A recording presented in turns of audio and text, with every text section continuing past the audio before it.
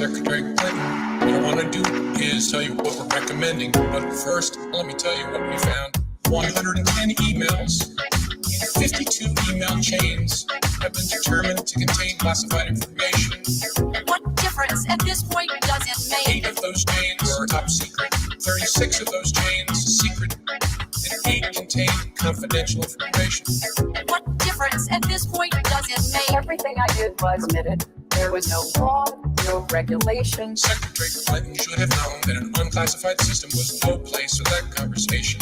I did not email any classified material to anyone on my email. None of these emails should have been on any kind of classified system, not even Gmail. But first of all, nothing was marked classified. To the contrary, Nothing was marked classified. there is evidence that Nothing was tremendous marked. amount, Nothing was marked tremendous amount. classified.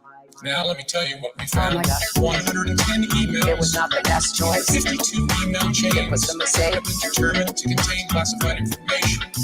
What difference at this point does it make? 8 of those chains are top It wasn't secret. the best choice. 36 of those chains I said secret. it was a mistake. And 8 contain confidential information. What difference at this point does it With make? respect to our recommendation, this is going to be an unusual statement in at least a couple of ways. Although there is evidence, our judgment is that no reasonable prosecutor would bring such a case. I know there will be intense public debate. I know there will be intense public debate. I know there will be intense public debate. What difference at this point does it make? 110 emails. It wasn't the best choice. 52 email chains I made a mistake. have been determined to contain classified information. What difference at this point does it 8 make? of those chains are It top was not a secret. good choice. 36 of those chains I said it was a mistake. and 8 contain confidential information. What difference at this point does it make?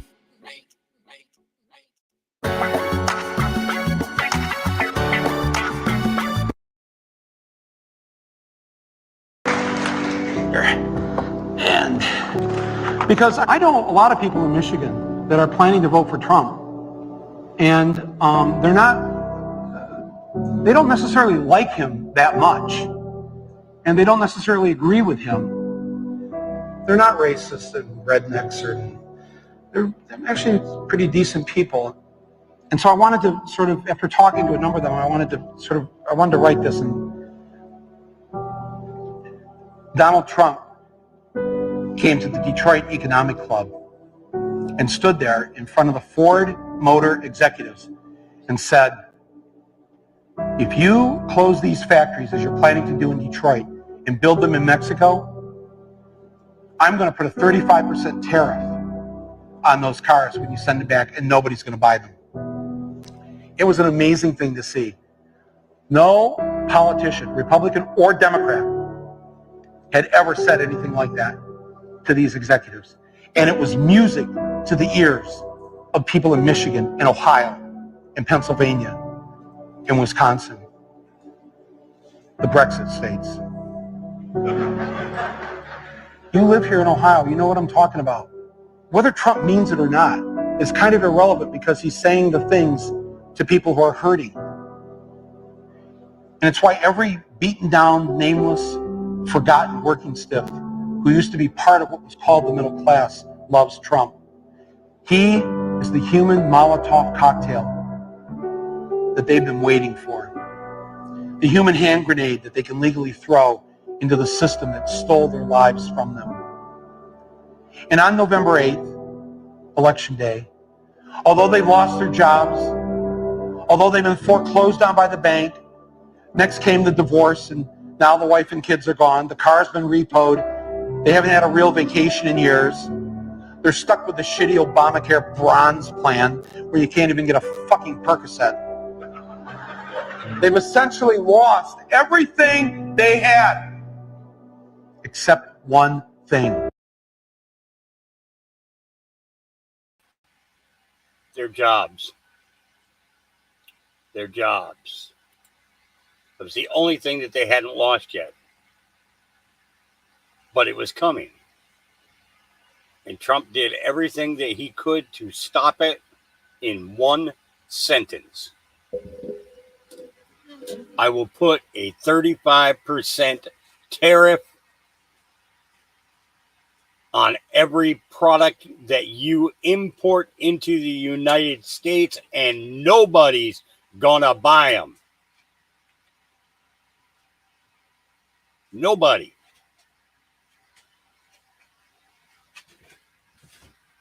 These American companies that we have grown up with, that we have depended on, not just for longevity, for employment, for those who build the cars, but for the quality that the American worker expected that vehicle to be, to have a vehicle that was going to last forever. You look at the world today, and you can scour you can scour YouTube for old 1920 to 1970 automobiles being restored. Okay, might have been some rust on them. That's all stuff that can be removed.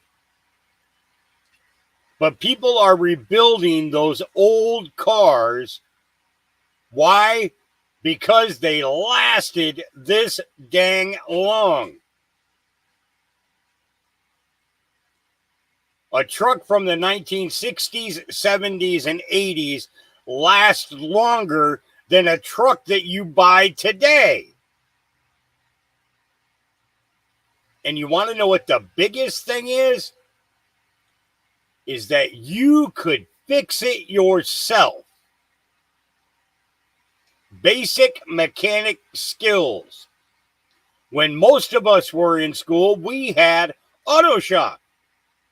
We had wood shop. There were sewing classes, sewing machine classes, first aid classes.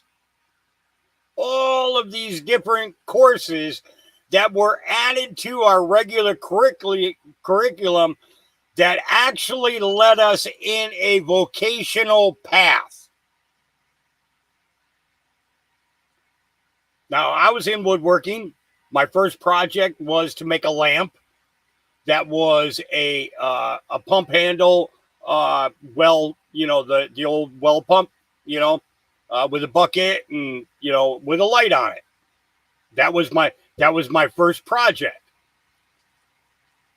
My second project was to make a Christmas gift for my mom, and I made a box out of oak for her to keep personal things in.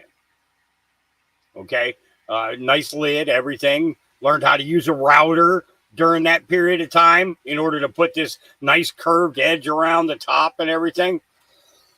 Then we learned about making placards. We learned about making signs. We learned about making cabinets. We learned about making drawers. These were all things that inspired me to be a carpenter.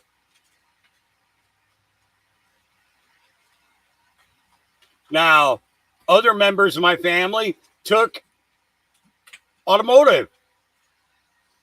And anytime mom's car broke down, guess what? One of them was fixing it. Didn't matter which one, but one of them was taking care of it.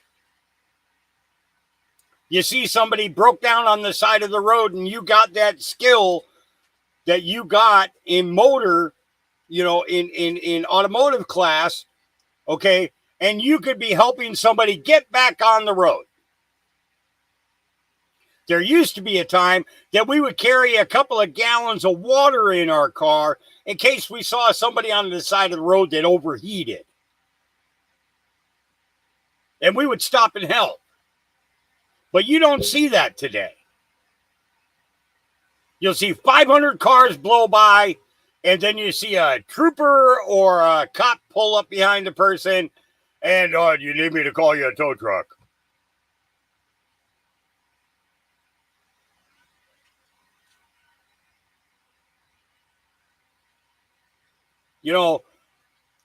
These were all things that gave us skill. Now, I had a stepbrother. His name was Carl. Okay. Well, I had a couple of stepbrothers. We have many stepbrothers with the amount of times my mom remarried after my father was killed. But Carl, after graduating from junior high school, he had an option and was excited about going to a technical school instead of going to a regular high school. Now, at first, we kind of thought he was nuts because he wasn't going to get the same education that we were getting. But yes, he was getting the same education. The difference was that most of his classes were tailored towards the electronics that he was going into. Okay. We had a friend who went to the same school and he wanted to be a plumber. His grandfather had been a plumber. He wanted to be a plumber because his grandfather, he saw how his grandfather provided for all the kids that grandpa had. And I want to follow in the footsteps of my grandfather because I want to be able to do stuff for my family. We forget about those kinds of things. Today, what do you got? You got after school satanic class. You got mundane gender studies class. What field is going to pay you for gender studies? What field is going to pay you for satanic after school classes? None. You will find no jobs with those. Cooking. Okay. Prime example. Very good, Alma Patriot. She says, schools also should be teaching how to prep. Well, one of the things that the school taught me was I learned how to cook an omelet.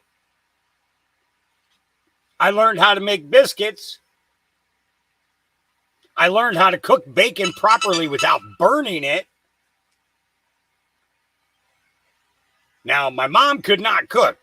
That woman could put a pot of water on the stove and burn it.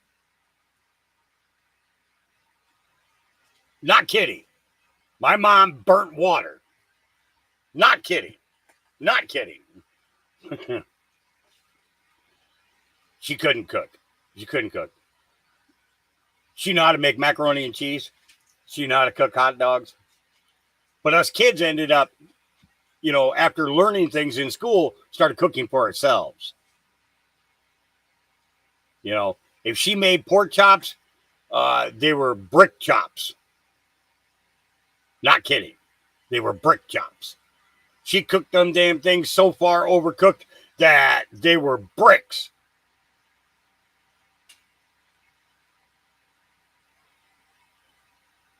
Now, the years that I spent in the foster care system, I had a couple of foster parents who could cook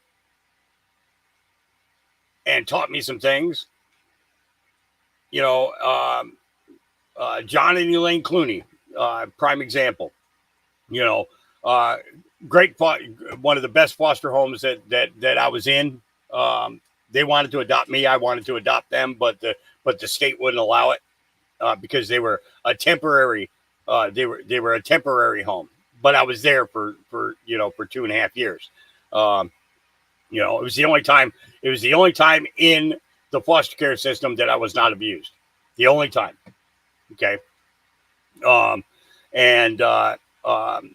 said to them, my dad used to make scones on Sunday morning. Now, my dad, he could cook. My birth dad, he could cook.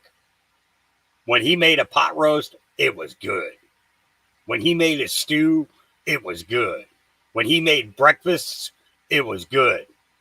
Sunday morning, Saturday, he would take all day Saturday and he'd be making honey butter and getting it ready for Sunday.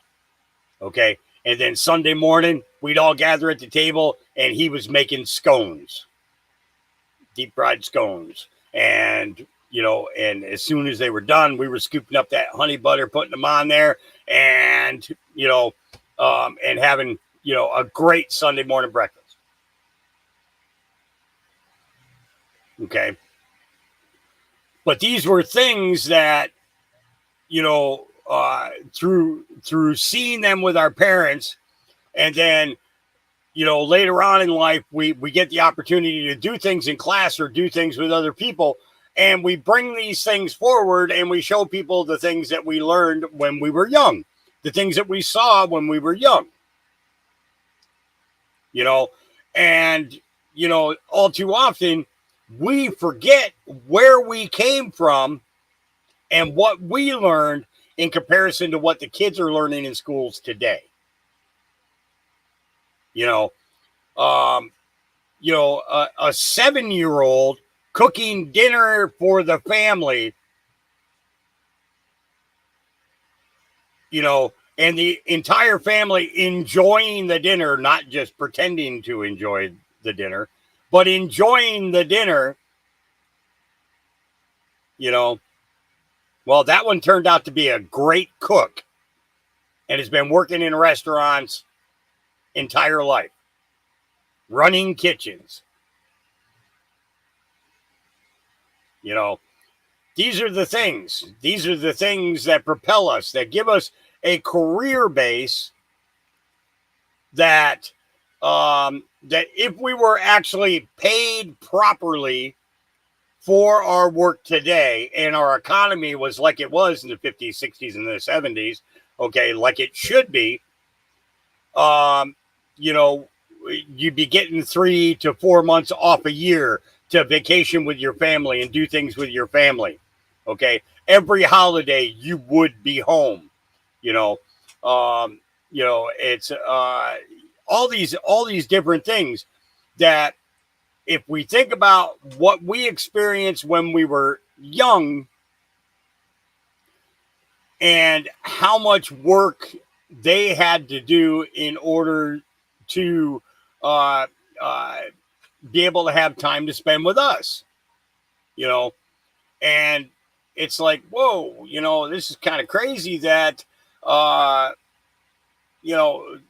nowadays you're lucky if you get to spend the 30 days vacation time you have actually vacationing, because half the time you've got to take that for sick days instead, or because you injured yourself, you need recuperation time. So what do? You use your vacation time, because at least it's paid sometimes. Yeah, it's nuts. It's nuts. We miss so much because of the fact that we are so wrapped up in their world today than we are in our world, that we remember, and we don't get that opportunity to do the things that we really want to do, because our hands are tied. Our hands are tied. We've got to meet these requirements. We have no choice. We've got to meet these requirements. And if we're not meeting these requirements, then then we have no. Then basically we have no standing. Relationships. What is love? What is love? Well, there are so many different aspects of people's relationships that we don't think about what we would have thought about 30 years ago, 40 years ago. And I'm going to give you a prime example right now. If your man tells you that he has to poop, he tells you when he's going to poop, where he's going to poop. If he lets you in on his pooping information, which is sacred, by the way, he loves you, no doubt. If your man tells you... I had to. I couldn't resist, guys. I'm sorry. I had to. But it's like, if he's going to share that information with you, okay, there might be something to it. There might there might just be something to it that you don't that you don't get. Okay. All right, so I'm almost to the beginning of my feed here. I just got a couple. I think there's like 2 more that I need to include. There's one, and there we go. All right. So yeah, yep, and that's where I left off yesterday because I played that there. Okay. All right. So this happened in Spokane, Washington. Watch as high-speed police chase ended in a major crash when the suspects collided with the armored Bearcat, injuring numerous officers. Yeah, let's. It's only a couple of seconds.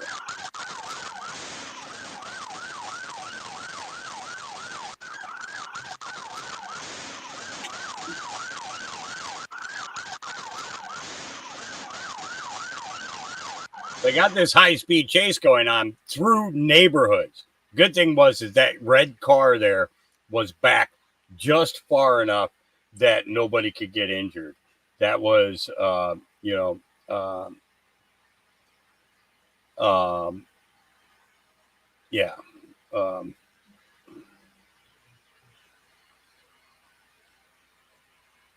Yeah, I'm getting ready to read that right now. That's going to be coming up in a few minutes. I've got that on one of my screens here. So, but this is going on in Spokane, Washington, and the thing is that's like a hub. Spokane is a hub for the Antifa, for the Antifa crowd, as well as Seattle, Portland, Salem, Oregon, Eugene, Oregon, and a few others. As I know, Nevada has a very large branch. Milwaukee has a very large branch, which is actually really surprising because they just had the RNC there, and barely the numbers that we saw during the riots originally. So either they're in training or gearing up or whatever, or these guys are 100% travelers going between city to city to city.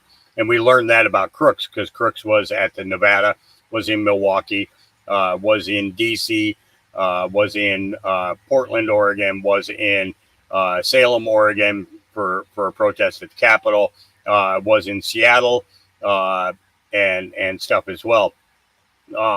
So it's kind of it's kind of a strange thing. So I'm going to stay away from that one today.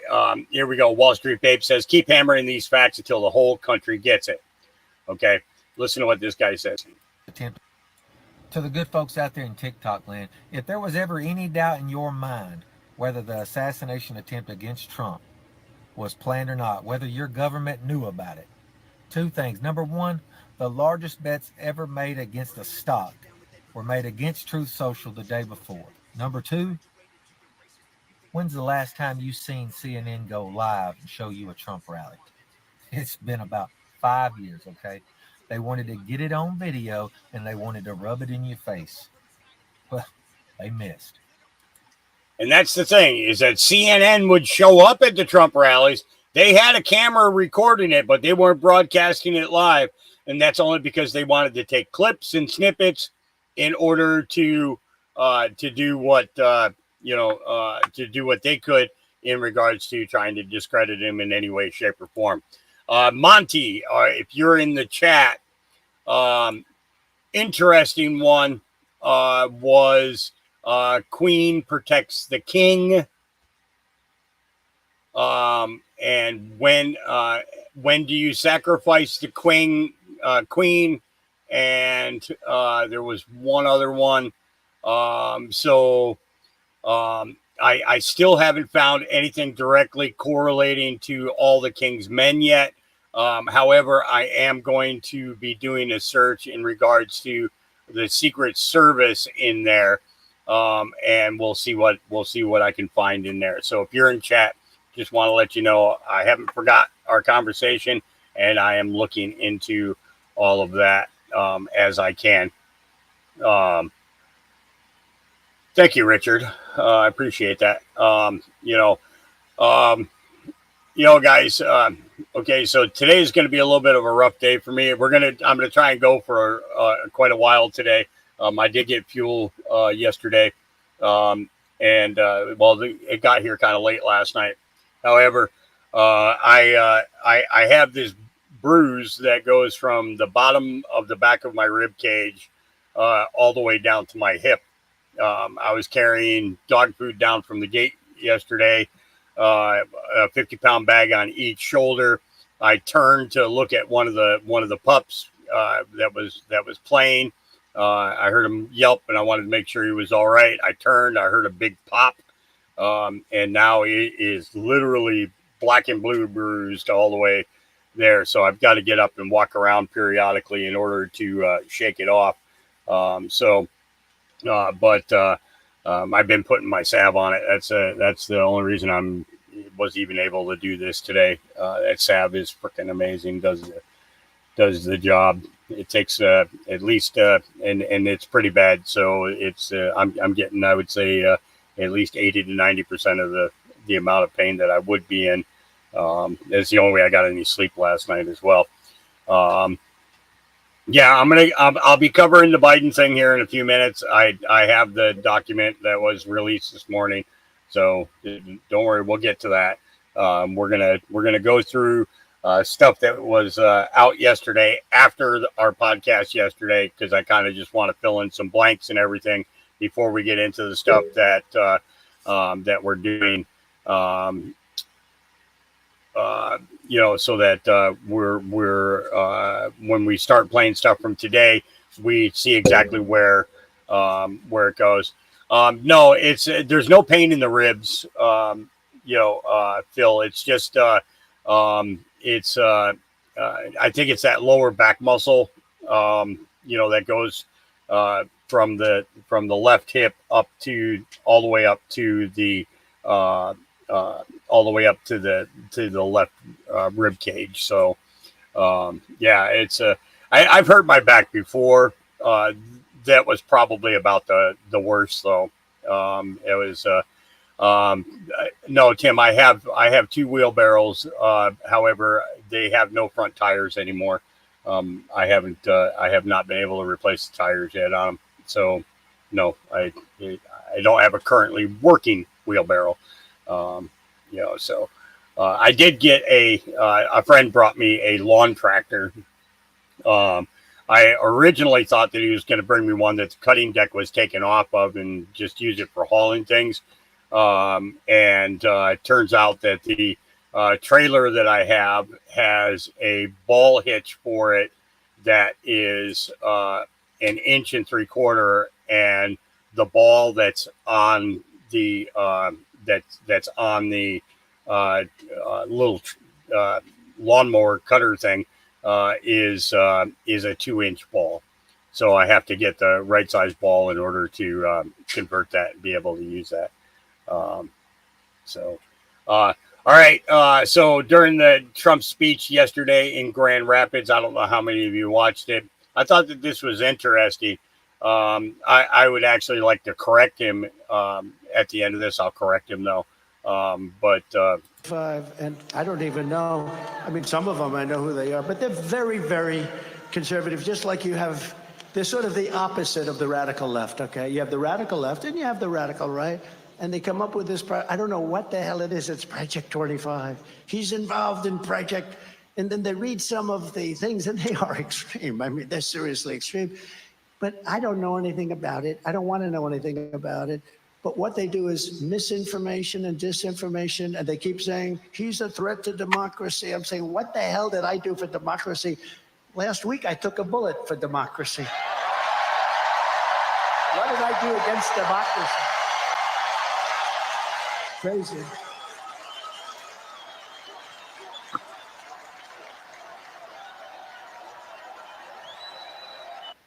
And I don't even know. So you didn't take a bullet for democracy. You took a bullet for the republic, and we thank you for it. All right. Laura Loomer says Edward Natale is the Butler Township Commissioner in Butler, Pennsylvania. In a new Facebook post, he directly calls out lies from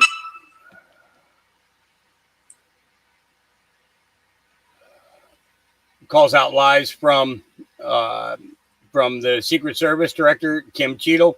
Natale says, thank you, buffering. She didn't say that. I said that. Natale says the Butler Township Police Department officers who worked the Trump rally were only assigned to traffic detail and not security detail. It was the responsibility of the Secret Service to protect President Trump, and they failed. Kim Cheadle must resign and face criminal charges for being an accessory to the murder of Corey Campantora and the attempted murder of President Trump. And this is where Edward, I want to say clearly, as can be, the Butler Township Police Department had no security detail for this event. There were 7 officers, all assigned to traffic detail, period. The BTPD was not responsible for securing AGR, which is the building that he was on. All right, Crooks was on, or any other location. Anyone who says so, reports on it, implies it, etc., is uninformed, lying, or covering their own backsides. I trust I am being loud and clear. To read this article and stating an unnamed U.S. Secret Service agent pointing at local police is a very transparent deflection. I am disappointed this article was even published by the Butler Radio Network. And that is kind of a hassle because, you know what your job was for that day, yet you keep getting blamed for it. Now, so what I want to do here is an interesting angle of the water tower during the Trump rally. Do you think we will ever know what happened? The agent crouches on the slope tower and appears to have a weapon. And take a look at what happened.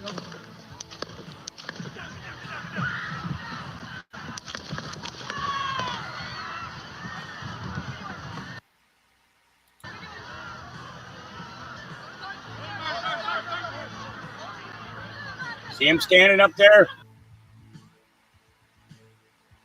Black tactical gear uniform.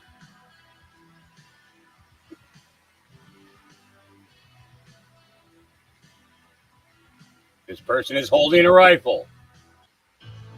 That chart's a couple of months old, and if you want to really see Watch something, him appear here. take a look at what happened.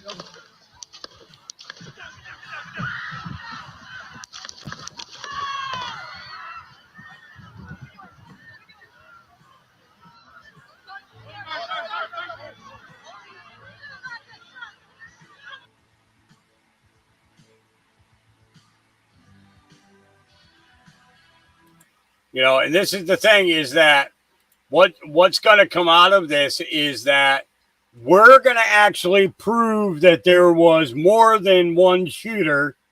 We're going to prove that the Secret Service is totally inept.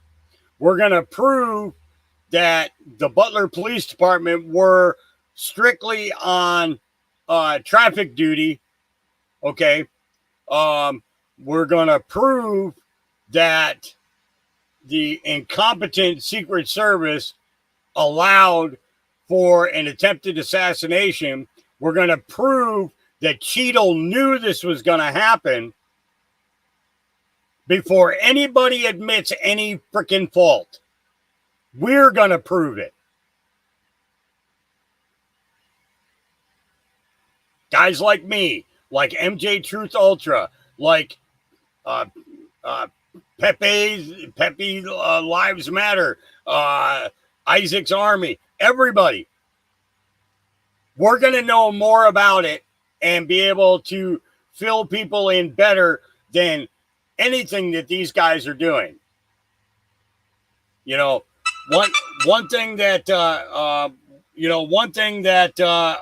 I want to refresh people's brains on are Why haven't the Republicans gone after the crooked and corrupt Democrats in Washington? Well, the reason that they haven't gone after them is because they got skeletons in their own damn closet. So at the same time, we're hearing Congress and the Senate say that they can't trust the FBI to do this investigation. Well, we can't trust the government to hold a hearing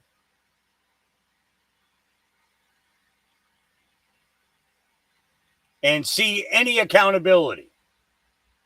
And it doesn't matter whether it's Democrat or Republican. The Democrat House could have gone after Republicans. The Republican House could have gone after Democrats. The Republican Senate could have gone after, the Democrat Senate. The Senate Democrat is now in charge. The Senate is the Democrats. They could be holding hearings going after for accountability against the Republican side. Why don't they do it? They don't do it because they got their own skeletons and they know that everybody is like,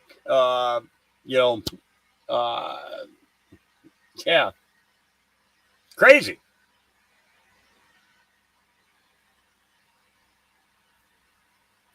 The only way that there can be true accountability is the American people demanding and doing it.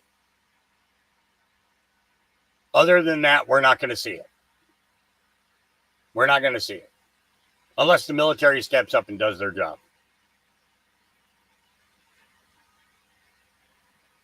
And I believe that this assassination attempt has the military on a specific angle at this point. Placing,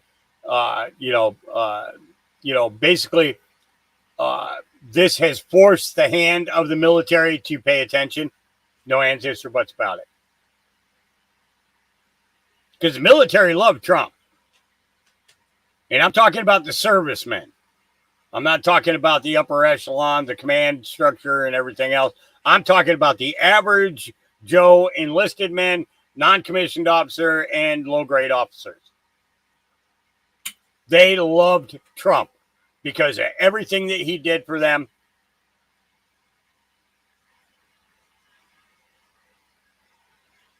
So, you can understand why, this DEI going on in the military and this gender association shit going on with the military, is going on because they want a weakened they want a weakened army, they want a weakened Marines, they want a weakened Navy and Air Force and even Space Force, Coast Guard as well.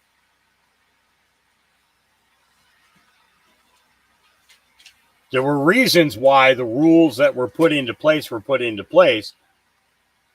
and it was for the proper protection of these great states that are united.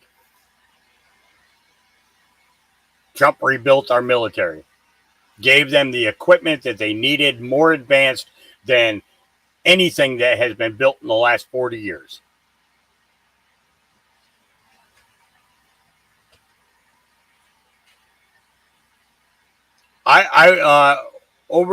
Dean, I would say anything above a captain. Well, where the Marine Corps rank is, because you got the lieutenant, junior grade, you got the lieutenant. Then you have, and then it goes to captain.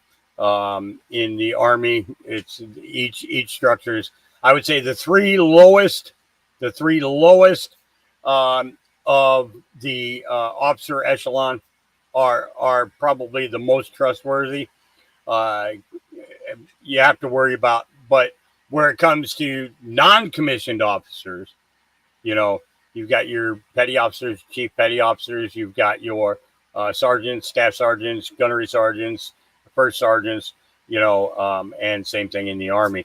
Those guys are probably more trustworthy and accurate in what they do, what they say, information given, and things like that than anything. Majors, colonels, commanders, admirals, generals, everything all the way down the line. Those guys, it's all it becomes a political thing. When you get to a certain level in holding a commissioned position, the more it becomes a political position. Okay, and it's unfortunate. It really is. It should just be about your men and what each of the services can do for the country and what they can do to help other countries, and without raping and stealing all the resources and everything else. We can go into countries and help them without having to go in there locked and loaded and ready to take away everything that is distinctively is that country, because countries like Venezuela and stuff like that. Well, if we hadn't illustrated and orchestrated coups, Venezuela would be what it was 40 years ago. Okay, same thing with Somalia and many other countries. You go into these places, you steal their resources, you kill a whole bunch of their tribal leaders and everything else. All of a sudden, America is hated, and then there's a war.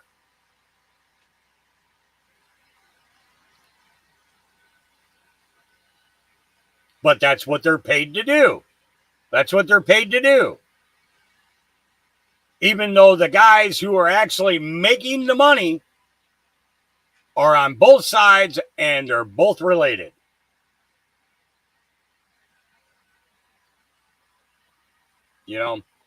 All right.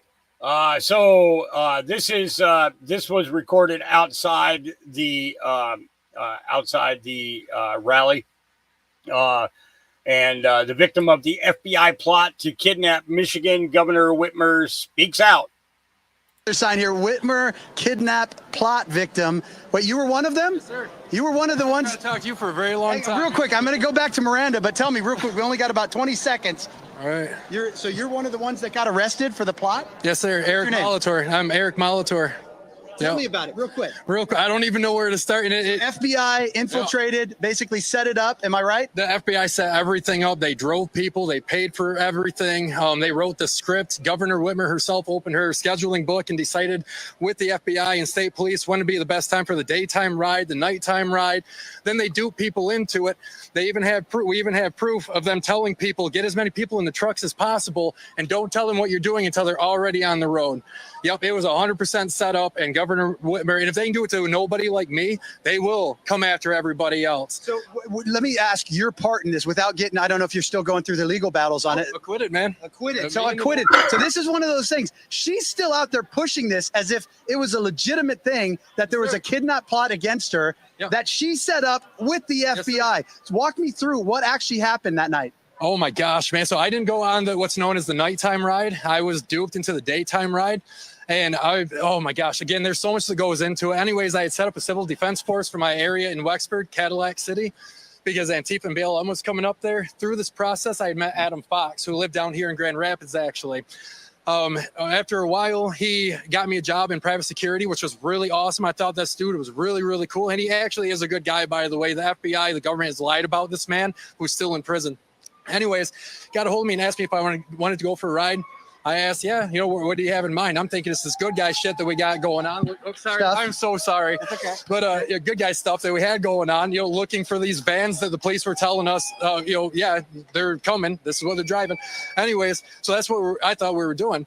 Nothing was said about Governor Whitmer or anything like that. So anyways, we get him and Dan Chappell, the original FBI informant there, another lying person right there. He came up to pick me up. So him and Adam Fox, we get all the way up to Elk Rapids, which was an hour away from my house. Nothing was talked about. It was a truck with 3 men. We talked about women, alcohol, guns, like Americans do, And anyways, we get up to Elk Rapids, and they said her cottage. I'm still not putting it together. You know, I'm thinking maybe the Antifa or BLM is trying to hold up it at a private residence instead of doing these hotels and motels that we heard about. You guys were more doing security or what? I thought that we were. When we got up there, and I'm already in a truck with people 100 miles away from my house, then they started talking about Whitmer's cottage. And right there, dude, like my heart sunk. I didn't know if I was going to make it out of that situation alive. I had no idea what was going on. So anyways, yeah, I took a video. I had him ask me, he said, hey, Molitor, I need to take a video. So we drove by her place, and on his phone, I took a video, and that's how I got the material support for terrorism. And because I had my side piece on me, like I always did, that was the felony firearm. Wow. Yeah, that was really nice of them. The government, that's who I'm talking about. So anyways, so that's how I got wrapped into it. And then nothing happened after that. I'm like, well, if this was serious, they'd be talking more. There'd be a whole group. I didn't know about all the other guys. I went in a truck with 2 people, man. So I don't know what the heck is going on. You know what I mean? So anyways, I didn't say anything. Why am I going to tell on crazy people what seemed like crazy talk? It didn't make sense. So anyways, then I got raided during a family get together. They pointed guns at my children. You know, they were just little kids, man. And so you look at what you guys have gone through, and I just want to wrap this up this way. You went through that. How concerned are you now what they're doing to President Trump? How concerned are you for the rest of the people if they can do it to you, like you said? That how do we get justice back, real justice, if this is what our Justice Department will do? What you need to do, everybody, write, call, email your representatives, form civil groups in your own community amongst yourselves. I'm not even talking about militias or anything, just people who are active. Learn how the system works. Yep. Learn how the system works. Learn how they dupe you and take advantage of you. Okay. This is going to talk to you about blue screens. And I want you to pay attention to this because this is very interesting. The reason that all your computer screens are blue lit, the reason none of them are red lit, the reason none of them pay attention to circadian biology is because that original technology was developed in a government program that Bobby Kennedy knows about, and I happen to know about because I went to medical school at LSU. For those of you who've never heard about Operation Paperclip, you think it's all conspiracy theory. So at Tulane Neurology and Tulane Neurosurgery in the 50s and 60s and 70s and 80s, the CIA started a program there where they would do all these crazy things to monkeys. The CIA wanted to see how they could control things utilizing different things like drugs and things like that. Where the neurosurgeons got involved, which is my clade, we would drill tops of the heads off, put wires into the thalamus, put electricity in there, and kind of see what kind of behavioral changes we could have. One of the guys that was in that program was a guy named Professor Delgado. When he saw that we could control the behavior with the wired device, he said, what if we do it wirelessly? So he checked it in monkeys and checked it in bulls, and it turned out you can do it wirelessly with RFID chips and semiconductors. Then the CIA took it to the next level. They said, well, since this is electromagnetic radiation, what if we did it through light through screens? And it turns out you can. And that's the reason why all your computer screens have the frequencies they have. So why is this all important?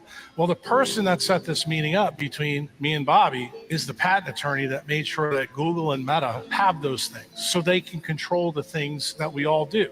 Where did the original idea come from that started off in MKUltra with the CIA? You're going to be surprised when you hear this. It came from the mafia in Las Vegas. They wanted to build a new city in a desert. They enclosed it all, blacked out the windows, invented slot machines that were blue lit, and they found out that they didn't have to take a gun, stick it in your face to steal your money.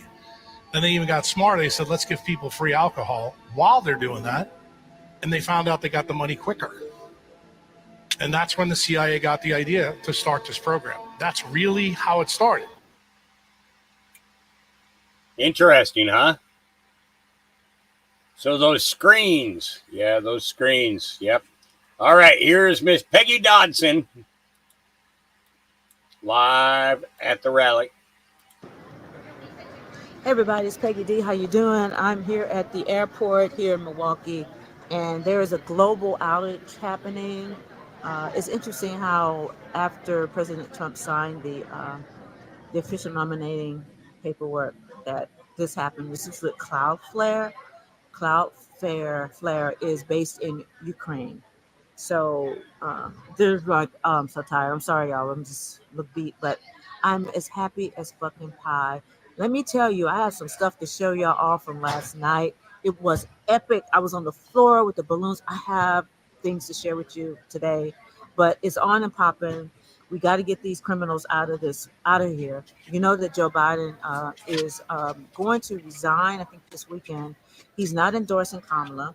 So it's going to be there will be an open convention coming up at the DNC, and yours truly will be there. I'm going to be there to witness it. I'm here to record history with all this stuff going on. So I have some ideas about what Ted Cruz was really on point yesterday. Now that I'm seeing what's happening, he's really on point. And we're going to wait and see who is going to replace whom. But is this not about Big Mike? Y'all know about Big Mike? Don't everybody know about Big Mike? So stop it. Real quick, Cloudflare is is another company that CrowdStrike is involved with. This is about strategy. They do not care. And a lot of people do not know.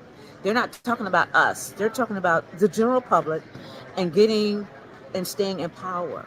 So be mad, get over it, and let's keep fighting, because this is going to be an epic. They have to get this guy out of the way in order to try to save themselves. This is a battle between light and dark.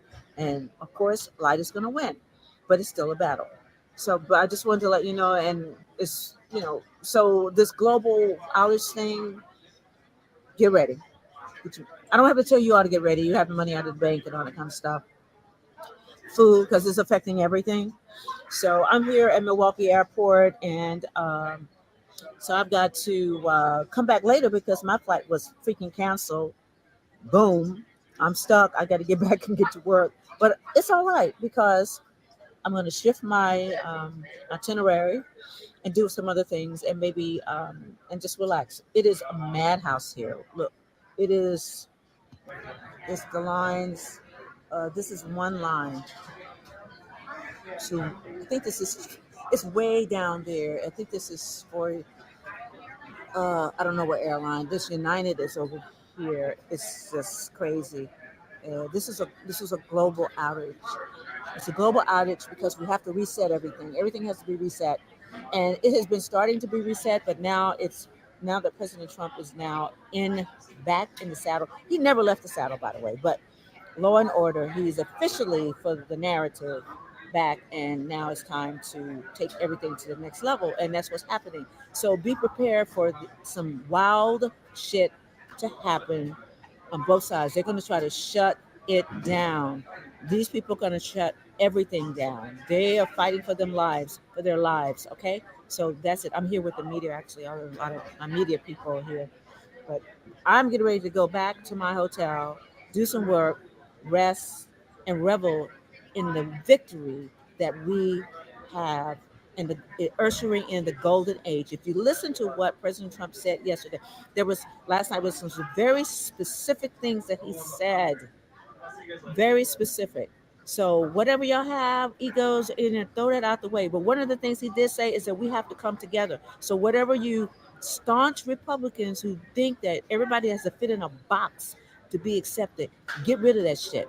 I spoke to people. I met Rick Grinnell yesterday, and they are ready to bring in everybody. Inclusivity. We all have to do this together. We have to accept everyone, except for the pedophiles and people that are doing things. Well, those people will be eradicated. I'm not talking about those people. I'm talking about Americans. So get ready for the new earth and the new era of golden age. You gotta drop all the bullshit. Drop it off. And I was at a memorial yesterday, and there were some women. They gave tribute to women that have given their lives for this country. So drop the woman stuff. There are evil people. There are male and female and all that. This whole thing was about us coming together. So if y'all online acting fool, I will block your asses, because I have no problems with doing that. We're at war. Drop the bullshit. Thank you.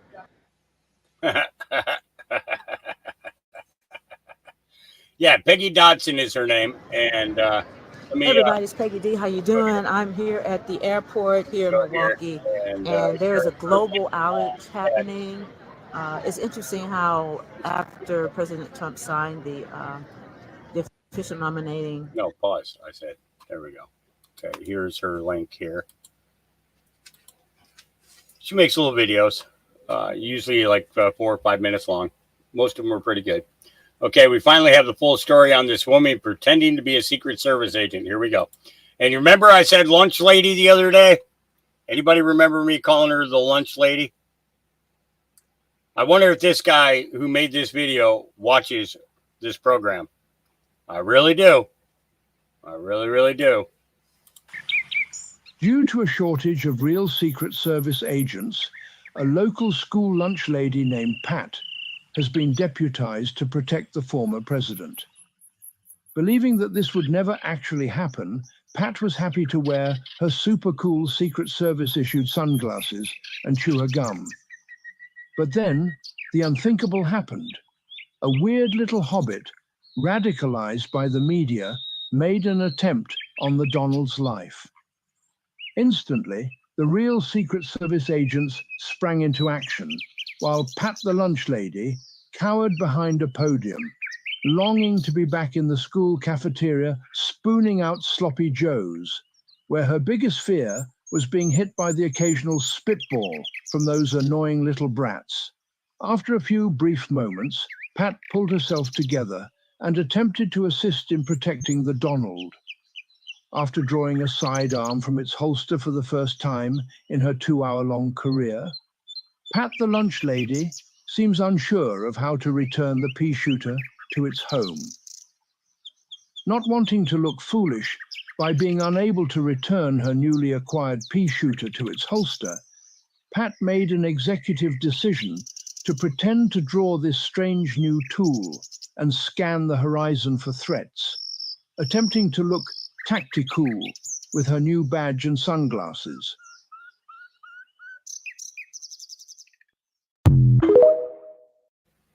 Oh boy. That poor lady. You know there's going to be shit flying from every which side. You know, every which way. Yep. All right. Script Keeper said, when I said the black image on the top of the water tower is not supposed to be there, there is a shit ton of influencers that said it's just the distance. There is nothing moving up there, or that the meter, or that's the meter for the tower. You are NPCs. Fuck out of here. And he's right. You know, it's he's What happened? clearly there. Clearly there. We showed that a larger video just a little while ago. You know, yep. Script Keeper is 100% correct. I wanted to share this with you guys because I thought that this was cool. And this is something that everybody could do. Hey guys, I'm Billy. I live off-grid with my wife and 4 kids in a 300 square foot static caravan in the southwest of the UK. Last year, we bought 13.5 acres of bare agricultural land. And with another family and the team that joined along the way, we've transformed it into an off-grid, regenerative, community-owned farm. We have a private water supply, several food-producing enterprises, solar systems, and an incredible community space. Our children are unschooled, free to self-direct their own learning and enjoy the farm with the many children from the community. As well as this freedom, we've also created the quality of life we dreamed of. Outside, barefoot, beautiful scenery, immersed in nature and surrounded by a supportive and like-minded community. I'll say it again, this was bare farmland when we bought it. We've done all of this in 12 months. If you're interested in doing the same, keep an eye out for an announcement I'll be making very soon. Hey guys, I'm Billy. Pretty cool, huh? You know? This is all stuff that anybody could do.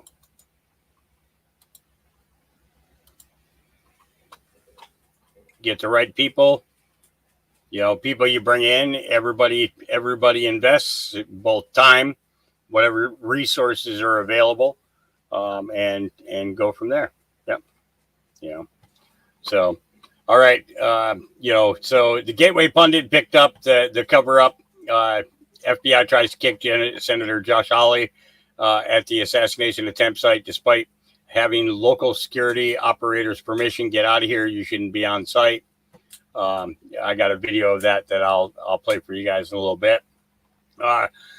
And as Dave's reported the last couple of days, U.S. Representative Sheila Lee Jackson Lee has died from battle cancer. It's kind of funny she didn't show any signs of cancer at hearings in the past couple of months at all. She was the congresswoman who wore a ring with the FBI recognized pedophile symbol for boy lover. She also shamelessly defended George Soros by saying he was contributing American. He was a contributing American who jeopardized his life because his name is always being thrown out. Soros does not deserve that. He is an American and a patriot. Why did she wear a pedophile symbol on her ring? And why would you defend somebody whose goal was to destroy this country? Yeah, like that, you know. All right, Libs of TikTok says, police just found a 17-year-old kid who went missing 3 months ago in Arizona. Turns out a child development teacher at Telesis Preparatory Academy, located in Lake Havasu, Arizona, Robin Rogers, helped hide him and was sexually abusing him at the same time. She was just arrested and charged with 3 counts of sexual conduct with a minor and possession of narcotic drugs, among other charges. We have a predator crisis in our schools, and that is 100% accurate. We have a serious one. Okay, this is Any Hoot, and she has been gone from TikTok for a while. Guys. You guys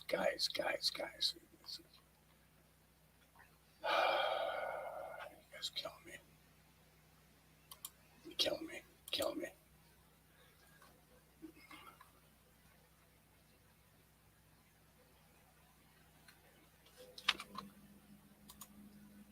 Blue screen. Here you go.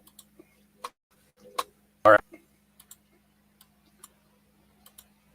Youngins, cover your ears, cause shit's about to get real. Any hootie? I know I've been gone for a while, but I work for a living. Get over it. We've got a lot of shit to talk about. First off, so there was an attempted unaliving done to Trump. There is no stick-kicking, asshole-pumping, atomic turtle-licking fuck that anybody is going to convince me that it was not an inside job. The Secret Service knew about this threat 30 minutes prior and had a stand down for those 30 minutes. You mean to tell me a stupid-ass cockadiddle was able to walk around this building with a backpack, a rangefinder, set up a ladder, and have a weapon in his hands? And y'all never seen that. But supposedly you had cops and shit in the fucking building? Oh, wait, I forgot. Secret Service director said they couldn't put nobody on that roof because it was slanted.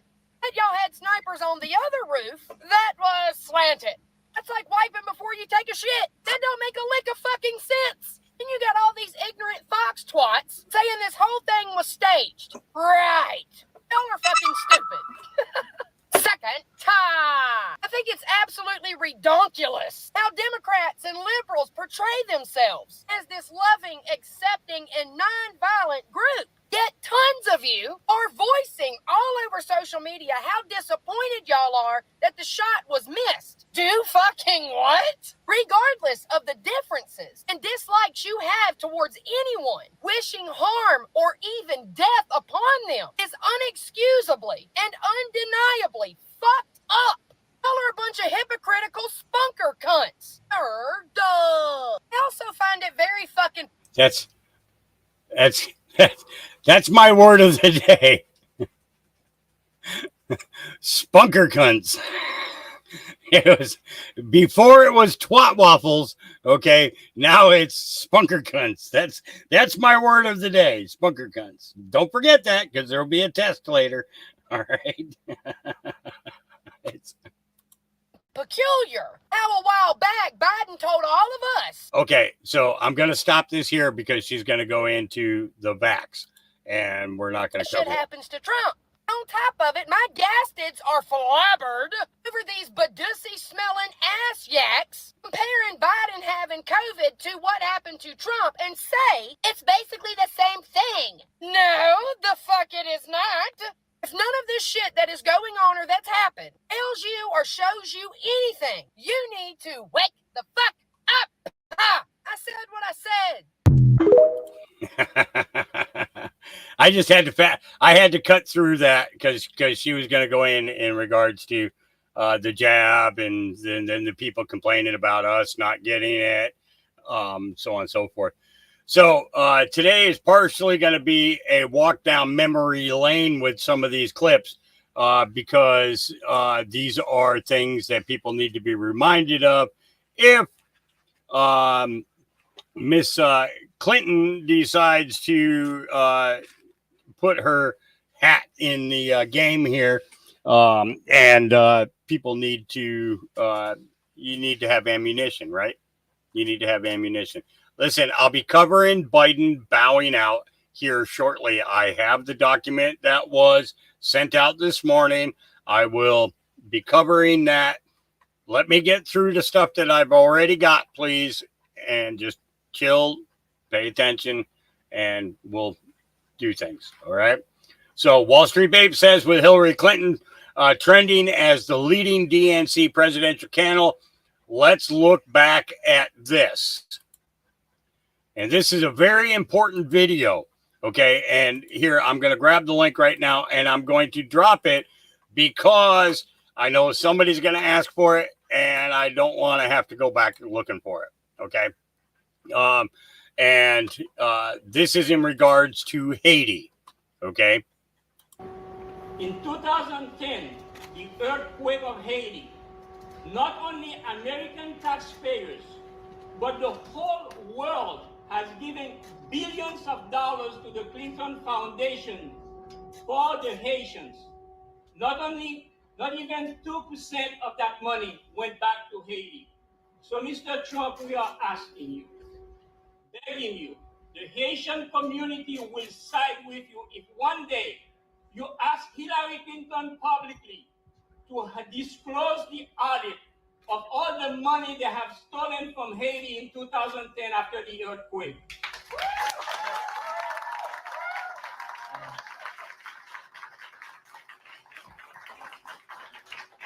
Haiti is a very poor country. Haiti needs defenders. You said you will champion our cause. We welcome you, sir. And we will work with you. But please, ask publicly Hillary Clinton, during your next debate, to publish the audit of all the money they have stolen from Haiti. Thank you, sir. Thank you. Okay, so what I'm going to do right now is I'm going to pull this up. And what I want to do is I want to type in Haiti.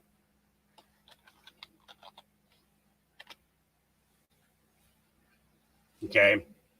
And I want to see what comes up. Wow. Directly associated to Haiti is this.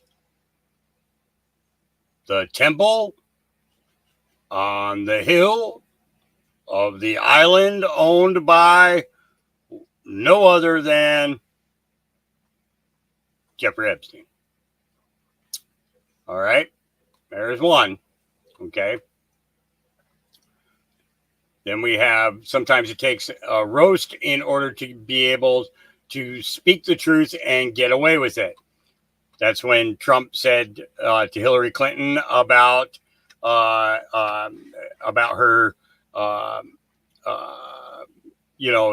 where Hillary said it takes a village. And Trump said, but Hillary knows this best because she's taken quite a few, okay. And then we have let's see. Now I see that the 2-year-old Russian collusion case has fallen apart. There was no collusion except by crooked Hillary. So are we going to go back to a crooked Hillary narrative?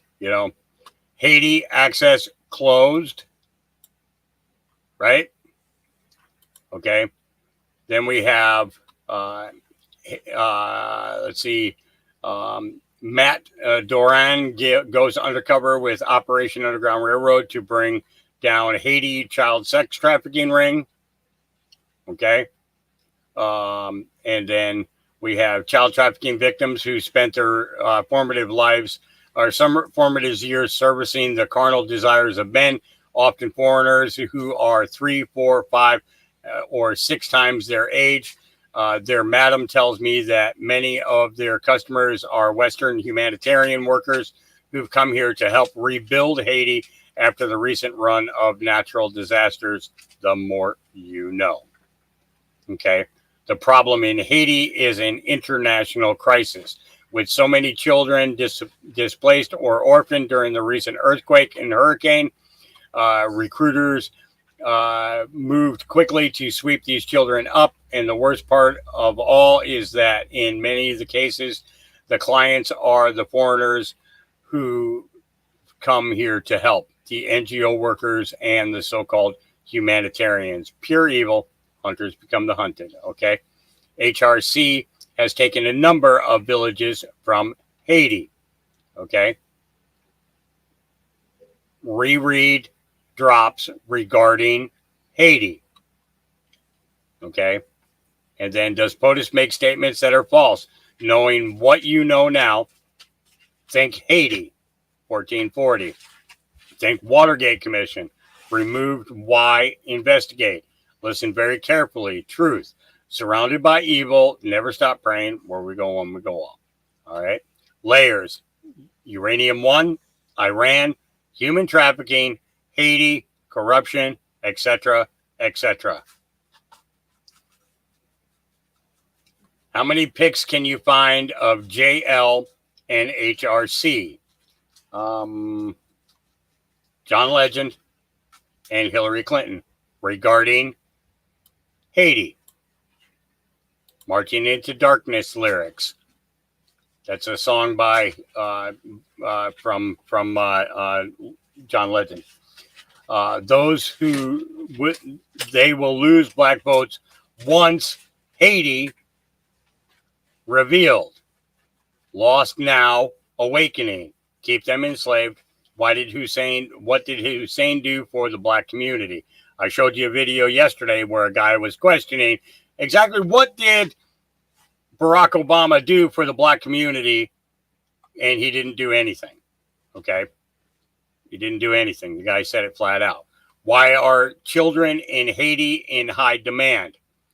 Cross against location relative to Haiti. Okay?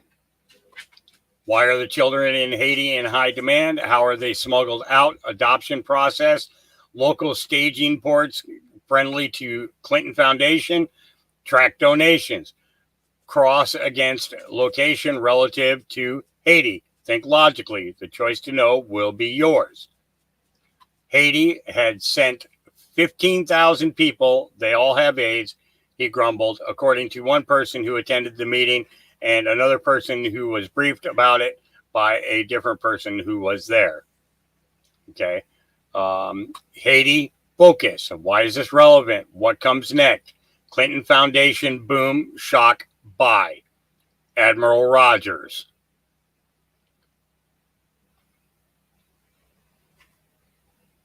Bottom to top.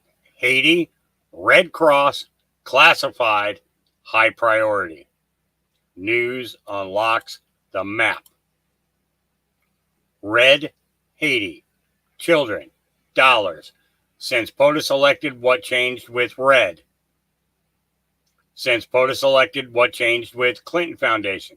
Since POTUS elected, what changed with MC_I? These people deserve, millstones about their neck. Okay. Let's get down to here. Oh, that's a long post, isn't it? Yeah. So again, Haiti, Red Cross, classified, high priority. So we've got to look back at what we were told about Haiti, because the more that Haiti gets exposed, the less chance that she has of even getting started in the election, to educate people to the trafficking that's gone on and the children's missing and the villages that have been destroyed and cleared out of children, okay, under the Clinton Foundation, okay. These are all important things that need to be exposed. And as they're exposed, more people will wake up to it and more people will walk away from the party because of that. All right. There you have it. We told you so moment. Here we go. You'll have to stop with the fucking Civil War shit. To the left, you guys ate up the brainwashing bullshit that you were fed by the news. We told you to do your research. We told you to look into things. Instead, you attacked us, you called us names, and you told us to die. We kept telling you, wake up, wake up. We understand that you're brainwashed. It's kind of easy to do and fall into, but we kept telling you. We were patient and patient and patient. Some were pissed off, and you fucking deserve that shit after telling people to die. But most people with brains understand that we know that you're fucking brainwashed. So we still tried to wake you up. Because unlike you, we understand that this is not a fight between you and me. We aren't some boogeyman scary monster that is out to get you and destroy your lives. And no matter how hard and how much we tried telling you that, you still don't fucking believe it. We have every single reason to do it, and we don't. Because we know the fight is at the fucking top. And they hate us both. So wake the fuck up and unite. Mm-hmm. Caught me with a mouthful of muffin. Yeah. All right. The Gateway Pundit, Nevada. Obama judge tosses GOP lawsuit seeking to ban mail-in ballots received 4 days after Election Day. Yeah, 1 day voting. All right, this is actually pretty cool. British man finds out American rednecks are built different. No, get down. Get down. Go. I know America is all about freedom, but this does not give you the freedom to go around and boop historic killing, man-eating machines on the nose and saying, get down. I don't know what the American government is putting in the American water for American people to drink, but I want some, mate. I want whatever Americans are drinking because that is mental.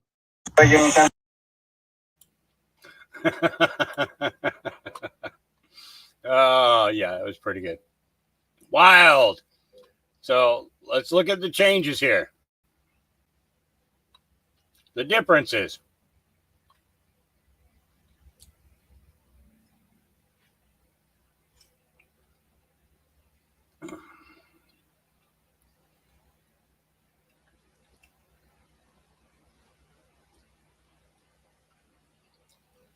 Yep. Who is who is who is who? Yep. Yep. All right.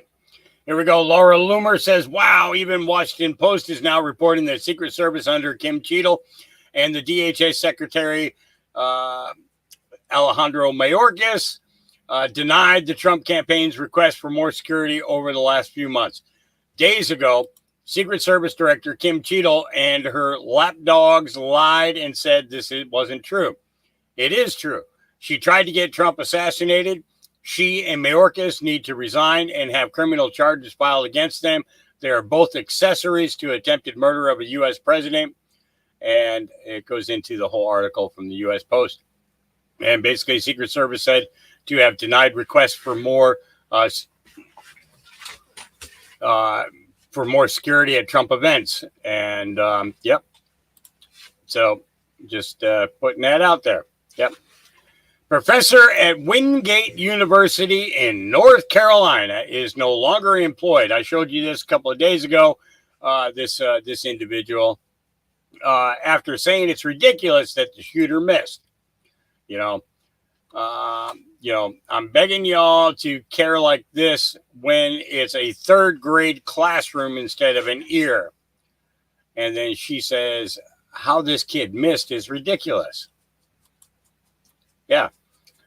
So we got Kristen Johnston says, although we can't discuss personnel matters in detail, this professor is no longer employed at the university. Thanks, Kristen. Yep. She don't work there no more. No more. I'm not going to play this because he doesn't make any freaking sense at all. But he just threatened basically Jesse Waters and Greg Gutfeld. So, Hey, Jesse. Hey, Greg. Gee whiz, sure hope nothing bad ever happens to you guys in the future.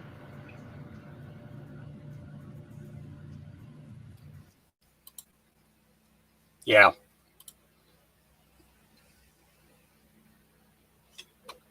I think he's a little whacked. Yep. All right. I thought that this was 100% a class act. Michigan Senate candidate Sandy Pensler. So tonight, I'm doing the right thing and ceasing my Senate candidacy. No, it's not an aha. It's the right thing. President Trump endorsed Mike Rogers. Tonight, so am I.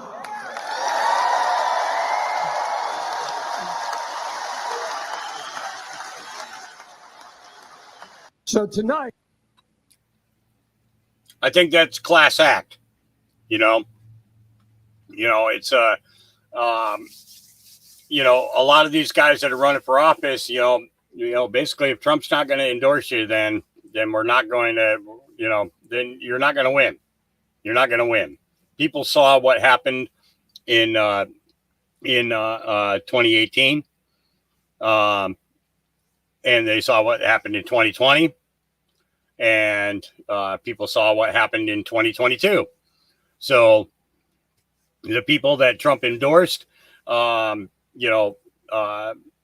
was 90% of them won. I'm sorry, but that's a track record you can't combat. No answer what's about it. I can't play that one because it's a TV show. This is crazy.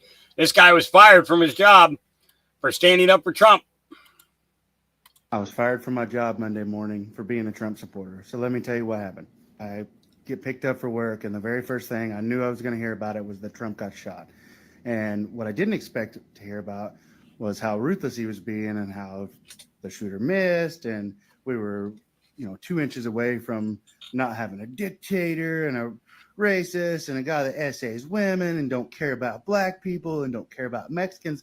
Now, mind you, the guy that I'm working for, and how the tables have turned, is a Mexican dude, not like a Mexican, but like a Mexican American, born and raised in America, doesn't know English, that type of Mexican. But he believes everything that the mainstream media says and that his wife tells him, because his wife is of Puerto Rican descent and she hates Trump and he's a misogynist pig, blah, blah, blah, blah, blah, blah, blah. Like, we're conversating about it, and I know that he doesn't know a whole lot about politics and just kind of believes what he hears. And the worst part about it is that he started dogging the innocent bystander that got shot. Talking about, well, if he wouldn't have been there, he was the dumb fuck that was there. How could anyone be at a rally that supports a racist? And going on and on again about all this shit. Then he's like talking about how it was his own dumbass fault for being there and that he deserved it. So I'm like, what if it was me? What if I was the guy there? What if I'd have been shot? Because like, I'd go to a Trump rally if I had the opportunity, like in a heartbeat. And I'm like, dude, that was someone's uncle, someone's brother, someone's son. That's someone's dad. And like an overall a good dude, apparently, from what they're saying about the guy, like a firefighter, and he would do anything for you. Like he'd give his shirt off his back. Like, why would you say that about somebody that, like, it was an innocent bystander, somebody there just supporting his country? So I looked at him and like, I'd had enough at this point. I'm like, you're a fucking piece of shit, dude. You are the epitome of what is wrong with this country right now. And like, before anything I could say anything else, he cuts me off and he's like, I'm what's wrong with this country? I'm fucking what? It's because I'm brown? It's because I'm a Mexican? Immediately brings out the race card and is like, no, you're what's wrong with this fucking country, supporting a piece of shit like that. All you motherfuckers will get what you deserve. Get what I deserve? Fuck you, bro. And then like right after that, he's basically saying, well, I don't fucking need somebody like you to be working for me then. So, okay, whatever, dude, then take me home. He's like, I'm not fucking taking you home. So I'm 40 minutes away already from home. And he pulls up to the next racetrack. It's a gas station. And tells me to get the fuck out and tells me I can Uber home and that he'd find somebody else. All right, well, fuck you. I don't want to work for somebody like you anyway. So we like had a few more church words and I got my shit and got out. So here I am, just like anybody else. I'm a paycheck or two away from being in a hole that I don't know how I'm going to get out of. And yeah, I don't really know what I'm going to do moving forward from here. But yeah, I got fired for sticking up for somebody that got shot. Crazy world. I was fired from. I think that in this shift that we just experienced, there are some people who didn't get to shift with us. And they're stuck in another narrative that they're probably never going to escape from. Yeah. All right. Shadow Verde says, every single connection between the Trump assassination attempt and BlackRock has been dismissed as a clerical error, coincidence, or accident. Congressman Mike Waltz said he was briefed about the shooter having 3 encrypted accounts overseas. Let's take a listen. Trump assassination, BlackRock, stock market. You've probably heard a lot about all 3 of these in the last couple of days, and I'm going to break it down for you quick to explain how all 3 are connected without all the jargon. On June 12th, for some reason, there were millions of dollars bet against Donald J. Trump's Truth Social stocks. All this means is that somebody thought that their stocks were going to take a huge dip and they were going to be able to profit off of that. The main company in question is called Austin Private Wealth LLC, and they shorted the DJT stocks by 12 million shares on July 12th. This makes no sense because it's Donald J. Trump's social media company as he's winning the race. The convention is about to start, and he's the most popular politician in the country. And of course, you would expect the use of Truth Social to go up once the convention starts because of the popularity of the candidate who actually owns the majority of the shares in this company. Long story short, red flags everywhere. So naturally, Jason Goodman of Crowdsource the Truth called AJ Wagner, a partner in the firm, to figure out what the hell was going on. And AJ said it was a clerical error. I'm not joking. They literally said they meant to short it by 1,200 shares, not 12 million.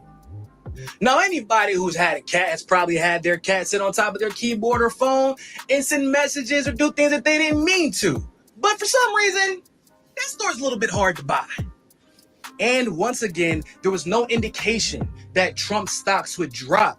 So there was no reason, logically, to bet against them.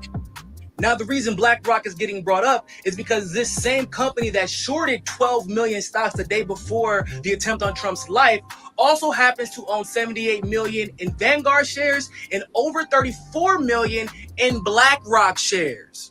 Couple that with the fact that this kid who attempted to kill Trump randomly shows up in a BlackRock commercial, a lot of people have a lot of questions.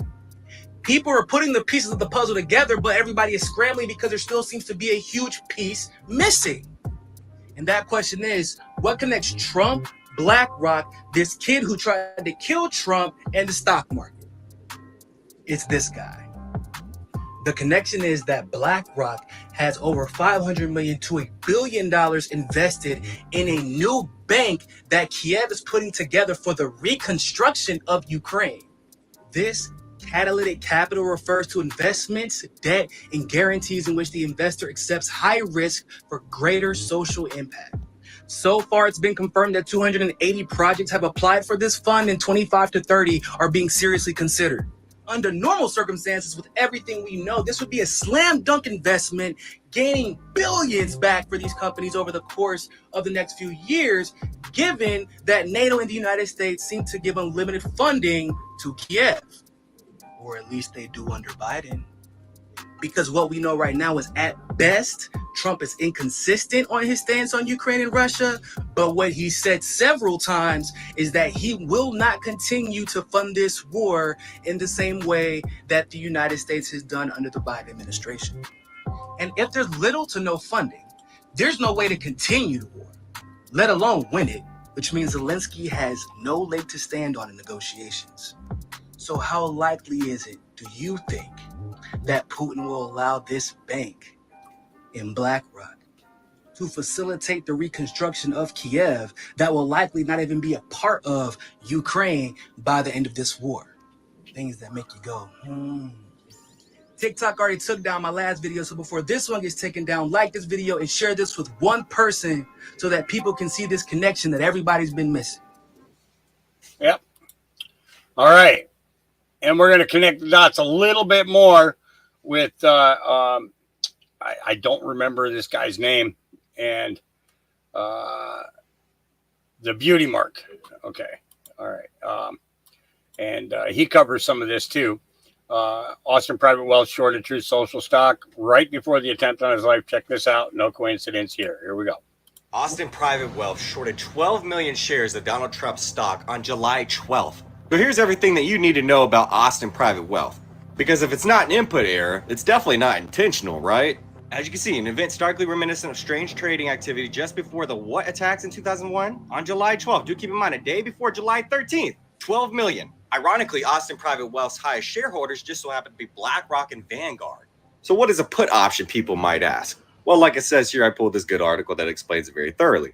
Ironically, a put option is an investment made by someone who expects a company's stock price to fall. I have no idea why they worded it wrong right there, but this still explains it pretty clearly. People who engage in inside trading by put options can make 5 times or sometimes even 100 times profits, depending on how quickly the stock plummets. And like it says here, hypothetically, if Trump did die in the assassination attempt, his company would have become worthless. Its stock would have become zero in a day. And hypothetically, the people who bought put options would have made billions in profit. The action that was taken was a shorted 12 million shares of Donald Trump's stock. Now, this is the most important part, right? The potential impact that they listed was a significant loss supposedly for the company. What? And as you can see, this portfolio impact was nearly a quarter of their entire portfolio. And their portfolio value was about $1 billion in assets under management.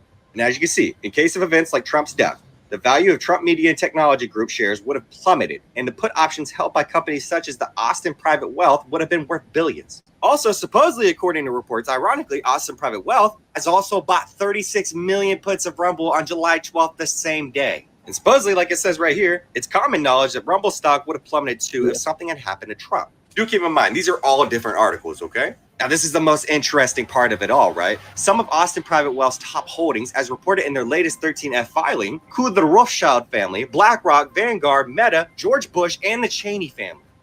What?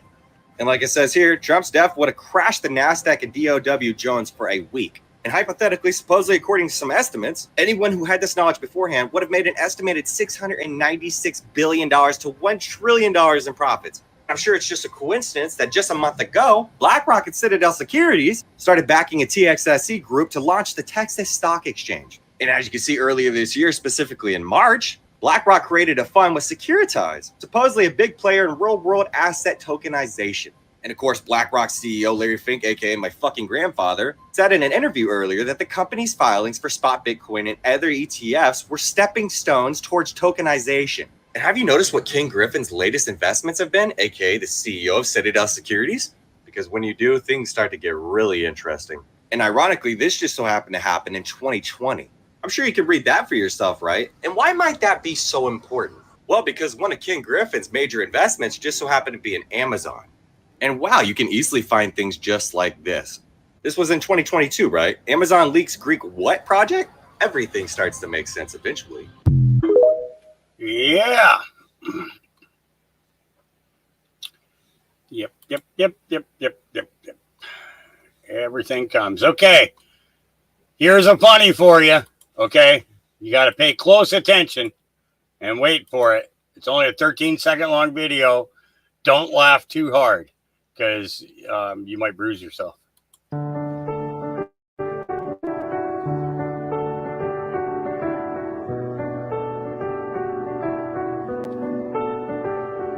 Wait for it.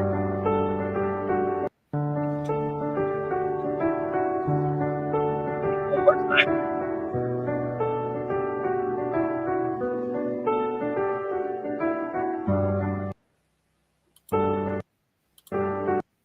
Why isn't it staying on? Dang nabbit.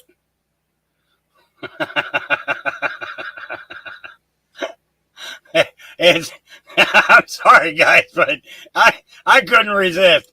I couldn't resist. I couldn't resist. All right. Laura Logan says, just coincidence, right? Michael Ray Corey says, no worries, everyone. Timothy Gessner is power of attorney for CrowdStrike.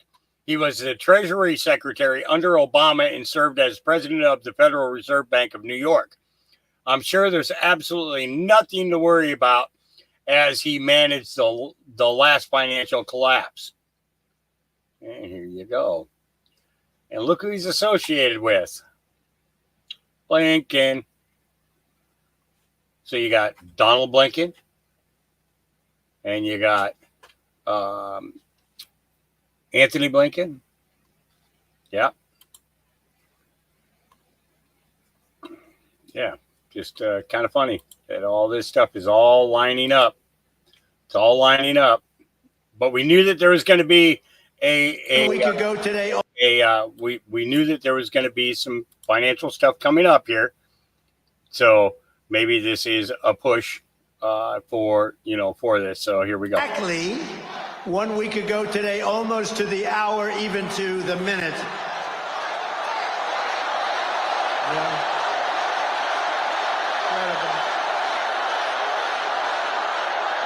Incredible. What a day it was. As I said earlier this week, I stand before you only by the grace of Almighty God. That's true. I shouldn't be here. I shouldn't be here. Maybe JD or somebody else would be here, but I shouldn't be here right now. But something very special happened. Let's face it, something happened. I want to thank Butler Memorial Hospital. Exactly. He thanked the hospital and the doctors that saw him as soon as he went in, and those that worked on the other guys. And he again extended his condolences on. All right, this influencer was liberal all her life. She reflects on her first RNC. So I'm back home in Los Angeles today, and I'm not gonna lie, I am a little sad. This was my first RNC, and I just want to say, as someone who was like liberal her entire life, to be in a room with that many people of every age, background, race, religion, everything, even tons of people from other countries here to support Donald Trump, there is like something so beautiful about so many people being in one place. And the one thing we have in common is the love for our country. Even other people love our country. Obviously, the support for our future president. I like to say I genuinely feel really bad for people on the other side of the spectrum that do not get to feel what this feels like. It brought me to tears so many times. It is the most beautiful feeling in the world. I am so thankful that I was there and I have this sense of family for the first time.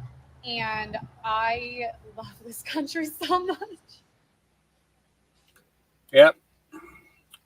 People are waking up everywhere. This was a very good one. And you got to listen closely. Got to listen real close. You have 3 dogs and someone takes away 2 of them. Now how many do you have? 3. No, okay, you have 3 dogs and someone forcibly takes away 2 of them. Now how many do you have? 3 and a dead body.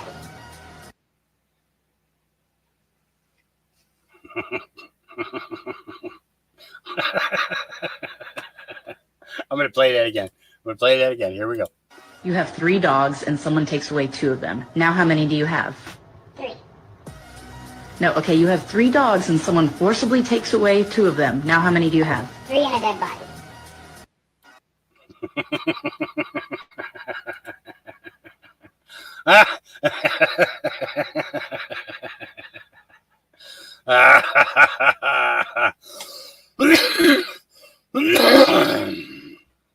I'm sorry, but I have to throw stuff like that in there. We need to have laughs. We have to have chuckles. And we have to have some serious canine truths mixed in there. She said, somebody forcefully takes away 2 of them. What do you have? And she says, 3 and a dead body. Dogs got bones. All right, Republican senators, it's now proven DHS secretary denied Trump Secret Service protection that led to Trump getting shot in the head. Here he is lying about it.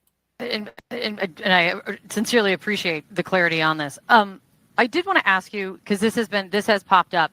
Republican Congressman Mike Walls, he said on social media on Saturday, and I'm going to read this for you because it does talk about you, Secretary. I have very reliable sources telling me that there have been repeated requests for stronger Secret Service protection for President Trump denied by Secretary Mayorkas. Your department has already pushed back on that, calling that absolutely false, but he is putting this on you. Can you respond to that, please? Well, that's a baseless and irresponsible statement, and is one that is unequivocally false. And I sincerely appreciate the clarity. Mayorkas he's going to be enjoyable to watch dangle. He will. It will be enjoyable to watch that one. Yeah, absolutely. So this was a breakdown. Now I showed you guys one of these breakdowns either yesterday or the day before. I'm not sure which. 3D animation. I like the way that this guy breaks it down. Yeah, it's just watch this. So I really need your help. Let me know if you think I'm crazy. This video is absolutely blowing my mind. So we're going to talk about how the fake news and this account and these animated graphics are trying to show you that the two people that got hit were on the far right top corner of the bleachers. Those are the only two people that got hit. Yet we have videos like this. Take a look at what happened. See something that said, take a look at what happened. Person number one. Take a look at what happened. Person number two. The guy in the white sure looks like he just got hit with a bullet and he's on the left side of the bleachers, doesn't he? Now I want you to pay attention because this is only thread 1 of 4. We were told Lee Harvey Oswald acted alone. That was a lie. We were told Sirhan Sirhan acted alone. That was a lie. We were told James Earl Ray acted alone. That was a lie. Now we're being told that Thomas Matthew Crooks acted alone. So the graphic you're about to watch was obviously created by the fake news, but I want to show you the cost of production on one of these. So I reached out. I wanted to have my own 3D animation done of a shooter in the water tower. Within 5 minutes of posting, I had like 20 people DM me. So I went through and started price checking. The animation like this in 3D will cost you $8 to $10K. But if the same animation is done in 2D, then it will only be $4 to $5K with multiple revisions included. I went through and I messaged about 4 people before I realized, wow, this is expensive. The lowest price I could get, even negotiating down, was $1,500. And that was for a 60-second video. The video I'm about to show you is a 2-minute video. So I want you to watch this video fully. Then we're going to come back and we're going to talk about it. I'm going to show you what happened and what they're trying to make you think happened. Because anytime somebody actually sees an animated graphic like this, and they go, yup, look at the professional people did this. They analyzed this. They know where the shooter was. They have the exact line of trajectory of the bullets. We know where the people were that got hit. And they run this scenario and everybody runs with it and believes with it. But this is not where the people were standing that got hit. Lastly, before I play that video, watch it when it first starts playing. They're going to show you 3 people got hit. Notice the third person that's standing by himself. He's behind bleachers. He's behind a crane. He's behind a mega screen. And you're made to tell me that this man right here, the third person, somehow got shot by the shooter on the roof who could not even get a visual sight on this man. I'm not buying it, folks. If you're still with us, please share this video. The more people that share this, the more of us there are talking about this, the less likely it is to kill these people. Now, I want you to pay attention because this is only thread 1 of 4. So there's a lot of great videos here. Redacted just talk about multiple eyewitnesses that seen a second shooter. And lastly, I want to show you this. This is the area we're going to focus in on. Here you can see the 3 victims that were injured by gunfire and where they were standing in the bleachers. We're going to turn around and demonstrate exactly where these bullets came from. This model represents Thomas Crooks. His position can be seen here in this image, which illustrates exactly where he was. Turning around, we can see the path of all the bullets that were fired from this location. I placed a 10-foot red disc downrange to represent what an average shooter could hit easily.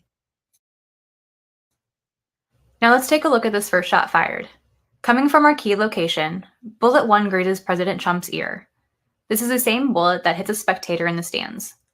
We know this through video evidence. As President Trump is talking, the first shot rings out just after he says, "Take a look at what happened." Something that said, take a look at what happened. We can see the vapor trail of a bullet strike, which is the same bullet that struck President Trump's ear a split second earlier, and this video is this location here. Back at the podium, President Trump is shot and grabs his ear, falling to the ground as more shots rang out. In total, there were 7 or 8 shots, so let's rewind and watch this at regular speed. Take a look at what happened.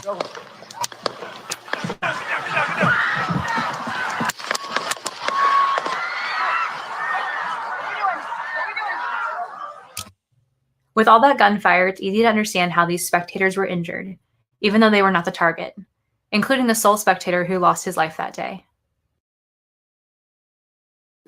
As we circle around, we can see how all the paths of the bullets were hitting in the location of this forklift machine, causing one of the hydraulic hoses to burst. We also have multiple videos that show a van parked under the water tower. Check this out.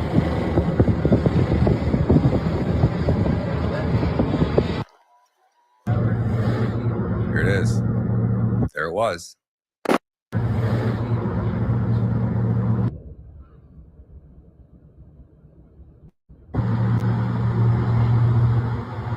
So I didn't catch this the first time when we watched this on my show on LFA TV yesterday. Look at this. Not only is there a vehicle at the water tower, you can clearly see the man standing on the left side of this vehicle right here. I want to know why the FBI didn't secure the entire perimeter. We had an assassination attempt on the President of the United States of America. And the people that attended this rally, number one, were able to jump the fence.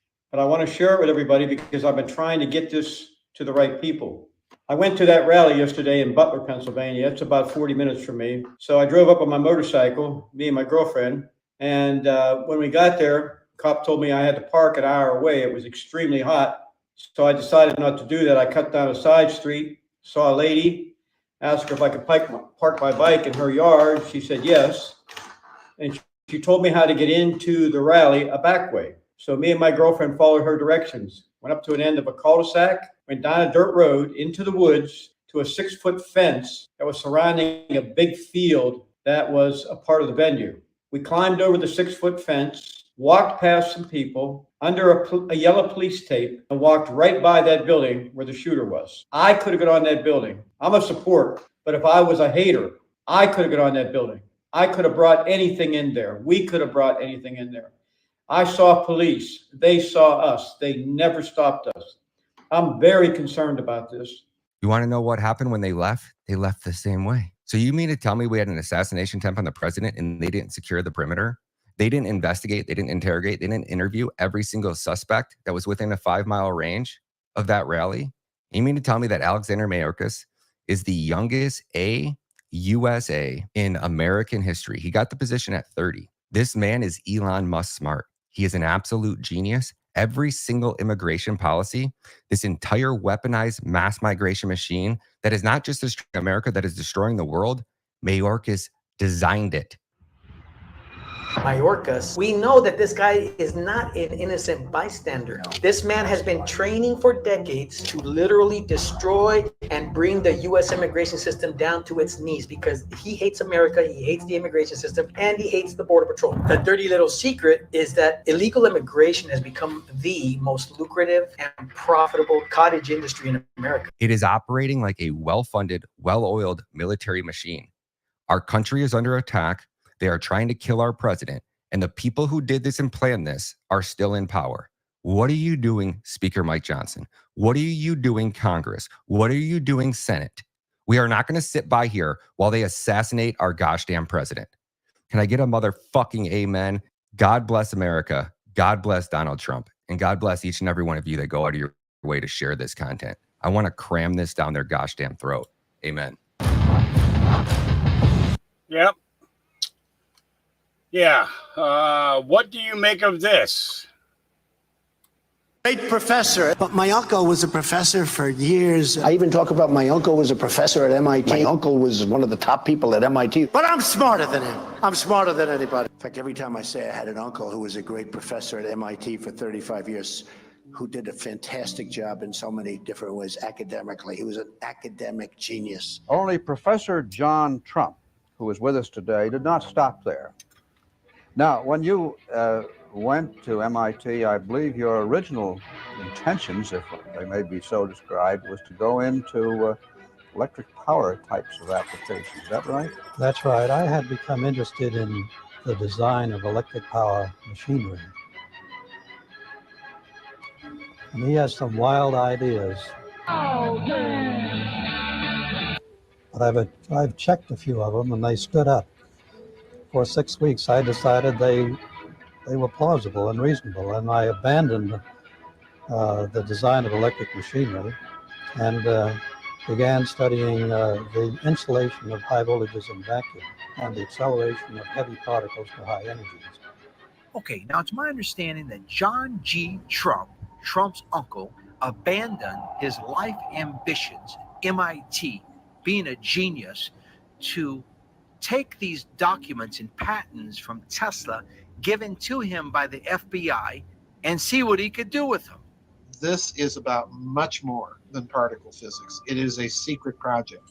Well, you clearly have shown a post-war fascist a direct link to CERN. That's documented, Yes. so it's not even like we need to theorize on that here. We also know that the Nazis were obsessed with just this kind of project. You know, they wanted the ultimate wonder weapon to dominate the planet. Absolutely. We went into John J. McCloy, who had a strong hand in getting CERN off the ground. Let's go out with a bang. Let's have a laugh at your expense, shall we? Remember, they're just jokes. We're all going to die soon, and there's no sequel. Nuclear is so powerful. My uncle explained that to me many, many years ago, the power, and that was 35 years ago. He would explain the power of what's going to happen, and he was right. Who would have thought? What if Trump's uncle was right? What if he did develop time travel? Let's look at the books written in the 1800s and look at what seems to have come true. So let's add the books of Ingersoll Lockwood. The Baron Trump novels are children's novels written in 1893 and 1896 by American author and lawyer Ingersoll Lockwood, describing the future. Notice similarities between the image drawn in 1893 to the photo of Baron Trump. The book from 1893 is called Baron Trump's Marvelous Underground Journey and is about a boy named Baron Trump that found a secret portal and time travel. Yes, time travel, just like we're talking about. In the book, Baron Trump's mentor was called Don. In 1896, Ingersoll Lockwood wrote another one after Baron Trump called The Last President. Here's where it gets really weird. The book is about a very wealthy man who lived in New York on Fifth Avenue and runs for president, but wasn't expected to win. Trump Tower is on Fifth Avenue in New York City. In the book, when he won, it surprised everyone. The people started rioting and protesting. Remember, this was written in 1800s. Now that's what I call a controlled election, a time machine from your Uncle Johnny. Late 1800s, books, Baron Trump and The Last President. Now remember, Tesla claimed to have a time machine and time travel. Now Ingersoll Lockwood lived in New York City at the same time as Tesla and in the same building. So what if Ingersoll was Tesla's time traveler? What is real, what is now, and what is the future?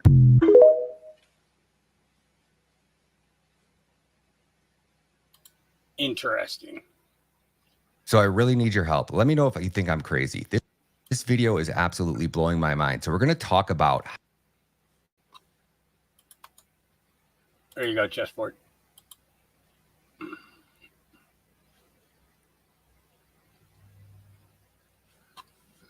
Okay. Let's see here. This is Jess, who lost her race for a Missouri House seat, is mortified that Trump supporter can be a doctor. I was watching interviews from what happened in Pennsylvania a couple days ago, and I saw an interview with an ER doctor who was trying to render aid to the man who was unalived during the rally.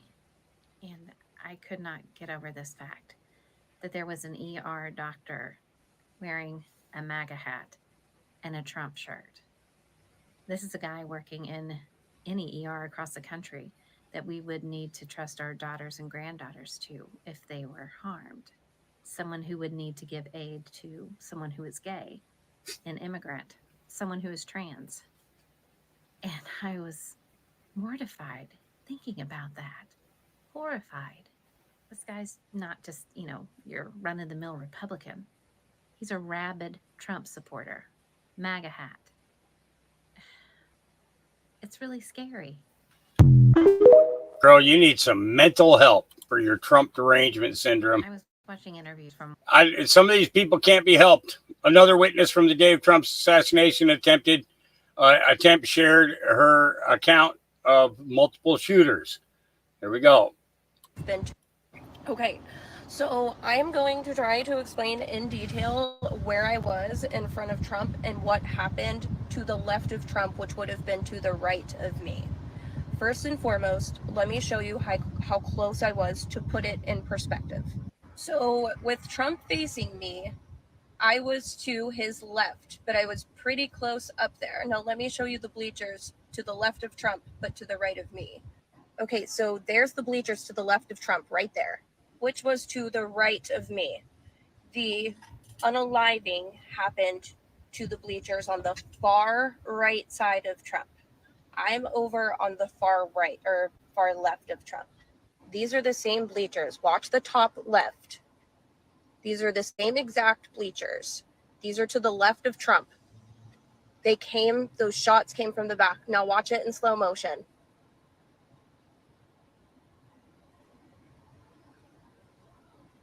They came from the back. Those bullets came from the back left of Trump. Now let me show you what happened after those shots were fired.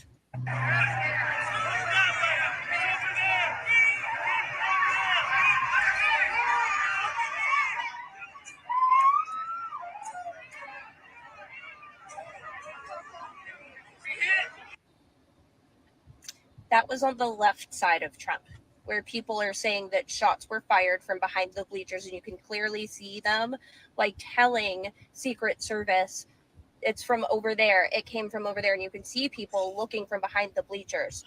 This timeline of events that I just showed you all came from the left of Trump on my side. I don't know what happened on Corey's side. I don't, and I'm so sorry for what happened to him, but he is not the man that I saw. He's not. Something happened on the left side of the event. And I'm tired of people gaslighting me. I'm tired of people telling me that I was in a panic and I can't think clearly and I have no idea what I remember. I do. I'm a mother. I had to be super aware of my surroundings. The first shot was farther away, which would have been to the right of Trump because I was on the far left. The second shot sounded a whole lot closer. And that's when I was like, oh my gosh, people are shooting everywhere. I have to get these kids on the ground. Stop telling me that I don't know what I'm talking about. Those two men were shot from behind the left side of the bleachers to the left of Trump. I promise you that. And you can hear people saying that the shooter's over there, the shooter's over there. Probably not the only shooter. I am not saying that there was not a guy on the roof to the right of Trump, because there was. But there was also another. Be for real. Be so for real. You guys cannot take snippets of news and think that they're telling you the whole truth. They haven't all this time. Why? Like, they're not going to start now. There was more than one shooter there that day. I promise you.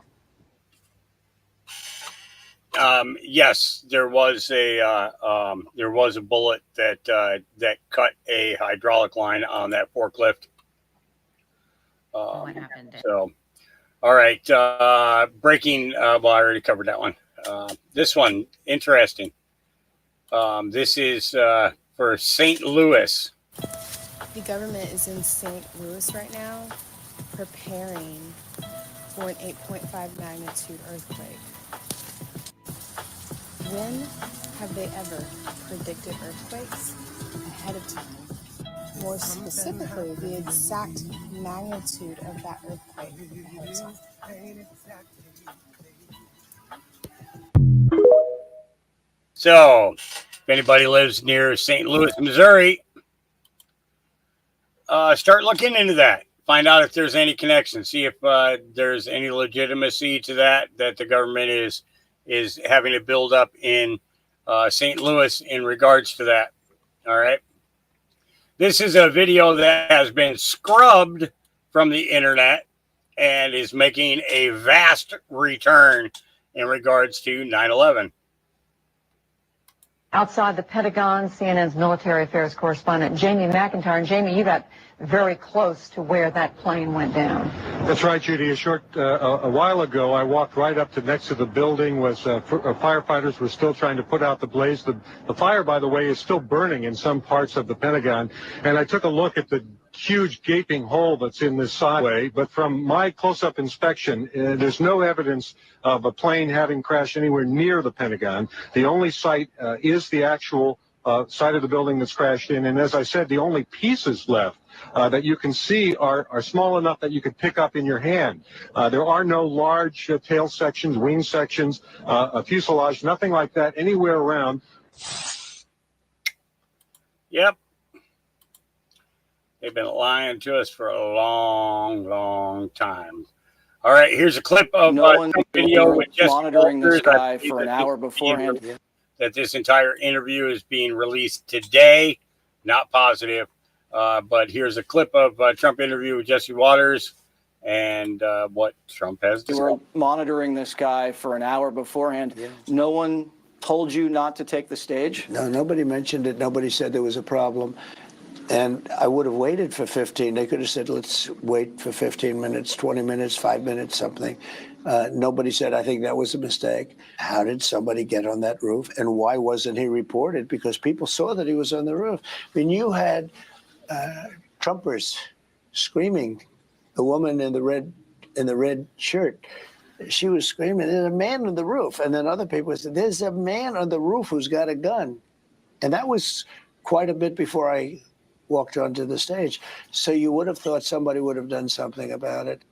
Former President Trump saying for the first time exclusively to Jesse Waters Primetime that no one warned him not to take the stage, even though they knew was a threat. There was a threat. And it was this guy almost an hour beforehand.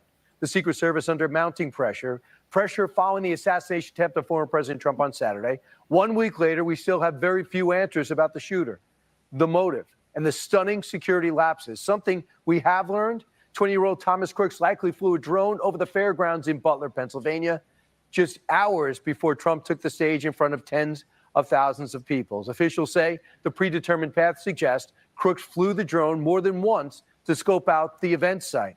At least 4 congressional committees are planning to probe the security failures that allowed him to gain access to the nearby rooftop that he fired from. Republican Senator Josh Hawley says he's heard from multiple whistleblowers.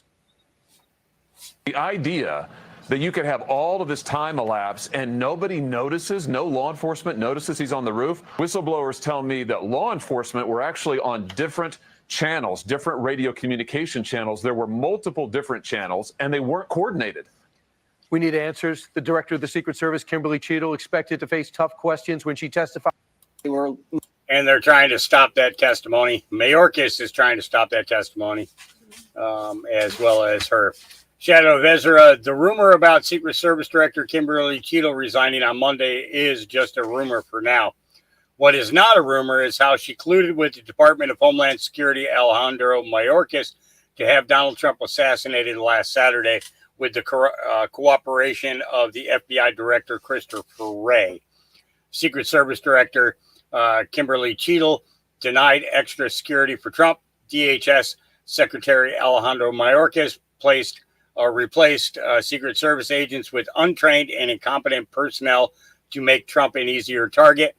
FBI Director Christopher Wray is handling the cover-up and the cleanup operations. The CIA outsourced assassins for this job. BlackRock provided the money in collusion with the Khazarian mafia. Donald Trump is still standing. Arrests must be made. And this is her connection to the Cheneys. So she has a very big connection with the Dick. All right. All right. This I found curious. Jim Caviezel promoting Q. Those wouldn't hire me, but see, they're all controlled by the central banks. People have to. Do you really think Biden is the president of the United States? Do you really think he's running our country? Who above him? Who are the puppeteers? Here's how you'll know that everything I've said is the truth. When they come out and they just blast me, they have to. They have no choice, because the devil has no choice in this matter. God is coming for him, and I'm talking about the Christ Jesus God. That is the one that's coming after him, and there's a big storm coming, and they know it. So they have to go and threaten you with everything from Q, Anon, or whatever they want to say. Do you know what Q really means? It means question. That's what one of these people told me. And I said, well, that seems like a good thing. Anon, question, right? Anons then go out and research it to see if it's true, because we've been fed their lies. Think about Monday. What happened? The Durham report was dropped. The FBI, the CIA, all of these guys are involved. Now, I know it's not all of them. The lower guys are probably just crying. But I'm asking you, warriors, to come out and tell the truth. If we would just unite. You know, I love that scene from Mel Gibson. I love that movie. When he runs out, where are you going? I'm going to pick a fight. Well, I'm here to pick one right now, because I'll do it for my children. I'll do it for your children. Interesting. Promoting Q. Interesting. Great to see, Luke. We are change. Apparently, I'm making money all wrong. If you read his t-shirt. Unvaxxed sperm, 8,000 a load. Oh, that's messed up. I don't know if your market necessarily needs it. Everybody needs it, bro. I love conservative, man. He is funny, and he strikes a nerve with people, but for me, there's a little tickle of laughter that comes from how he puts things out there. MJ Truth Ultra says, Grok says the photographer who took the bullet shot that went past Trump's head has never been to a Trump rally until July 13th, 2024. Oh boy, I hope Grok is wrong. This can't be right, can it? And here you go, where he asked Grok. He says, how many Trump rallies has photographer Doug Mills been to? Doug Mills has never been to a Trump rally until July 13th, 2024. He's a combat photographer. That's why his camera was able to catch that. All right. More details emerge about the Donald Trump attempted assassination shooter. Here we go. Maybe y'all can help me. Something is just not adding up, man. I think I'm smelling treason up in here. And it ain't a pretty smell. It stinks to high heavens. So here's the deal, man. They found out that the shooter, the attempted assassination on President Trump, the shooter for that, had multiple foreign accounts, a few cell phones. Now this boy is from Pennsylvania, a small town in Pennsylvania. He's not like he's a global actor. How in the world they're going to try to tell us that he had multiple foreign accounts, cell phones, dealing with foreign powers? Excuse me, that smells a bit fishy to me. Now, here's the other thing. Those Secret Service agents, they were Homeland Security. A lot of them were Homeland Security. There were a few Secret Service agents. I think all the women around them were Secret Service, but the other actors there, they said, were Homeland Security Office of Inspections. These are paper pushers, man. These are people at a desk. Now, how are you not smelling treason like I am? For current and foreign presidents, they're supposed to have Secret Service protection. That means the Secret Service is supposed to be doing the work. This is not the work of an inspector from Homeland Security who sits at his or her desk for 12, 15 hours a day and pushes papers. So this whole thing smells to me like treason, smells to me like it was strategic, smells to me like it was a plot to assassinate, smells to me that things ain't right, man. So we got to do something about this. The secretary or the director of the Secret Service. This lady is dangerous, and she's, for all intents and purposes, she's purely incompetent. There's no way around it. Sorry. So anyway, what do you think? Yep. Treason is a very big word. Meet Dan Whitfield. He's running for U.S. Senate in Arkansas against Tom Cotton of Arkansas. Dan said the world would be a better place if the bullet would have killed Donald Trump last Saturday. Dan deleted the tweet, and then he deleted his account. Just saying, the world would have been a better place if the shooter hadn't missed. Political violence, any violence, is not acceptable and should be condemned, but it still would have made the world a better place.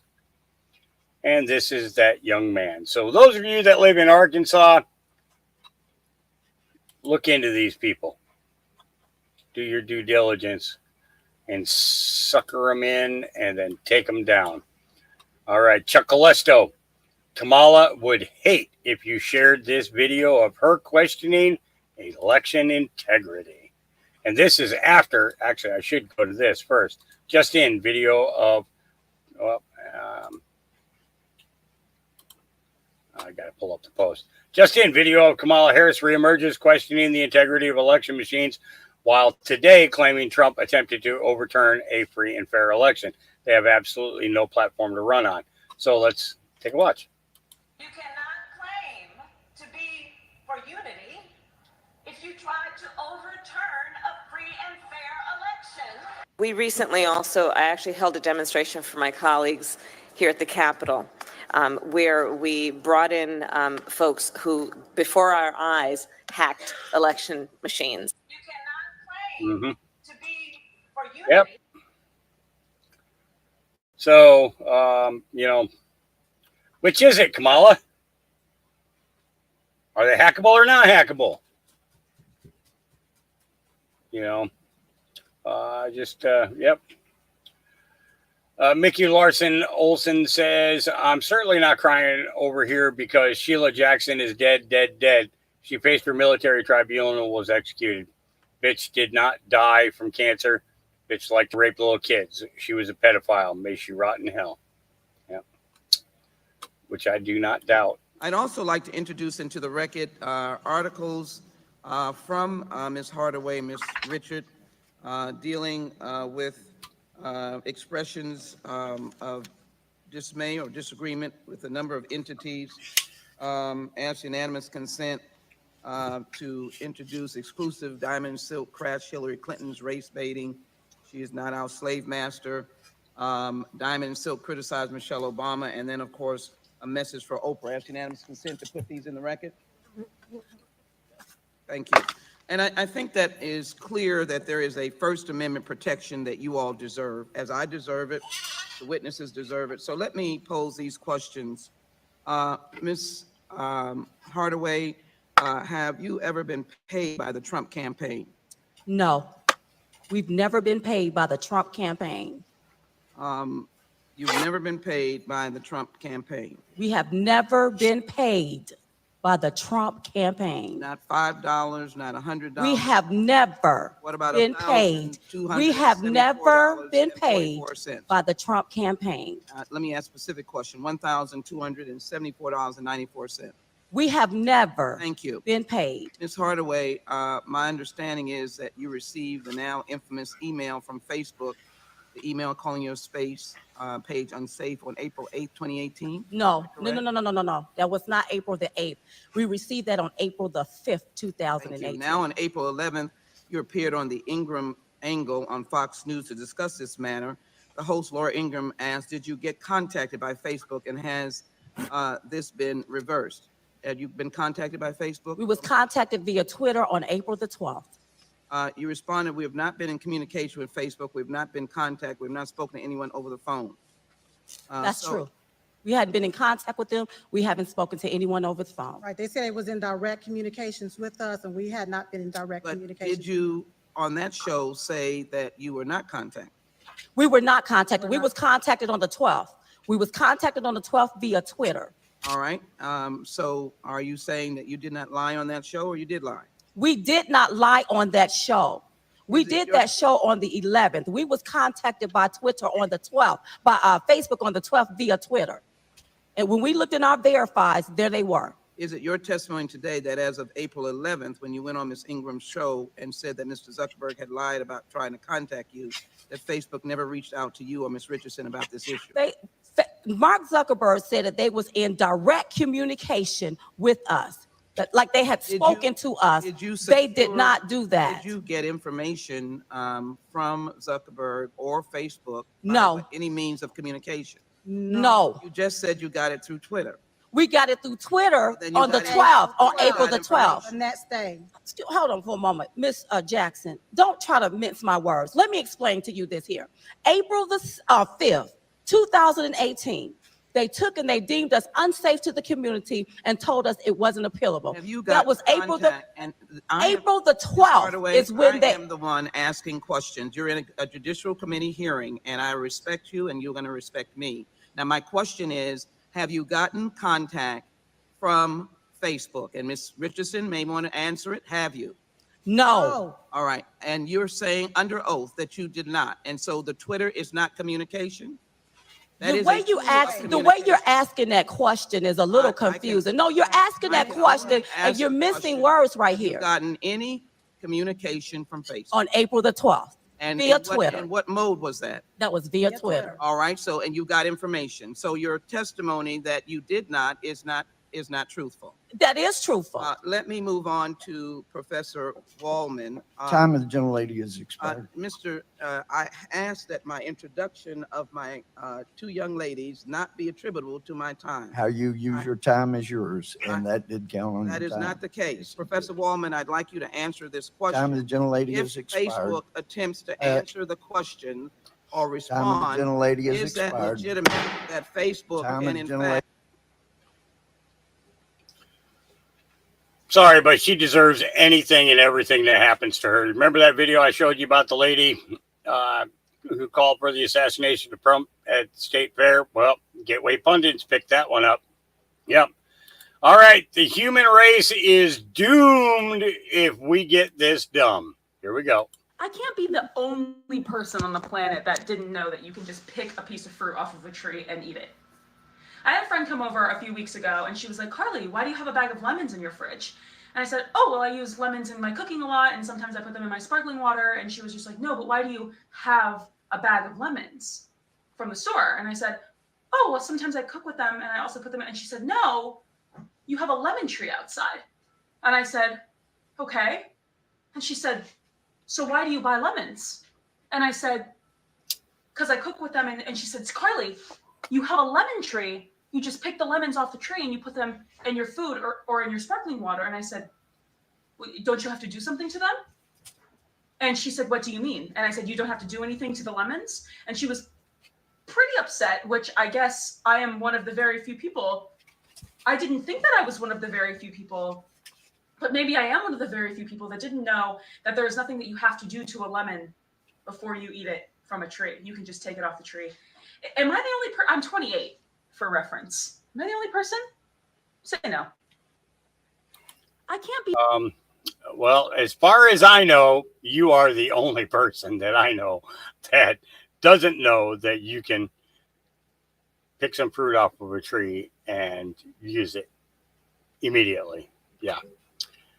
All right. Tucker Carlson, in case you've forgotten, here's Joe Biden casually implying that Barack Obama is gay from June of 2007.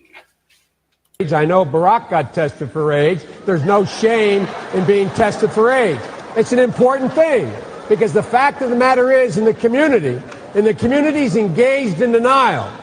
They're engaged in denial. No one wants to talk about it in the community, and we do not have enough leaders in the community and outside the community demanding we face the reality, confront the men in the community, as well as the women, letting them know Senator, there are alternatives. Thank you. Travis, I just got to make clear, I got tested with Michelle. When we were in Kenya and Africa, so I don't want any confusion here. About what's going on. When I got tested to save my life because I had 13 I was pints of blood tested with my wife. transfusion. And I'm sure Michelle appreciates you clarifying. In public. I know Barack got tested for AIDS. There's no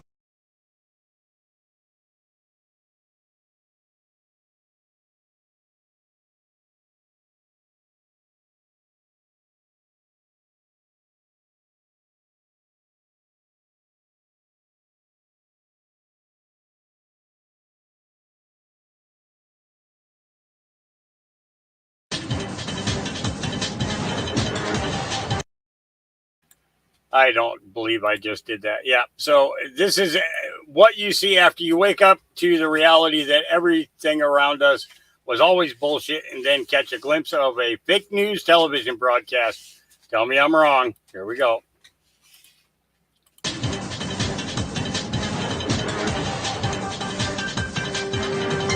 Now, in a desperate attempt to fill 24 hours of programming, here's some bullshit that happened somewhere today. We've got some footage here of the bullshit, which began just after 3 o'clock this afternoon, when residents in this neighborhood were shocked to see this fairly common thing happening.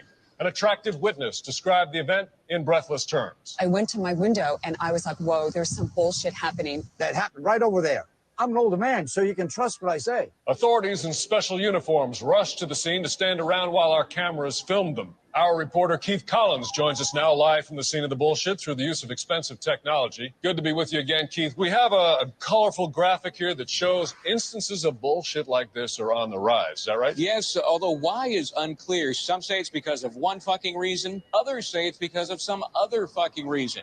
I talked to this random expert on the subject who told me this thing you're about to hear him say right after he points at a piece of paper. I spent my entire life attending the nation's most prestigious schools to talk about bullshit like this. I'm really just happy to be on TV. Now let's see if we can drag this out a little longer by showing emails written by some of our viewers. I once saw some stuff kind of like the shit you're talking about happen. I have nothing more to add.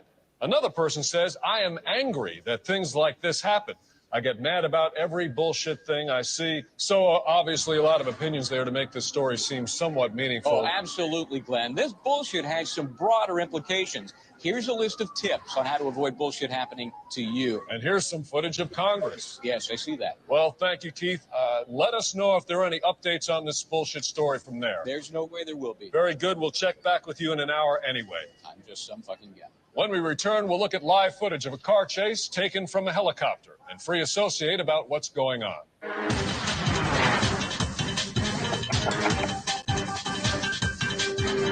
All right. Yeah, you got to watch out for the bullshit. Yeah, America is spooked. Here we go. Listen closely, because it is a little bit low. Pretty bad immigration problems, right? Definitionally, when you invite people to the country who come in saying they hate Jews, you can't expect them to stop hating Jews the minute they cross the threshold of American territory. So we're going to be careful about these things. Yeah. Well, when you open the border to people, you can't expect them to be, So, the reason that I played that clip at the beginning of the show today was because of this statement here. Warner's put this out. The fact is, we had 4 dead Americans. Was it because of a protest, or was it because of guys out for a walk one night who decided they'd go kill some Americans?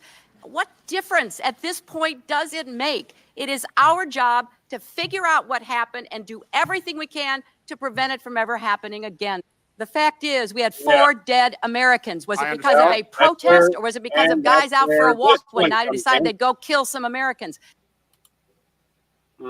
That's where this one comes in. Good morning. I'm here to give you an update on the FBI's investigation of Secretary Clinton and a want to do is tell you what we're recommending. But first, let me tell you what we found. 110 emails in 52 email chains have been determined to contain classified information. What difference at this point does it make? 8 of those chains are top secret, 36 of those chains secret, and 8 contain confidential information. What difference at this point does it make? Everything I did was admitted. There was no law, no regulations. Secretary Clinton should have known that an unclassified system was no place for that conversation. I did not email any classified material to anyone on my email. None of these emails should have been on any kind of unclassified system, not even Gmail. But first of all, nothing was marked classified. To the contrary, Nothing was marked classified. there is evidence of Nothing was tremendous marked classified.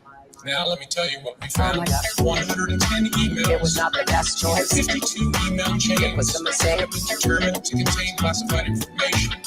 What difference at this point does it make? 8 of those chains are top secret. Wasn't the best choice. 6 of those chains I said secret. it was a mistake. 8 contain confidential information.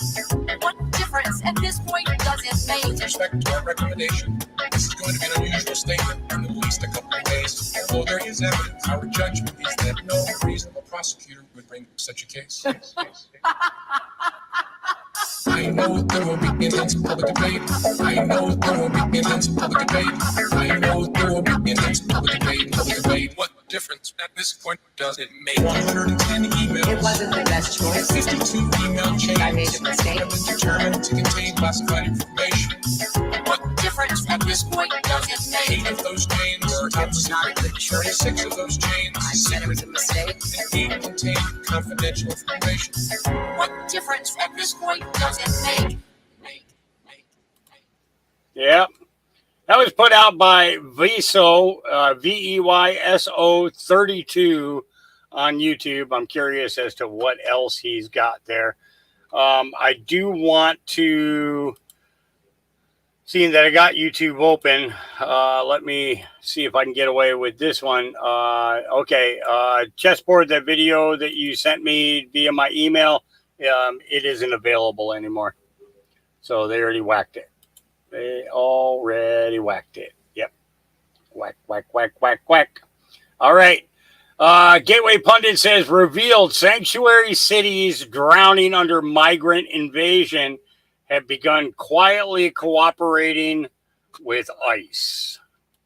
Interesting, huh? Very interesting. I'm not going to go into the article because I don't feel like sitting here to read it. So here's, I think it's Jordan Maxwell, I think his name is. By law, your body, your physical body is a corporation. So when you die, you're a corpse, because when you're living, you're a corporation. Words and terms are based on maritime admiralty, the law of water. It's an extraordinary story about how governments rule the world. And unless you understand this, you're never going to figure out what's going on. Where do you find banks?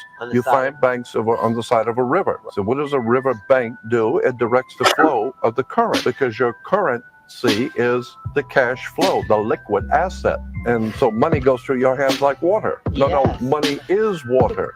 It's the flow. As much money as you print, you've got to take some back in to make it valuable. The tide goes out, it's got to come back in.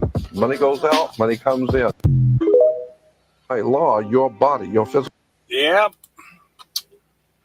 You're a corporation. John Rich says, finding a section of preachers out there are very aggravated that I pointed out some things about Scripture in my Tucker interview that they disagree with. However, none of them have quoted the word to dispute what I've said. They only cite other preachers. They only cite other preachers from the past. This was part of the mission, to challenge the false doctrines that are being proclaimed throughout the churches in America today. I'm glad they're aggravated. Maybe they will now go back and actually read what it says instead of forming their opinion from the words of another fallible human beings. I gave zero opinion, only read the word. Read Matthew 24, top to bottom. There's no way to spin what it says. I'm happy to see my convo with Tucker having such impact. Well, let's go to Matthew 24.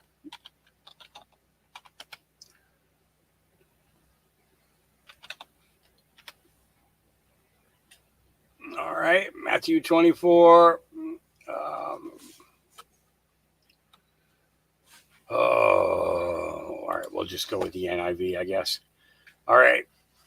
Now I got to put my glasses on, so give me a second here to get them cleaned off from the dust. And we'll go through this. Now, this was, the interview was in relation to John Rich's new song, Revelations. And, you know, good against evil, you know, so let's see here. Let's make this bigger. Jesus left the temple and was walking away with his disciples, came upon him to call his attention to its buildings. Do you all see these things? He asked. Truly, I tell you, not one stone here will be left on another. Every one will be thrown down. As Jesus was sitting on the Mount Olives, the disciples came to him privately. Tell us, they said, when will this happen? And what will the sign of your coming and of the end of the age? Jesus answered, watch out that no one deceives you, for many will come in my name, claiming I am the Messiah, and will deceive many. You will hear of wars and rumors of war, but see to it that you are not alarmed. Such things must happen, but the end is still to come. Nation will rise against nation and kingdom against kingdom. There will be famines and earthquakes in various places. All these are the beginning of birth pains. Then you will be handed over to be persecuted and put to death, and you will be hated by all nations because of me. At that time, many will turn away from the faith and will betray and hate each other. And many false prophets will appear and deceive many people. Because of the increase of wickedness, the love of most will grow cold. But the one who stands firm to the end will be saved. And this gospel of the kingdom will be preached in the whole world as a testimony to all nations, and then the end will come. So when you see standing in the holy place, the abomination that causes desolation, a spoken of through the prophet Daniel, or as spoken of through the prophet Daniel, let the reader understand that. Then let those who are in Judea flee to the mountains. Let no one on the housetop go down to take anything out of the house. Let no one in the field go back to get their cloak. How dreadful it will be in those days for pregnant women and nursing mothers. Pray that your flight will not take place in winter or on the Sabbath, for then there will be great distress, unequaled from the beginning of the world until now, and never to be equaled again. For those days that had not been cut short, no one would survive. But for the sake of the elect, those days will be shortened. At that time, if anyone says to you, look, here is the Messiah, or there he is, do not believe it. For false messiahs and false prophets will appear and perform great signs and wonders to deceive, if possible, even the elect. See, I told you ahead of time. So if anyone tells you, there he is out in the wilderness, do not go out, or he is in the inner rooms, do not believe it. For as lightning that comes from the east is visible even in the west, so will be the coming of the Son of Man.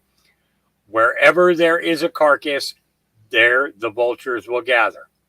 Immediately after the distress of those days, the sun will be darkened, and the moon will not give its light. The stars will fall from the sky, and the heavenly bodies will be shaken. Then will appear the sign of the Son of Man in heaven. Then all the peoples of the earth will mourn when they see the Son of Man coming on the clouds of heaven with power and great glory. And he will send his angels with a loud trumpet call, and they will gather his elect from the four winds, from one end of the heavens to the other. Now learn this lesson from the fig tree. As soon as its twigs get tender and its leaves come out, you know that summer is near. Even so, when you see all these things, you know that it is near, right at the door. Truly, I tell you, this generation will certainly not pass away until all these things have happened. Heaven and earth will pass away, but my words will never pass away. But about that day or hour, no one knows, not even the angels in heaven, nor the Son, but only the Father. As it was in the days of Noah, so it will be at the coming of the Son of Man. For in the days before the flood, people were eating and drinking, marrying and giving in marriage, up to the day Noah entered the ark. And then they knew nothing about what would happen until the flood came and took them all away. That is how it will be at the coming of the Son of Man. 2 men will be in the field. One will be taken and the other left. 2 women will be grinding at it with a hand mill. One will be taken and the other left. Therefore, keep watch, because you do not know on what day your Lord will come. But understand this, if the owner of the house had known at what time of night the thief was coming, he would have kept watch and would not have let his house be broken into. So you also must be ready, because the Son of Man will come at an hour when you do not expect him. Who then is the faithful and wise servant, whom the master has put in charge of the servants in his household to give them their food at the proper time? It will be good for that servant whose master finds him doing so when he returns. Truly, I tell you, he will put him in charge of all his possessions. But suppose that servant is wicked and says to himself, my master is staying away for a long time, and then he begins to beat his fellow servants and to eat and drink with drunkards. The master of that servant will come on a day when he does not expect him, and at an hour he is not aware of. He will cut him to pieces and assign him a place with the hypocrites, where there will be weeping and the gnashing of teeth. Yeah, God's awesome. God is awesome. This is kind of interesting, and I'm curious about this, and I want you guys to pay close attention to this. I want you to watch the lead runner and watch what he does.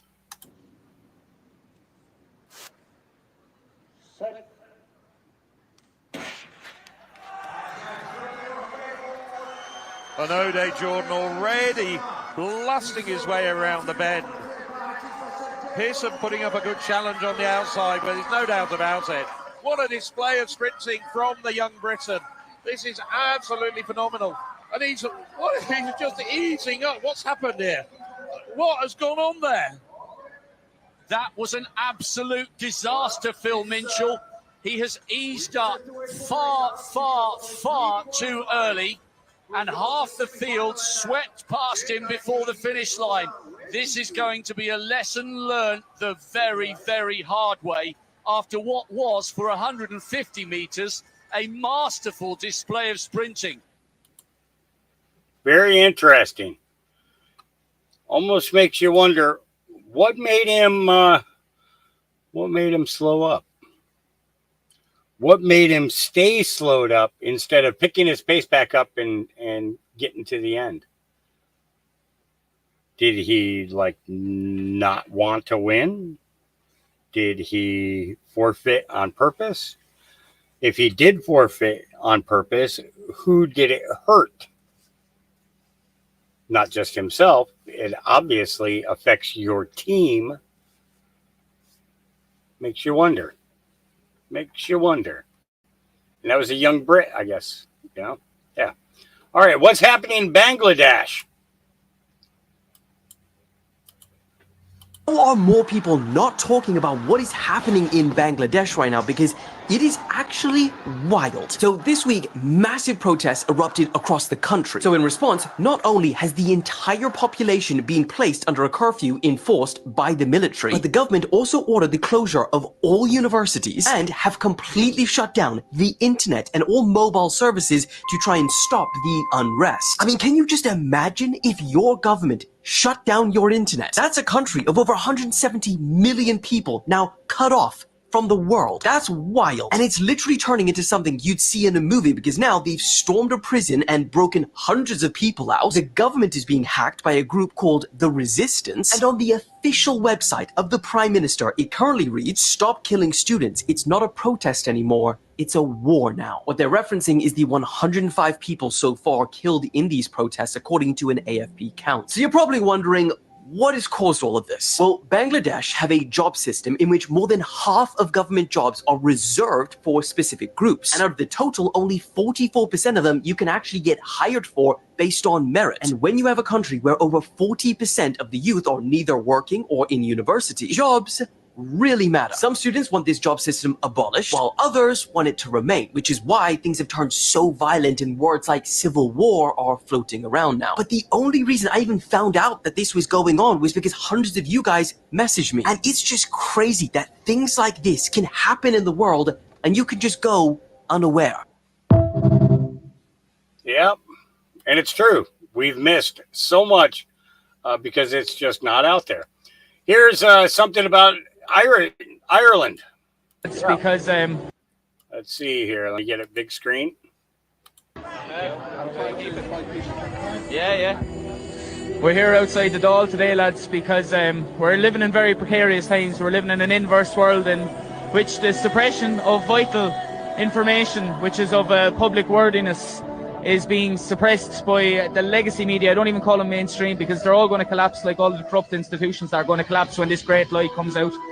There's serious vitriolic anger in the air, and it's going to manifest, and it's not going to be good for any citizens. We aren't here. This is not a lunatic fringe. This is people who are very well versed, very well researched, and are aware as to the plans of the global elitist cabal that have plans over the course of this decade to completely abolish every single element of the concept of freedom. It's the freedom of your own body, freedom of bodily autonomy, the freedom of travel, the freedom of association, the freedom of human expression. They want to incorporate people into a transhumanist movement.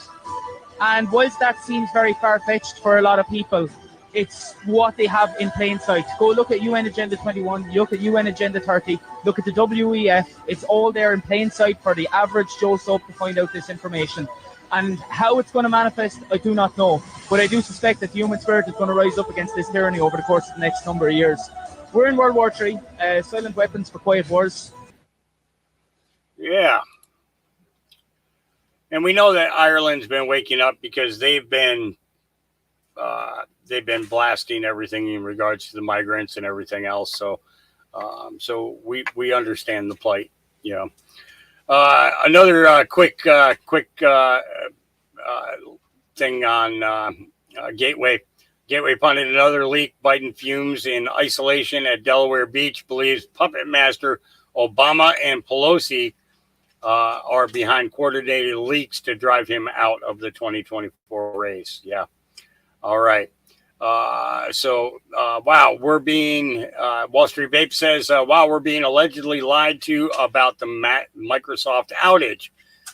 This woman's got a totally different perspective through her communications with some people overseas. Here we go. Are we being completely lied to again? And then as the truth comes out day by day, we'll find it out on TikTok. Well, this whole Microsoft update thing that, you know, it wasn't an attack, it was just an update, but it affected people globally, right? Okay, well, I'm going to give you a hypothetical situation so TikTok understands it better. And then you guys can determine whether what I'm saying is a possibility or not, but it's only hypothetical, of course. So I have a very good friend that lives in India, and I speak to him almost every day about social media and websites and whatever. And I couldn't get in touch with him this morning. So I figured it was the update from Microsoft could be the problem. Well, he finally gets back to me and he says, I'm very sorry for the late reply, but we're having major issues over here due to the cyber attack. I said, no, it wasn't a cyber attack. It was an update from Microsoft. And he says, no, you are misinformed. That's what they're telling you. Of course, this is hypothetical. You'll have to check this out for yourself. I'm just saying, you know, a situation that could have happened. Anyways, so then he goes on and says, also, look up WAZIRX, I think it is. It's a cryptocurrency thing in India. They mysteriously lost $230 million of cryptocurrency. Look it up because it's hypothetical, and I don't even know if you'll find it on Google. Unbelievable. It will slowly probably come out on TikTok, just like the Secret Service. But anyways, thanks media, thanks government for being so truthful to us. Yep. Michelle, I can't save you because I think you picked the wrong old man to fuck with. Yeah. He knows things. Be careful. Tyler says, are we on the timeline where Hillary Clinton is the new candidate, but then gets arrested in October because of the Oklahoma City bombing and trying to kill JFK Jr. because he was going to expose her, thus essentially making Donald Trump president because no one runs against him, and then exposes and arrests the deep state, kicking off Nuremberg 2.0, and then holds the rally of all rallies, and then JFK Jr. comes out and says, I told you so. Are we on that one? That's a good question, Tyler. It's a very good question. Yeah. All right. Vile. Immigrant couple confronted California Karen, who had thrown bags of feces on their front yard because they displayed a Trump flag. She justified her actions by claiming that Trump is the individual who divided our country. Those are yours. I'm so sorry, guys. It's not. It was the Trump flag. That's what it was. I get it, but if you had, what's the stupid president's name now? Biden's picture on your wall, I wouldn't bother. Listen. I would just pass by. Your beliefs, my beliefs are two separate things. You understand? You have every right to believe anybody you want. I know. And please accept my apologies. It was a really bad decision, and I just, in light of everything that just happened with the assassination attempt, I just feel like. Well, let me explain you something. Now you mentioned assassination. How much you gotta not like the president? I don't care who that is. That you have to assassinate somebody. Oh, and it's just what it is right now is I just feel like he is somebody who is pushing everybody apart, and I want everyone to be together and help each other. Okay, Something like this, which is totally not me. And my husband just called me. I'm at my little girl's basketball game, and it's like, this is so irresponsible. Yeah, but you wouldn't want us to. No, I would freak out, and I was like, oh my god, it's a freedom of choice. It is, and it is your choice. Trying to take the freedom of choice from everyone. Is the volume too low? I bet you guys can't even hear that, huh? And I can't turn it up any louder. I'm sorry. You can hear him, but you can't hear the other half of the conversation. What she says is priceless, but you'd have to turn your speakers up full blast, and I can't make it any louder than what it is. So, Ian Carroll says, your daily reminder when it all came out that her husband had been flying all around the world with Epstein to fuck kids. Hillary didn't leave him. Instead, she ran for president. All their buddies from her famous emails rallied behind her. Maybe even flew in $65,000 worth of hot dogs to celebrate. Hillary Clinton is expected to run against Donald Trump. Well, we'll have to see what happens there. The UK government is going to starve you. This is interesting. There we go. Again, and the government is giving me £2,500 for the next 3 years to do that. Right? The next thing I'm going to tell you is unreal, because now we've been offered £2,500 to join a scheme for 3 years. We don't supply you any food. Now listen to that. We're going to go hungry. I am going to plough a field. I'm going to put spring barley in. I'm going to get £440 off the government per acre. Okay? That when it comes to crop size, leave it rot in the ground. So I don't get no straw for the cattle. You don't get nothing for your bread, for everything we make. Okay? But I can also plant bee mix, which is for birds and bees. I can plant wild bird seed, which is for wild birds. I can also be paid to buy a ton of wild bird seed like anybody puts in their garden for the birds and drill it out on the ground once a week. I can get paid for that. Now my accountant says do it, because in doing that I've not got to buy fertiliser, which since the Ukraine war it's gone from £250 an acre to to £1,000 a ton. So in order to fertilise your food, I've got to buy fertiliser at £1,000 a ton. It's come down a little bit in sometimes and it goes up a little bit. But that's basically where we are. So I've now got a crop that I don't have to spray. I don't have to send nobody out there with a tractor. I don't have to fertilise it.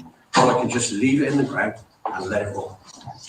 And pick up my £440 an acre and go all over it again. And the government is giving me £2,500 for the next 3 years. Yeah. Yep. But they're doing that here in the United States too. My local farmers are only growing grass seed for Scots. And only one farm is actually doing hay. And the rest of them are no longer growing vegetables and fruits like they normally do. One of my neighbors was the largest producer for strawberries in the state of Oregon. No strawberries. Going on 3 years now. Being paid not to grow anything. Says, I get paid more to sit here and do absolutely nothing and let my fields just sit for the whole year. I don't have to plow or nothing. Don't have to use one drop of gas.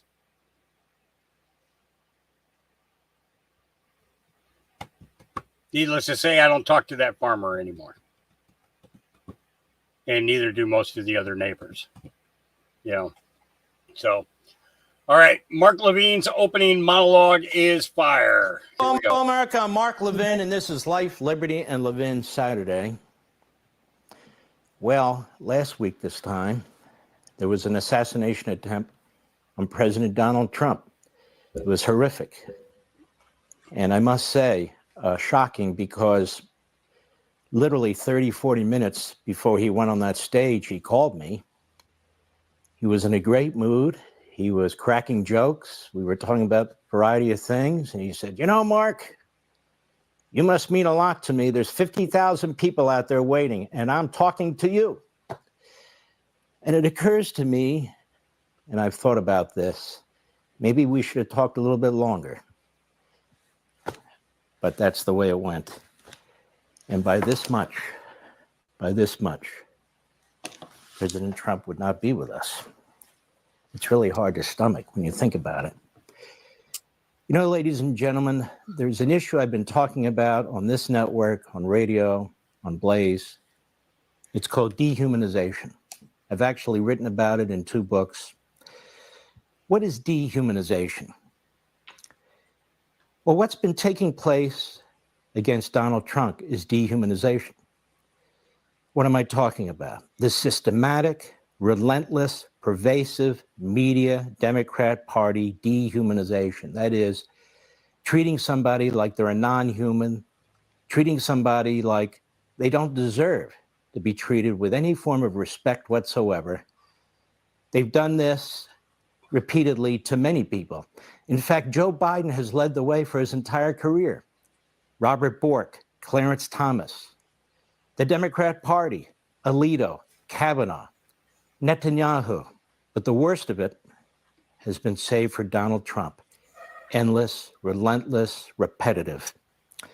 Dehumanization encourages violence. Why else use it? It involves the use of language, controlling language, psychological warfare, repetition, thought control. And this is something that Saul Alinsky in Rules for Radicals talks about. Alinsky was a Leninist. And very interestingly, Barack Obama and Hillary Clinton were big Alinskyites through much of their lives. 13th rule of Alinsky's rules: pick the target, freeze it, personalize it, polarize it. These are totalitarian tactics. They are extraordinarily dangerous. Extraordinarily dangerous. The dehumanization of Donald Trump, the lawfare, even the statements in the indictments are atypical, over the top. But ladies and gentlemen, this is something we've been talking about here for some time. I want to remind you, and then I want to address it more fully.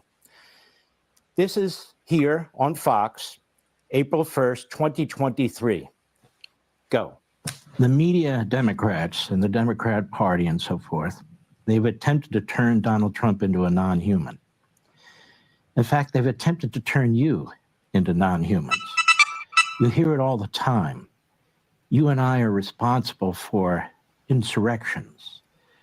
You and I are responsible for racism in a white dominant society. You and I just won't relent to accepting redistribution of wealth, massive increases in taxes, a bloated centralized government, equity over equality, transgendering our children, critical race theory. We just are standing in the way of progress. And Donald Trump is standing in the way of progress too. And rather than the normal American behavior, which is to debate, challenge, that's not what Joe Biden and the Democrats do. Now look, I'm not talking about one-offs or somebody making a statement they shouldn't have made. I'm talking about a campaign to destroy the humanity of an individual. And this is what the Democrat Party has become. This is what Joe Biden has always done. I'm not making a specific connection between the assassination attempt 1 week ago today and this dehumanization campaign, but I am saying that it certainly is a major contribution to an environment that leads to violence. When you keep calling somebody Hitler over and over and over and over again, as I've explained here before, when you keep claiming they don't have any positive aspects in their character, that they are a danger, that they're going to kill people, execute people, lock them up, destroy democracy, that has consequences, unfortunately, that are predictable. Here again, let's look. June 12, 2022, on Fox. Go. Now, as you know, there was what was to be an assassination attempt on a Supreme Court Justice, Kavanaugh, Brett Kavanaugh. Brett Kavanaugh was turned into the enemy of the state by the Democrat Party, by the Washington Post, by people bearing false witness, and by others. Day in and day out, Kavanaugh. That was the goal, to dehumanize him, to destroy him. That was the goal in the war against Clarence Thomas. It is now the goal against the Supreme Court, unless, of course, the left controls the court and it's independent. They're here to worship it. Then they do movies about their justices. But not now. Not now, because the left knows it's not going to get all the decisions at once, because it didn't win all the elections that it insisted on winning. Mr. Kavanaugh's life and potentially the life of his family were threatened just a few days ago. Why were they threatened? Well, among other reasons, the Democrat Party and their media mouthpieces said some things about this court and have said things about Kavanaugh.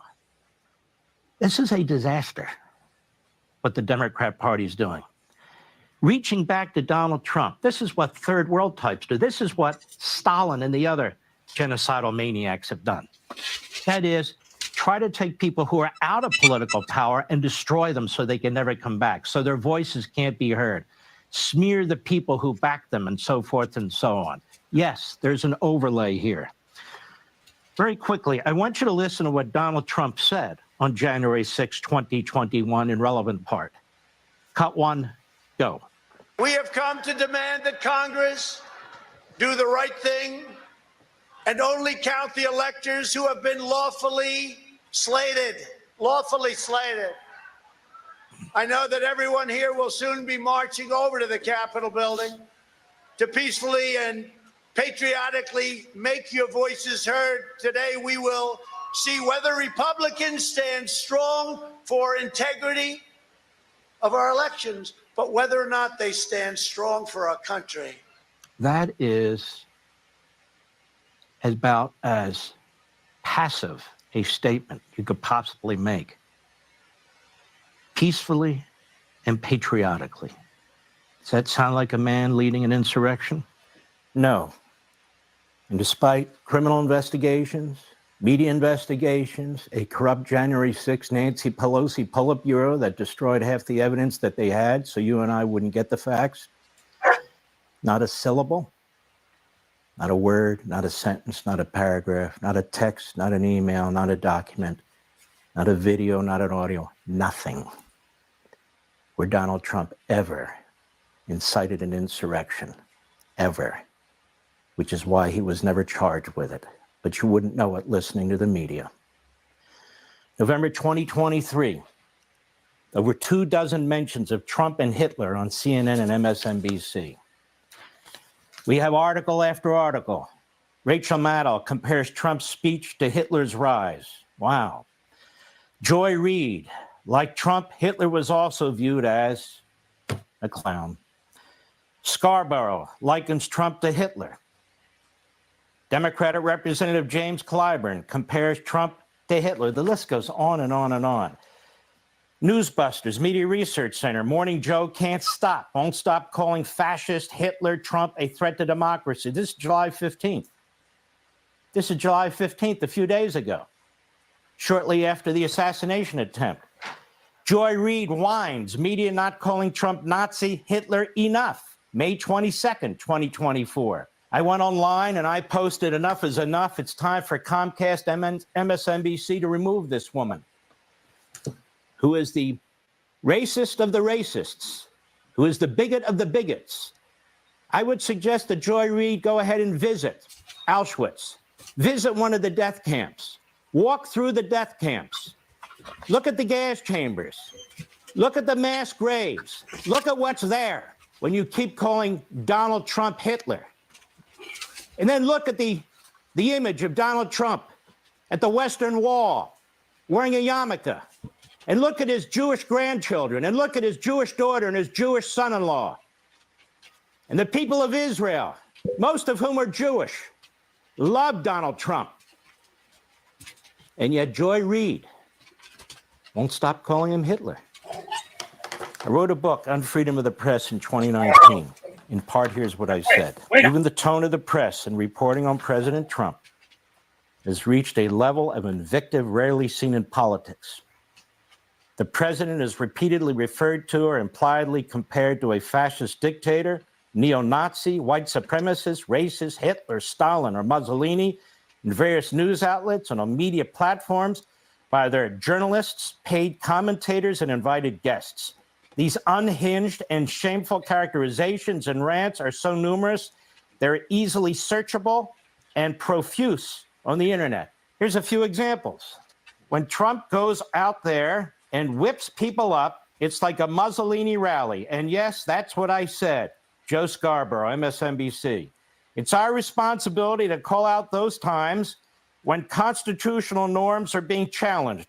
Those times when the President of the United States actually channels Joseph Stalin and calls the media the enemy of the people. Joe Scarborough, MSNBC.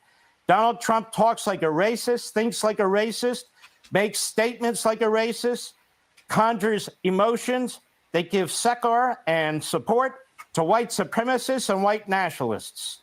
Oh, really? Michael Eric Dyson, MSNBC. Our president is a disturbed person. He's behaving in ways that are simply inexplicable. New York Times columnist Thomas Friedman. The world witnessed a betrayal, the likes of which we've never seen. America's president sided with its enemy today. At the time, CNN's Chris Cuomo. The spirit of what Trump did is clearly treasonous. It's a betrayal of the United States. He threw our U.S. intelligence services, flushed them away, and he came off as being a puppet of Putin. People are going to say there's the taint of treason around this White House. CNN contributor, at least at the time, Historian Douglas Brinkley. Well, if anybody's issuing demented words of violence and death, I would say it's the President of the United States. I mean, it's quite a pass we've come to when the leadership of a country like Iran seems more stable and rational than the President of the United States. CNN analyst Max Boot. We got a guy, Trump, who gets up every morning and excretes the feces of his moral depravity into a nation he has turned into a psychic commode. That's what he's done. And he's a bigot in chief and a racist in residence. Look at this mendacious, relentlessly lying, bigoted, ill-informed person that we have. MSNBC political analyst Michael Eric Dice. It goes on and on and on. ABC, NBC, CBS, the New York Times, the Washington Post. I've been talking about this dehumanization issue for decades. I wrote about it. I talked about it on radio 2 weeks before the assassination attempt. You know, it's an amazing thing, America. It's an amazing thing what our media have turned into. I call it Al Jazeera media, a media that has defended Hamas against Israel. I call it also Pravda media, a media that is loaded with sympathies and support for Marxist elements in our government, parts of the Democrat Party. It is awful, absolutely awful. Are they going to tamp it down? I don't think they are. Until these big international corporations that own CNN and MSNBC and NBC and CBS and ABC, until they start firing some of the worst, it's not going to tamp down. As a matter of fact, it's been a week since the assassination attempt on President Trump. And what do you hear them say? Oh, look at that photograph. We're using that photograph too much where he's standing up after he was shot with his fist in the air and the American flag. We're turning him into a martyr. Oh, he contributed to his own shooting. And it goes on and on and on. The poison in the American media leaches out to the general population, is relentless, it is repetitive, it is pervasive.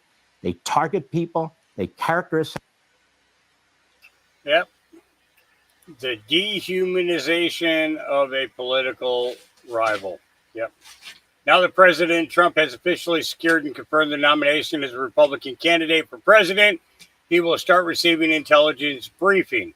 Obviously, there were and still are a lot of people in our intelligence agencies and the deep state who wanted Donald Trump eliminated before he had access to these intel briefings.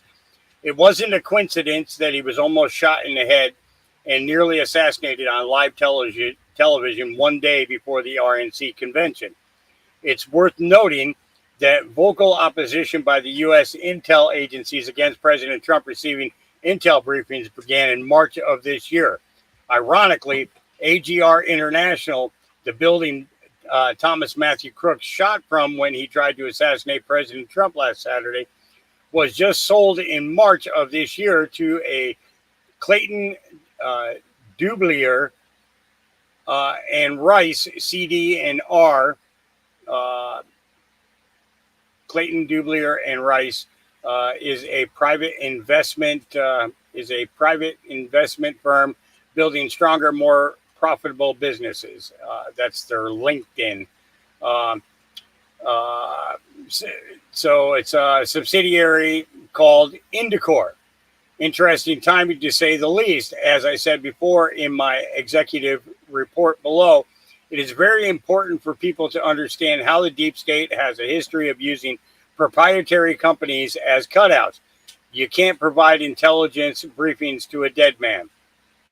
And these are some of the statements why national security briefings for Trump are such a bad idea. The Biden administration is preparing to provide Donald Trump with the intelligence briefings. What could go wrong? Quite a bit, actually. 1, Trump may receive intelligence briefings despite classified documents cases, which has now been eliminated. Okay. 2, Donald Trump potentially being briefed on U.S. intelligence raises eyebrows. This was put out March 5th, 2024. Bolton, all right. Bolton perplexed about the reports of Trump receiving intelligence briefings if GOP nominee. That's because Bolton's had a lot to do with this administration, and he knows that his nuts are going to be on the anvil when the hammer starts a-swinging. Now, I know you guys are sitting there right now looking down at your junk or grabbing onto your junk to make sure that your nuts are nowhere near that, with just the thought of a 20-pound hammer coming down on that anvil and your nutsack. Okay? Bolton is scared to death right now. No ands, ifs, or buts about it.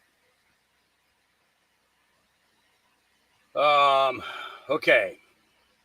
Moving on. Trump just exposed President Nayib of El Salvador for sending their criminals to the United States. And this is the guy, the young guy, who stood up there and talked about how our banking system and taxes were what was killing our country. Do you remember that? Where he was trying to win the adorance of the American people. Okay. But listen closely to what he's saying. It's an interesting one. You understand. This is what I have to go with. I'm only kidding, Press. I'm only kidding. Although maybe it's not a bad idea. So El Salvador is an interesting one because I know the president. He's a young guy, and he's been getting this great press that his crime rate's way down, and they're training their criminals. Well, you don't train criminals, okay? You know, maybe every once in a while you get lucky, but you don't. So in El Salvador, murders are down 70%. He's saying, yes, we'll teach you. He's different. Most of them just say, well, the United States is stupid, so we're dumping all our criminals. He does it differently, smart. He goes, we're working with our people that are causing problems and crime. And he's not working with them. He's dumping them in the United States. And their crime rate, their murder rate is down 72%, 73%, and going up. Yep. Wait till we send them all back. Elon called California Senator Scott Wiener a pedophile apologist. Yeah. Out there trying to make kids what you are. And he's wearing a shirt that says Kamala on it. Oh, boy. Yeah. Here he is at the Pride Parade. Yep. Oh, yeah. All right. Holy smokes, Trump assassination attempt. It's all about to blow up. Let's listen to Senator Ron Johnson. Here we go. You sent a letter to Attorney General Merrick Garland, Secretary Alejandro Mayorkas, and Director of the FBI, Christopher Wray, about this epic failure of security. Can you walk us through what you'd like to see and your preliminary findings of your investigation, which has now become bipartisan? Is that correct? Correct. I spoke with Chairman Blumenthal, the chairman of the Permanent Subcommittee Investigation. I'm the ranking member. He completely agrees with me that we must start doing transcribed interviews with all the witnesses now while memories are fresh. So that's really good news from my standpoint. My staff immediately started reaching out to local law enforcement. We've gathered a fair amount of information. Again, we're just scratching the surface. But a couple of things that we found out. For example, the Secret Service did not even attend the 9 o'clock security meeting with local law enforcement. Pretty well put in charge the Butler County law enforcement to coordinate things. Law enforcement wasn't even on the same channel. The SWAT and sniper teams. Just to be clear, Senator, that was a 9 a.m. meeting on July 13th, the day of the shooting. Correct. Secret Service Secret Service had been there for site visits, weren't even there. Kind of turned over some of the outer perimeter stuff to local law enforcement. They weren't even on the same security channel. So the sniper and SWAT teams weren't on the same channel as the patrol officers, and they weren't on the same channel as Secret Service. So they had to relay things. One of the things we found out is that we've got a more detailed timeline. This picture is now on the internet, but a photo was taken by the local sniper team in the AGR building at 5:14 of Crooks. So again, we had pictures of this guy. Why wasn't he intercepted? There's so many unanswered questions here. The pictures were taken at 5:14, and he was shot at 6:11. Correct. Okay. And again, we've got a more So I'm going to be issuing a preliminary report. It's preliminary. It's just scratching the surface. We're primarily going to release that report to solicit more eyewitness testimony. If you took video, save it. Make a backup copy.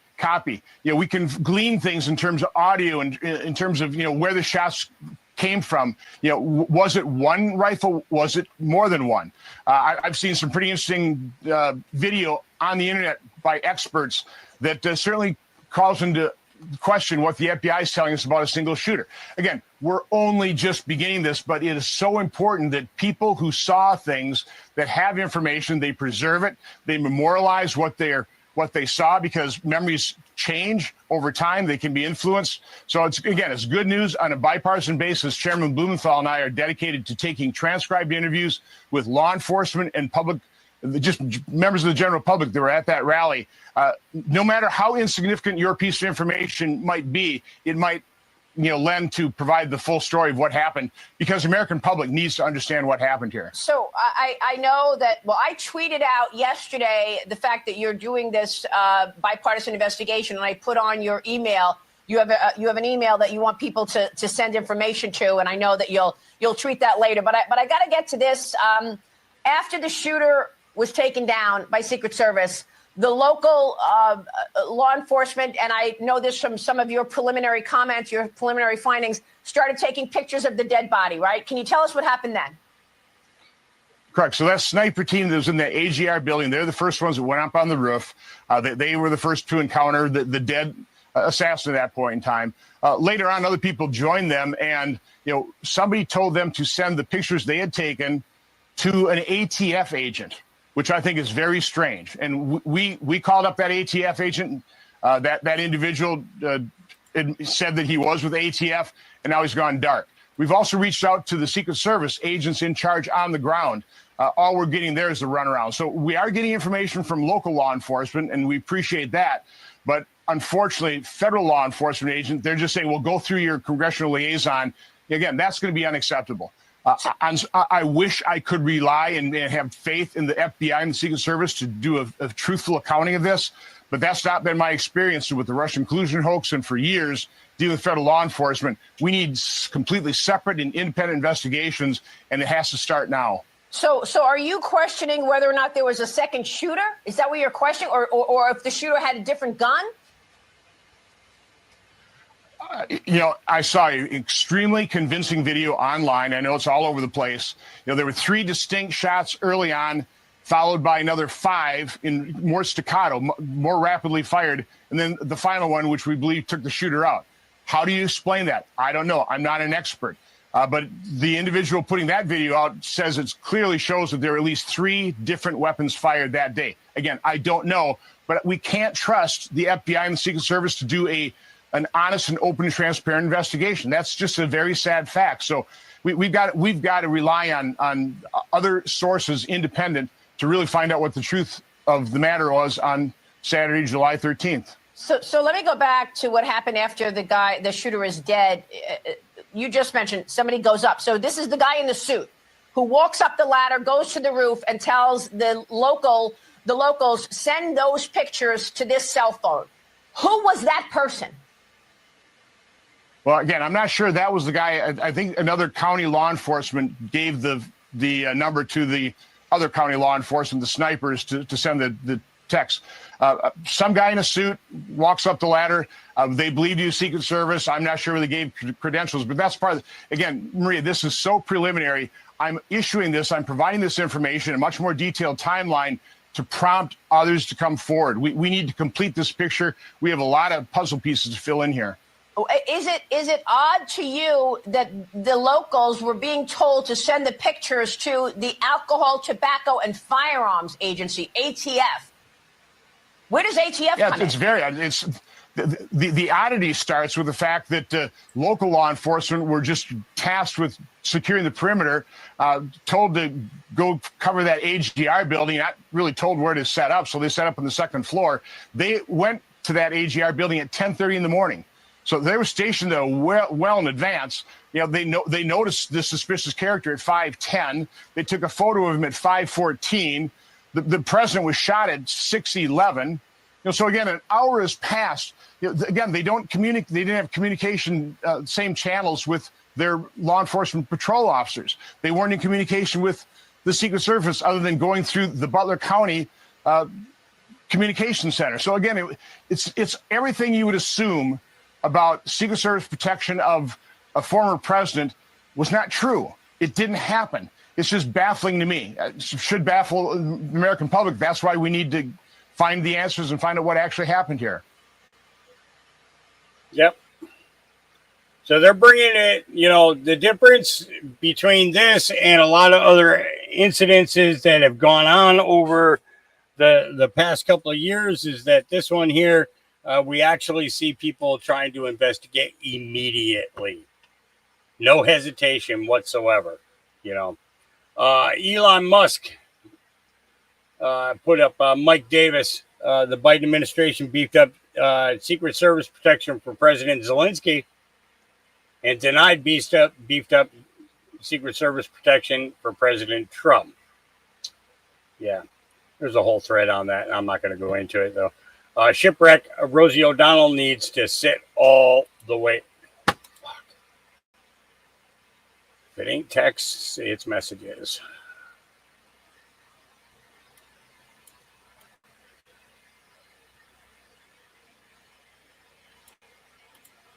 Maestro, send a link. Let's see here.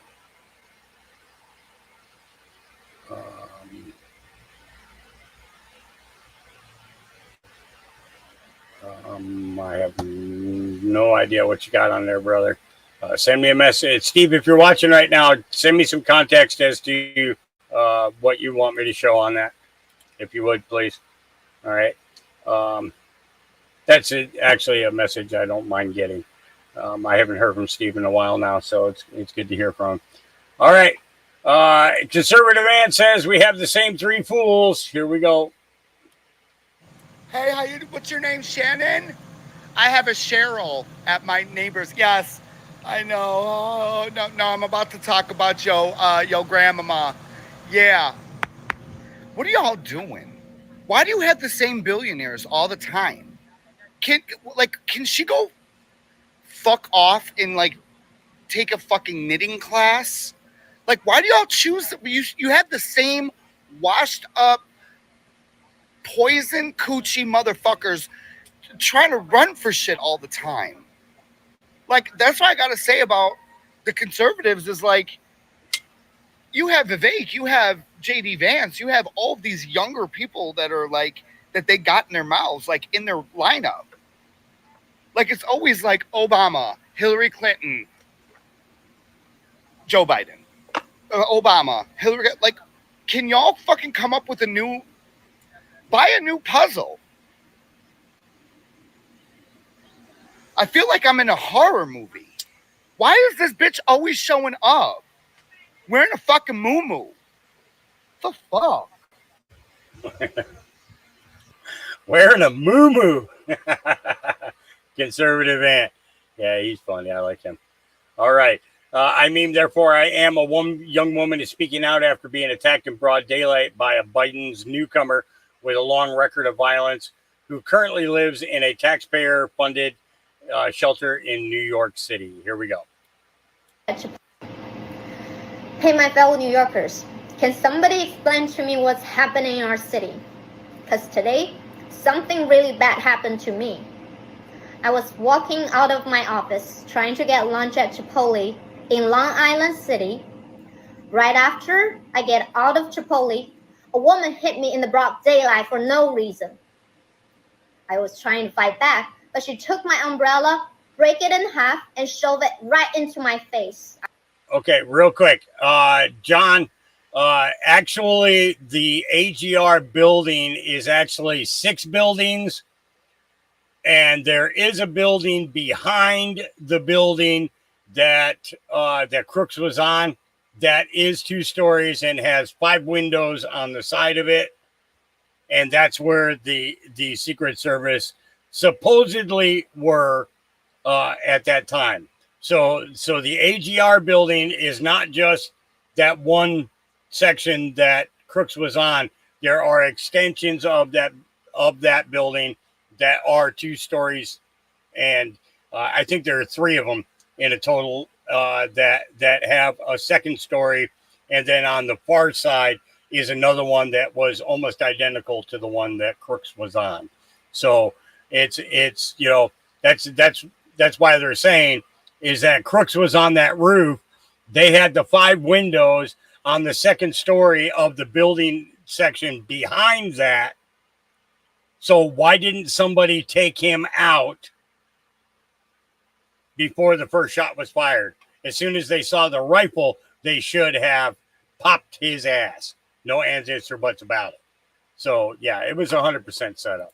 I was bleeding so bad I had to call 911. And the EMT told me that she's very likely an illegal immigrant who were placed in the hotel near my office. So who's going to be responsible for all this crime that's happening? Are they going to put her in jail? Because I'm even terrified to even go back to my work anytime soon. And why me? Why Asian woman? Is it because I'm short, I'm skinny, I'm polite? And why? We don't speak out? Okay, I'm speaking out right now. For myself, for us. So hear me out. I need bad guys to get punished. I need justice. And I need my city back.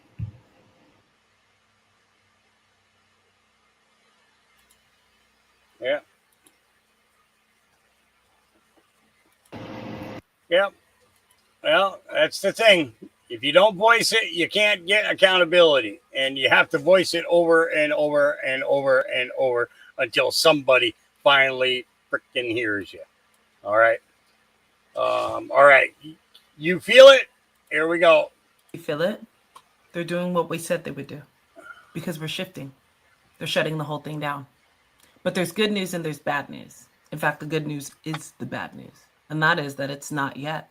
This is not the event that we were talking about. Right now, they're just blurring the lines between reality and conspiracy theories. That's why they didn't start with cutting the internet, because they want you to see it. They want us to snap. They want you to see the power that they have, which is so ironic because just yesterday, there were all types of spiritualists on this app saying, we've shifted to 5D and the world's going to be okay now because Trump averted the Simpsons prophecy. And then as if on cue, everything shuts down. Okay.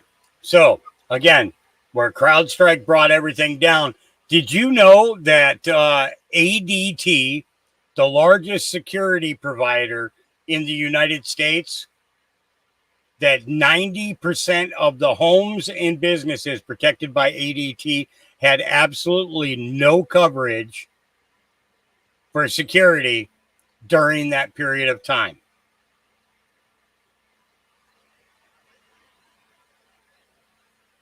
ADT, the largest home security and business security company in the United States, had more than 80% of the population that pays them for security, and I bet you didn't even know that your security wasn't working. ADT never issued a statement stating that their systems were down.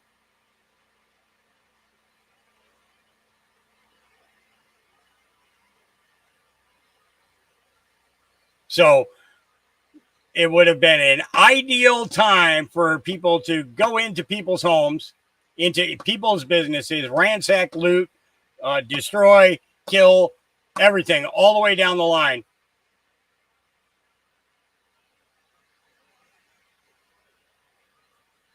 Yep. Got to pay attention to it. You want to know what else happened today? Israel was just ordered by the ICJ to free fucking Palestine. That's what happened today. And everything goes down right before that decision is announced. This is the initiation of the Samson option. Now, if you don't know what that is, please stop this video and ask Alexa real quick. I literally... Okay, so we're going to shrink this down.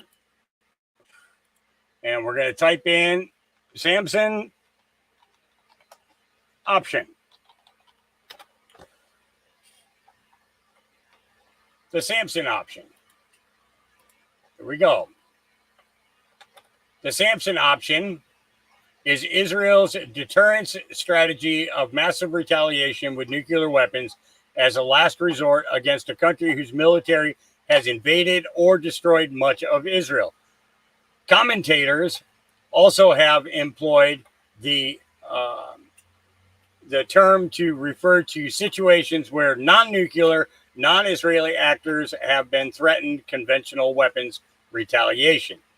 The name is a reference to the biblical Israelite judge Samson, who pushed apart the pillars of the Philistine temple, bringing down the roof, killing himself and thousands of Philistines who had captured him. Nuclear ambiguity. Okay. Israel refuses to confirm or deny it has nuclear weapons or to describe how it would use them, a policy of deliberate ambiguity known as nuclear ambiguity or nuclear opacity. This has made it difficult for anyone outside the Israeli government to describe the country's true nuclear policy definitively, while still allowing Israel to influence the perceptions, strategies, and actions of other governments. However, over the years, some Israeli leaders have publicly acknowledged their country's nuclear capability. Now, one of the reasons that Kennedy was assassinated was not just because of the Fed. It was because he was not allowing nuclear proliferation. I should rephrase that. The proliferation. For them to get weapons, Kennedy was blocking it. Okay? And Israel was pissed. At the same time that Israel was pissed, the owner of Israel, I'm going to say that again, while Israel was pissed, the owner of Israel was even more pissed. Because not only was Kennedy coming after him at Israel,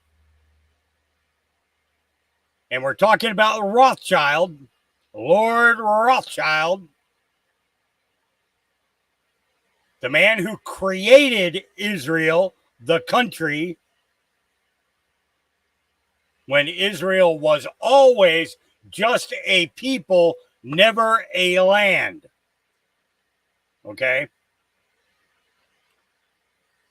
At that same time that the nuclear proliferation done by Kennedy was blocked, okay, at the same time, he was taking us to the back onto the gold and silver currency. So they had two reasons to take him out. But let me give you a third and fourth. Okay? The third was that Kennedy was going to learn that NASA was a fraud. The fourth one was that Kennedy was connecting all of the Israeli connections with the CIA, the FBI, the DOJ, and the Department of Defense.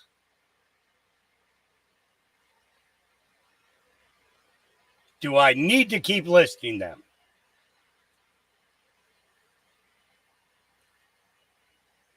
Everything is connected. Who owns Israel today? The same people, the Rothschilds.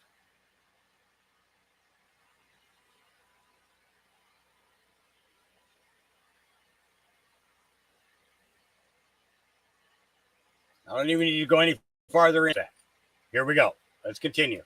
They can't afford to get flagged anymore on this new account. But this is what it looks like when Israel is losing. Yes, this is right in the middle of elections. Yes, they tried to take out Trump and they failed. And now Biden doesn't know whether he's in or out. Hell, he doesn't even know up from down. And he hasn't even addressed this shutdown yet.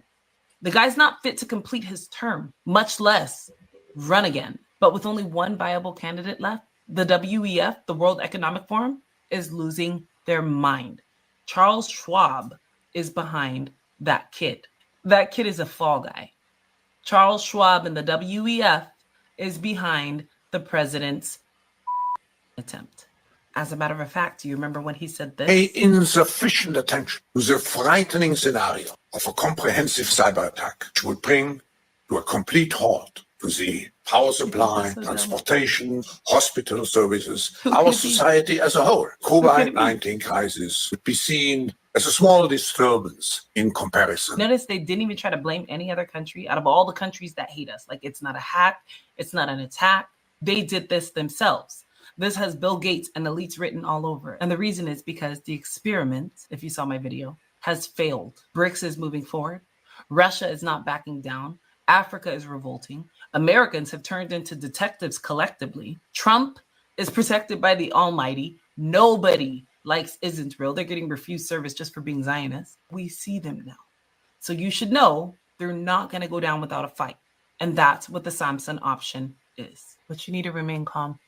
You didn't listen to us last time. Listen to us now. Fear is the enemy. It's their biggest weapon. Don't lend it to them. Get you some emergency cash, get your family water and anything you're low on, and get your popcorn. If you're affected and out on travel, just get home. You don't have much of a choice yet, but as frustrating as this is not the event, I repeat. So just know that it will be fixed this time. And when you get home, stay there for a while. Can't even take a breath with all these puppet masters. Well, I'm back. I want to say this is a test again, but unfortunately, this one is a trial run. Make fasting and praying your appetite. And above all, choose love. Peace and love. I like her. And she is at Daily Love Truth on TikTok, for those of you that have TikTok. Yeah. I like it.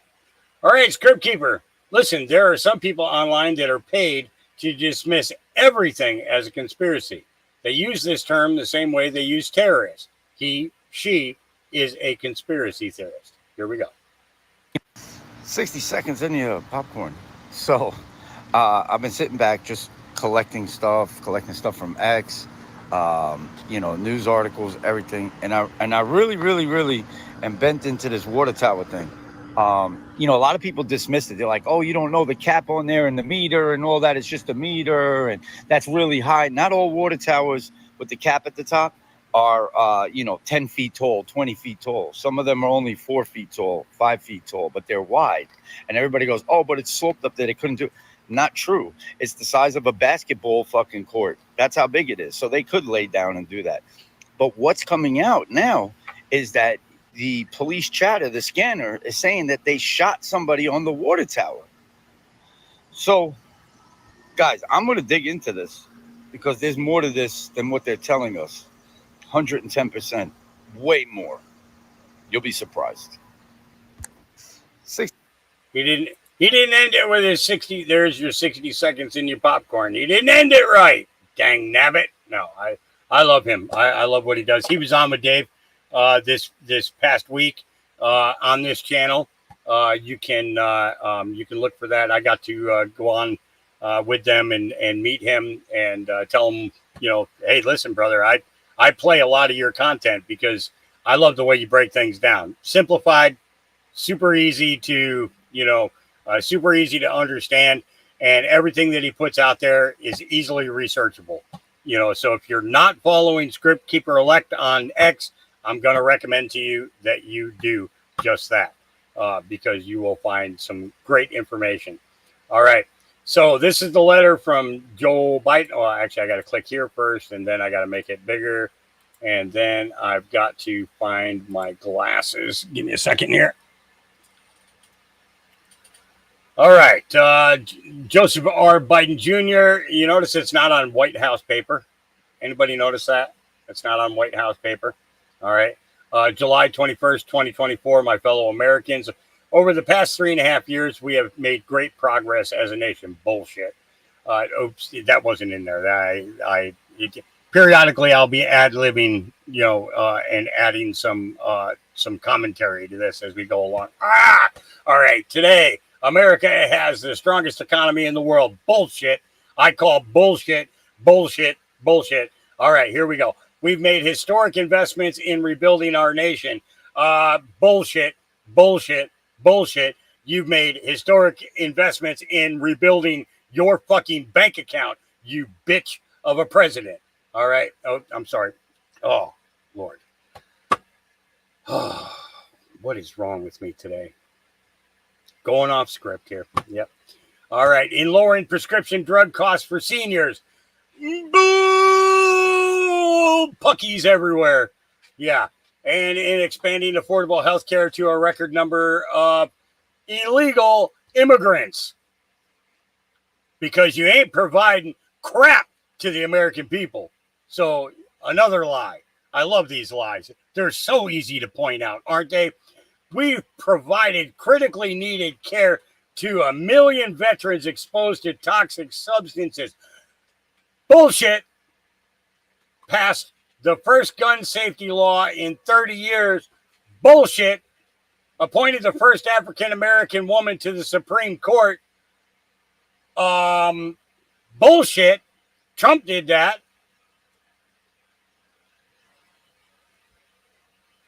He's the one who put her on the list. And passed the most significant climate legislation in the history of the world. Bullshit. Because there is no climate issue. What it is the attitude of people and how much control you have. I'm sorry. I'm going off their script here. I'm sorry. I'm just, I'm reading it and my feelings just, I'm the anti-Trump derangement syndrome. That's what I am. The anti-Trump derangement syndrome. Yeah.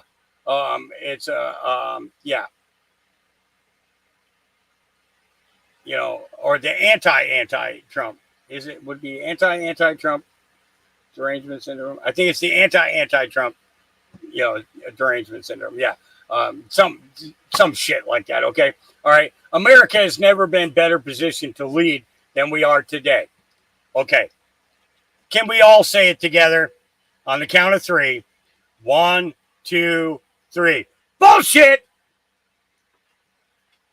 I know none of this could have been done without you, the American people. You're right. You couldn't have done shit without our tax dollars. You couldn't have robbed us blind without our tax dollars. You couldn't have stolen our lives without our tax dollars. You could not be banking all the money that your family is banking on all 31 of your offshore companies without the American people. You're right. All the laundering and everything else, all the human trafficking and everything would not be successful without the American taxpayer dollar. I would totally change this letter. I'm telling you. All right. Together, we overcame a once-in-a-century pandemic and the worst economic crisis since the Great Depression. Well, this is the thing. Even when the plandemic came into effect,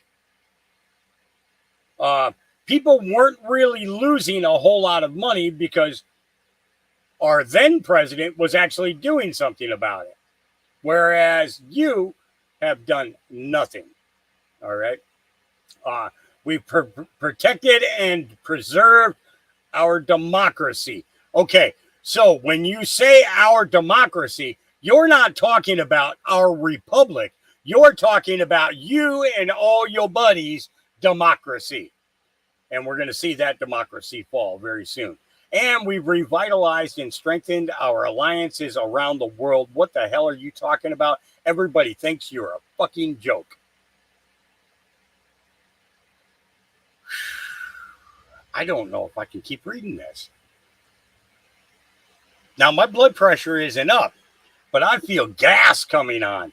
It's like, oh, I might have to walk outside for a minute because I'd hate to hurt one of my dogs by letting it loose in here.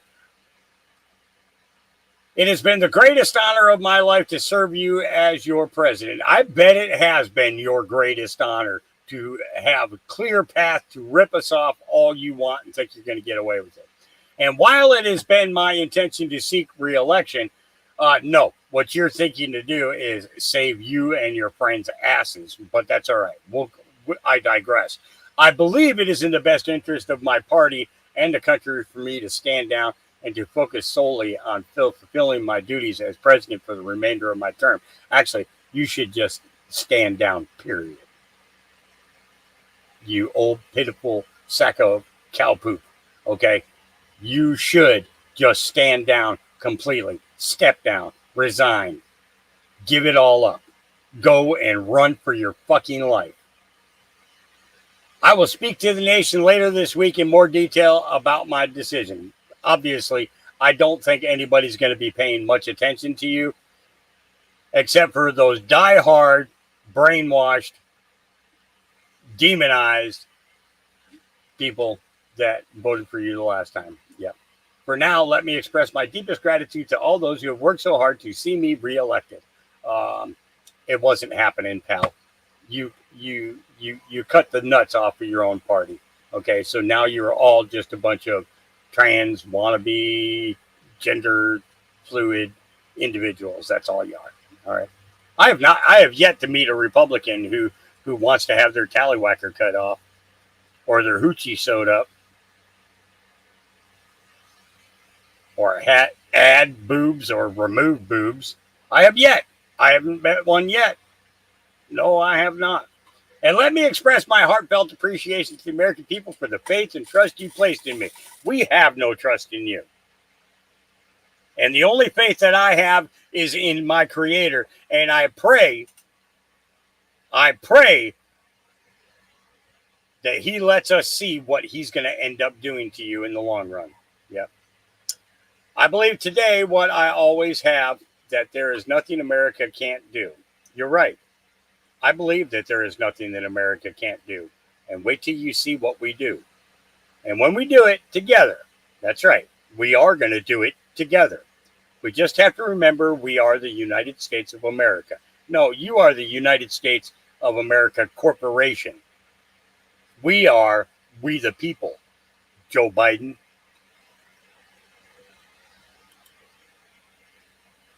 So I hope that letter was as good for you as it was for me. I feel a little bit better now. Like I said, my blood pressure is not too high. I do feel some gas coming on, but that's all something that can be, rectified. Let's see. Sir Oliver says, coming full circle, is KH eligible to be president? Sizzling. Now, this is put out by Sir Oliver.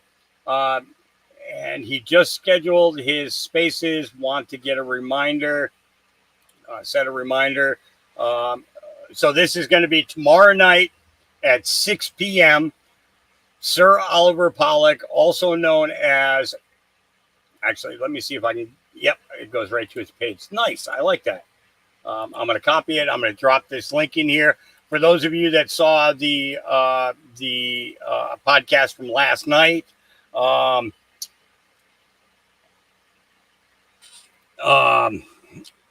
they did a bunch of breakdowns in regards to Q posts and events that have gone on over the last week and such, putting a lot of things together.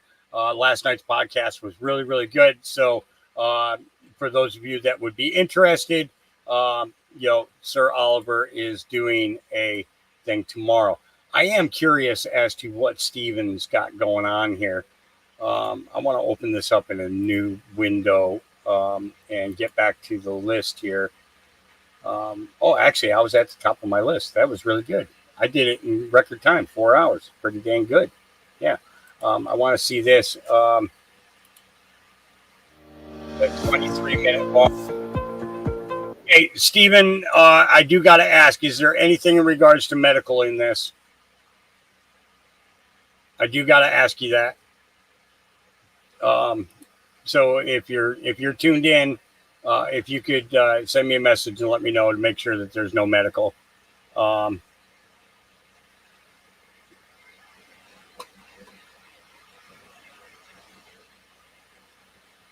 Just get someone to pull the finger if gas's buildup is too much. Yeah, the thing is if I let one of the dogs pull my finger and it lets it rip, they might take the finger permanently, and I can't do that. That just wouldn't be. Would not be good. Would not be good.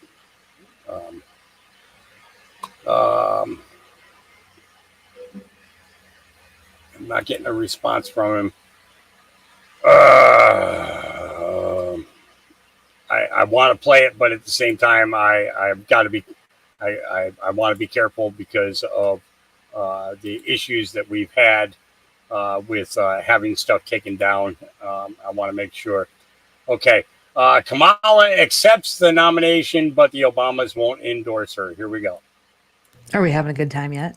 Okay, Joe Biden dropped out of the race. He endorsed Kamala Harris. The Clintons endorsed Kamala Harris. Kamala Harris accepted it. He's going to defeat Donald Trump and his extreme Project 2025 agenda. Trump's plan is Project 47, not the 2025 agenda. He's denounced it I don't know how many hundreds of times, but whatever. Super. Everybody's endorsing Kamala. Everybody but the Obamas. This statement from Barack and Michelle Obama, which does not endorse Kamala Harris. Bill Clinton, Hillary Clinton have come out to endorse her. President Biden endorsed her. But here's what the Obamas say.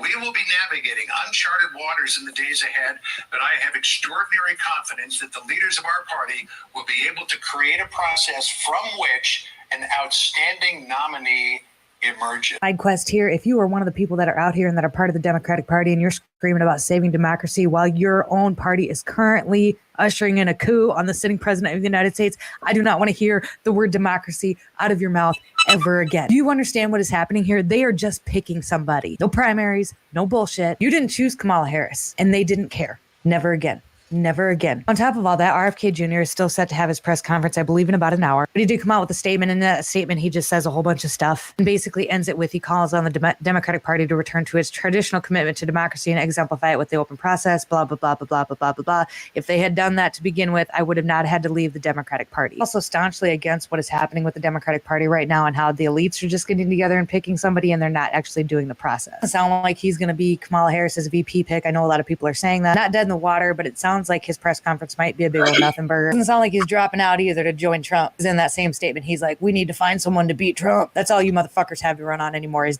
Trump. That's it. That's all you've got. That is all you've got. Every company out there is dropping their DEI. I don't even really run on women's rights and the abortion rights anymore because that decision was given back to the states. And if it could return to the federal government, then Joe Biden would have done it already. So it probably can't. The economy is shit. Inflation is shit. What do you have to run on other than Trump bad? And you keep regurgitating Project 2025. That is not Trump's plan. That plan was written by the Heritage Foundation. It's not his. He's denounced it 100 times. And a lot of people out here, they're like, well, he picked JD Vance and JD Vance was a part of the people that wrote that. You know, again, I don't know how much of a role the vice president actually plays in a lot of this. Not overly concerned about what JD Vance does. Major decision or policy change has Kamala Harris done? She was in charge of the border. She's been in charge of a lot of things. What about Mike Pence? What about Joe Biden? Hoosiers, the debates are going to be fire. I can't fucking wait. Yeah. Interesting. Very, very interesting. We got 70 more posts up here. Wow. These things are pouring out. Rape surges 11% in New York City. This is put out by the New York Post, by the way. Rape surges 11% in New York City as bail reform, vulnerable migrants, depleted NYPD create a perfect crime storm. Yep. Over and over and over. Older millennial says, I hope everyone is enjoying their Sunday more than Harry J. Sisson. Here we go. President Biden just dropped out of the presidential race. Oh, well, buddy, you seem really upset. This is a really rough time for you, ain't it? Look, I think the fact that Joe Biden dropped out is fucking funny enough. But the best part is he endorsed Kamala. He endorsed Kamala Harris to run against Donald Trump. What makes this even funnier is JD Vance called this. Kamala Harris was talking shit because JD Vance didn't accept the vice presidential debate with her. And he said, well, there's no point in me accepting because we need to find out who your VP is going to be before I accept. And he was right. He was right. Hold on. So humor aside. No, seriously. Who's she going to pick as VP? Think Pete Buttigieg? Pete. Look, Trump was winning regardless. He was going to smash Biden. It was going to be a victory for the ages. But now he may legitimately win 48 out of 50 states. I sincerely hope all of you are enjoying this day as much as I am. Yep. I'm sort of kind of enjoying it, except for that. Yeah. All right. Solution to corporate community takeover is changing our spending habit. Your money talks louder than your words. The number one question I got asked after my video of the communist corporation takeover of Canada and Western Europe is, what can we do about it and what can we do to stop it? At the end of my video, I said that capitalism is great, especially because we make capitalism what it is.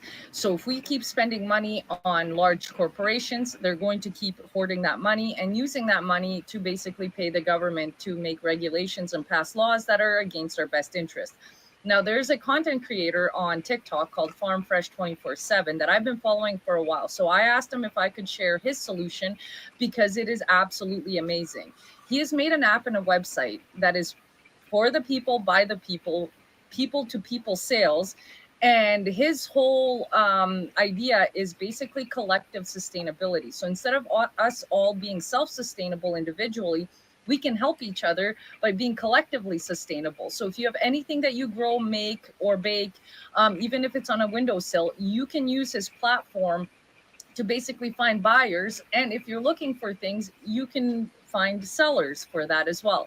Now, I'm going to put all of his links in all of my stuff on Facebook, X, Instagram, and here on TikTok. But here's a video of him explaining this so much better because there's so much more to this app. As I was going through it, there's land use things as well. So if you have extra land that you would like to have a community garden in, you can find a community on this app, and everything's run by the people and by donations. But let me just show you the clip. So you already have an Etsy store. You're selling your homemade items. You already have a website where you're selling your baked apple pies, your bread. You're paying for a domain name. You're already in the game. You already got skin in the game. You already got money coming out of your account. But you don't have the audience you need because, let's face it, social media is the catalyst behind most of our small organizations' websites, right? So we need a social media following to basically sell our goods, because this is where Farm Fresh 24/7 can help. Farm Fresh 24/7 helps because, one, it's totally free. So you can create an account, make a post, all for free. And then two is putting you in direct connection with people who are trying to find you.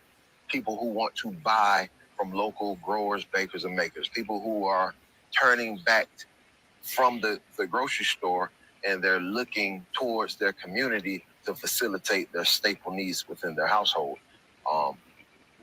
This is where Farm Fresh 24/7 makes its big debut for you.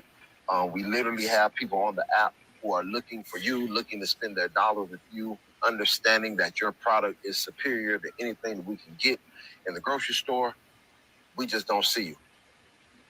Jump on Farm Fresh 24/7. Download the app. It's free in the Google and Apple stores. Create a profile for free. Put your same items that you have in your Etsy store on your website, what have you, on the app. And in the description, you can tag your website once again. All that's going to happen is you can funnel them back to your website, back to your Etsy store, back to the thing where that handles your payment gateway and your delivery service, right? We're here to assist you, right? All we're doing is creating the platform to gain exposure for you, right? Farm Fresh 24/7 can do just that.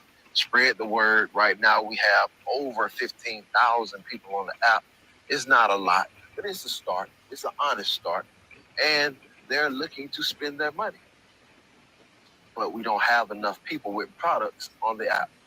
So if you grow, bake, or make anything, or you know someone who does, who has a passion for what they do, and they're looking to fulfill their journey in life, but they can't make ends meet, please tell them about Farm Fresh 24/7, because there's a lot of people out there who are willing, ready, and able to pay for your service or your product. All right, just want to drop that in the bucket one time. Nation Boy coming in on that south side. Respect. I think that's pretty cool. You know, I look at it like I have three greenhouses here that people from our community could be coming over and planting fruits and vegetables year round. You know, year round. They could be growing something out here to sustain their families, you know. Just crazy. This is Kamala's parents because they were not American citizens. It classifies her as an anchor baby. This means she is ineligible to hold office of the President of the United States. This is a law written in the Constitution of the United States. Make sure that this is shared everywhere. And that's the truth. It is the truth. All right. Here we go. Echo X says U.S. debt clock step out of the matrix. Ephesians 6:11 put on the full armor of God so that you can take your stand against the devil's schemes. Here we go. Echo X. It is time to step out of the matrix. This is the most recent secret window from the USDebtClock.org X account. Today's date is July 21st, 2024. You have a choice in your life whether or not you want to take the red pill or the blue pill. While many people in the world end up taking the blue pill, staying in the matrix, you have a few of us that actually want to take the red pill. Taking the red pill helps you start asking questions so that you can question the mainstream narrative about everything you have ever been taught of in your life. Because in reality, let's be truthful here, okay? Nothing is what it seems, and everything they have been telling us has all been a lie. But once you start asking those necessary questions, then you can unlock the vision that you need to see so that you can also ascend to a higher level of frequency. When looking at the image, this is the reason why the clouds are at the bottom of the image, because when you take the red pill, when you become the silver warrior, you're able to step out of the matrix, because at the end of the day, we the people are the silver warriors. Ephesians 6:11, put on the full armor of God so that you can take your stand against the devil's scheme. Now, simple enough to actually step out of the matrix, we actually have to beat the matrix. And we have two things that are going to help us do that. The first one is in the left hands of the silver warrior, we the people. Our Constitution, Article 1, Section 10, where it states that gold and silver are legal tender payment of debt. By the way, if you haven't checked out my thread over on X, where I determined the real value of silver is anywhere between $12,000 an ounce to $1.2 million an ounce, I suggest you go over there and check it out, because we all know that silver has definitely been highly manipulated. And in the other hand, we have a club of energy, Tesla, thorium. Thorium is the energy source of the future. A single ball of thorium can supply one person's whole entire life for just $100. When this baby hits 88 miles per hour, you're gonna see some serious shit.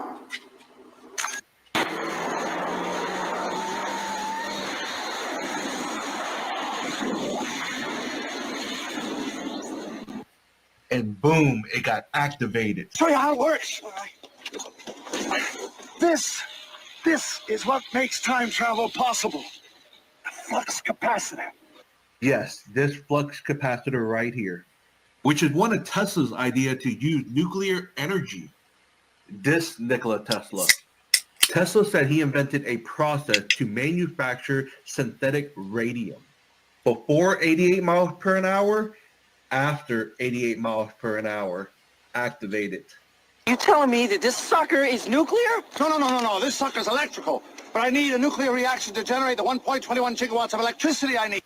And that's how we have quantum energy by Nikola Tesla. As crazy as it sounds, even Einstein knew how smart Nikola Tesla really was. Tesla believed that technology used responsibly would benefit humanity, and if used selfishly would destroy our environment. In 1901, Tesla convinced J.P. Morgan to give him $150,000 for the construction of a radio tower. Okay, so let's go into thorium for a second. Okay, I've talked about this before.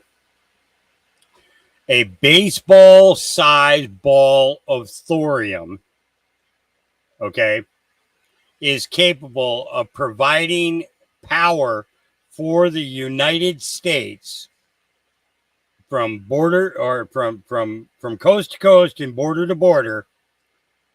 A ball the size of a baseball of thorium is capable of providing 400 years of power for the entire United States.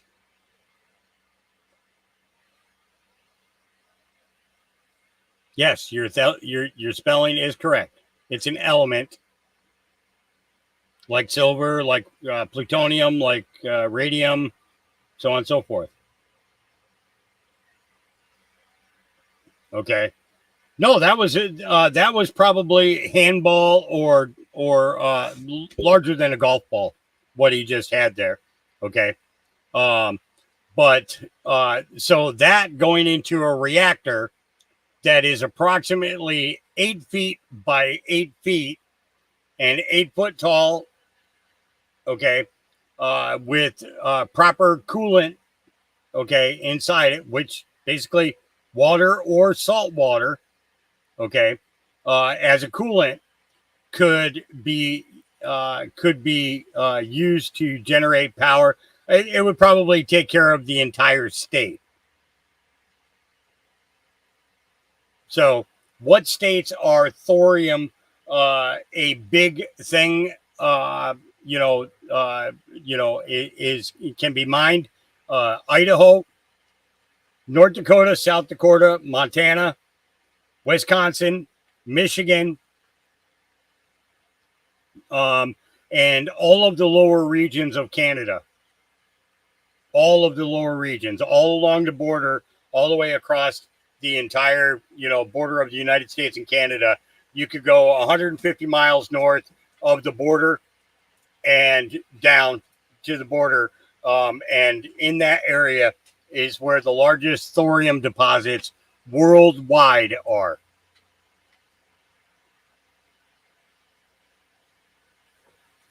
Yes, Minnesota. Yeah, all the northern states. I thought I hit them all, but I know that South Dakota and North Dakota are definitely in it because they found very large deposits of it when they found what they call the Black Hills gold, which is the green gold. They found there's green, red, and gold colored gold there. So during that period of time, they found a very large deposits of thorium, and that was all the way back in the early 1900s. So, yeah, but let's go ahead. Let's continue. When he received the money, he built no radio tower. It was actually a giant wireless transmitter he called Wardenclyffe Tower. The tower was 187 feet to the top and also 120 feet deep into the earth. He wanted to build these towers all over Earth to supply endless electricity. He also believed that with this system, he could teleport and communicate with different planets. In 1904, J.P. Morgan realized what Tesla was trying to accomplish, and he defunded the project and had Wardenclyffe Tower demolished by 1917. Why was J.P. Morgan not on board with the idea of free power to the entire planet? Is it possible that just like Tesla, J.P. Morgan was influenced by advanced beings who knew that the steps Tesla took was to end the monetization of the human experience? In order to control humanity and profit off of mankind, Tesla had to be stopped. So they destroyed this man's work because of greed, because of profit. This gentleman right here wanted to help the human civilization and not giving recognition to Nikola Tesla because they wanted profits. Instead, they opted for Thomas Edison, where they could actually charge for electricity because he was funded by J.P. Morgan Chase. Nobody can sit here and say that Nikola Tesla was not ahead of his time. I want to thank each and every single one of you all for all your love and support. And if you thoroughly enjoy the information that I'm sharing, please make sure you go over to my Rumble account and subscribe, because I'm going to end up dropping all of these US deck clock videos that I ended up decoding in the past and putting it all on there. So make sure you go over there, echo the truth at rumble.com. Thank you. Step out of the matrix. Calculate. Twitter, the coin to rule them all. XRP.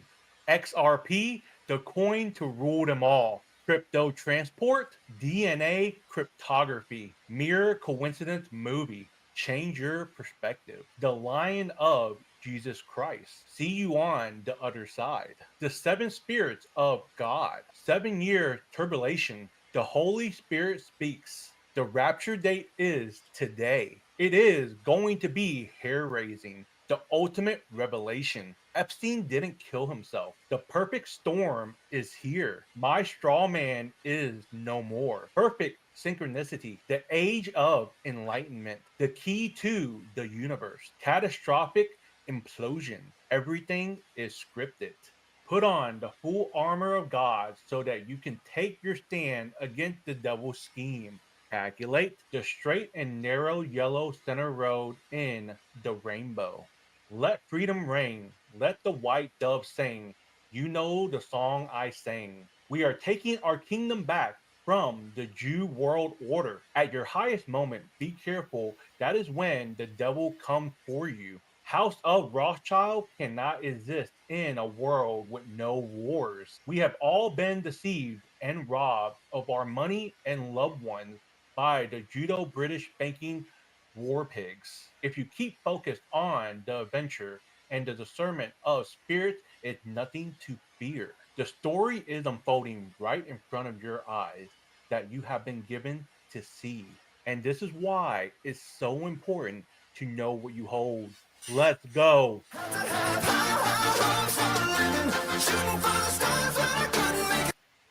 All right. That was Echo X. He puts together some great content. Here we go. Democrats are endorsing this woman for president. Here we go. I can imagine what can be and be unburdened has been. You know?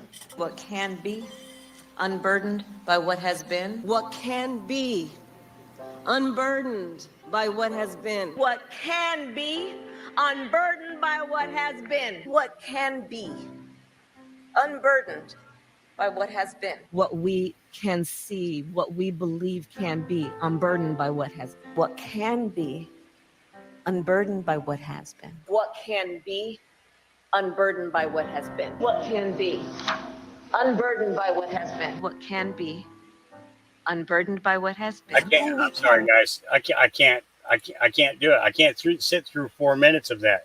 I can't. I can't do it. I'm sorry. I can't do it. I'm sorry. Here, I'll drop the link for you if you want to torture yourself, but I don't think you will. But I'm going to drop the link for you anyways. But here you go. Have at it. And yeah. All right. Benny Johnson says breaking Vivek Ramaswamy reacts live to Biden dropping out of the 2024 race. Here we go. That's what, so please, I just want to set up here. You are the most right man in America right now. You are the most correct man in the country. I wish it weren't so. I mean, I said this in the Republican debate stage a year ago. The media knows the NBC debate. They roasted me. They called me a conspiracy theorist. And as you know, Ben, even on a darker note, I have worried for a long time. I said this in the campaign trail in Iowa. You were right there with me. It was uncomfortable, even for a lot of Republicans, when I worried they weren't going to let Donald Trump get to that nomination last week. But I think divine providence guided him there nonetheless. And we're in a strong position now. I think the reality is we got to avoid making the mistake of thinking that we're up against a candidate here. We're not. We're up against a machine.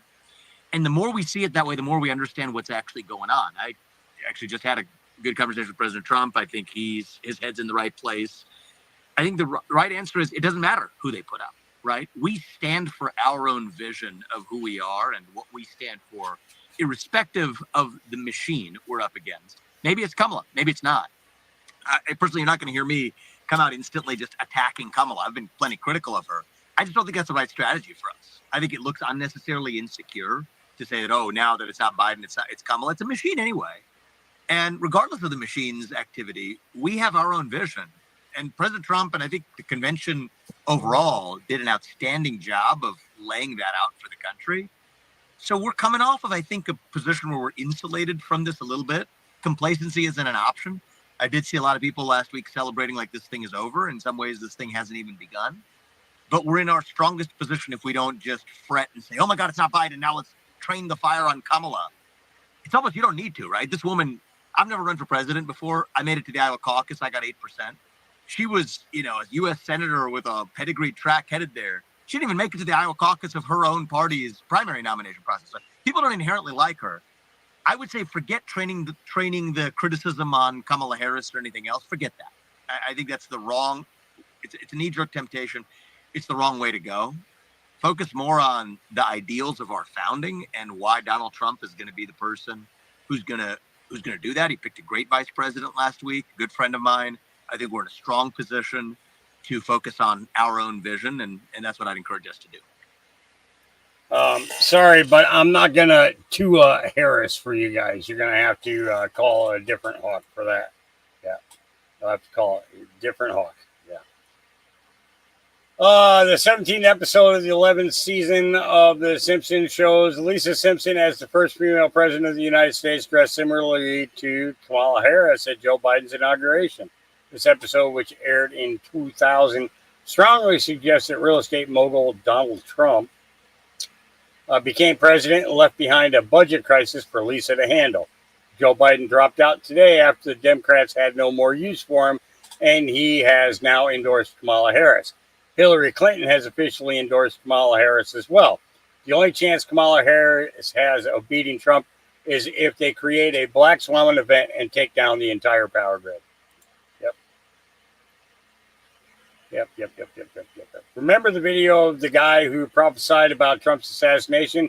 He's got another prophecy about a woman in a fancy dress and her hair in a French twist. Here we go.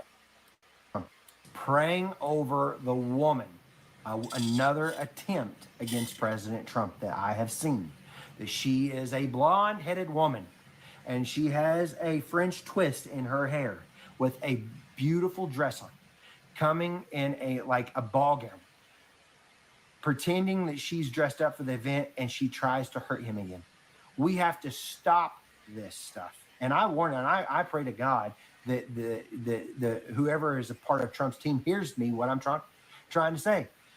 They could be on the lookout for this. And like I said, after this last incident and them not stopping that dude on the roof after he took all them shots, I would hire some new security. I mean, because obviously he needs some more. So this woman, so we pray against that. Okay. So there's a lot of things right there.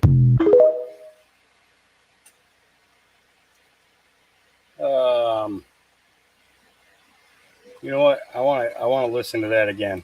Praying over the woman, another attempt against President Trump that I have seen. That she is a blonde-headed woman, and she has a French twist in her hair with a beautiful dress on, coming in a ball gown, pretending that she's dressed up for the event, and she tries to hurt him again. We have to stop this stuff. And so he's wearing a ball gown. So we'll have to wait and see, I guess. Michael says Campbell Toe can't be president, and shows her birth certificate that her parents were non-citizens. This makes her an anchor baby. She can't do it. Tom Fenton even says, is Kamala Harris eligible to be president under the U.S. Constitution citizenship clause?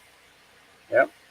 All right. Well done. Best Western Hotel will now be boycotted by the public on reopening after the migrants leave. As your illegal immigrants left now? Long ago, yes. How long? Quite a few months ago. Yeah. Well, the public are not happy, and the public are not happy that the taxpayer now will be refurbishing this hotel and opening it back to the public and expecting the public to pay. Well, it's a disgrace. We were not allowed in this hotel. You closed it to the public to have illegal immigrants in here. So now the public round here are going to boycott your hotel. Okay?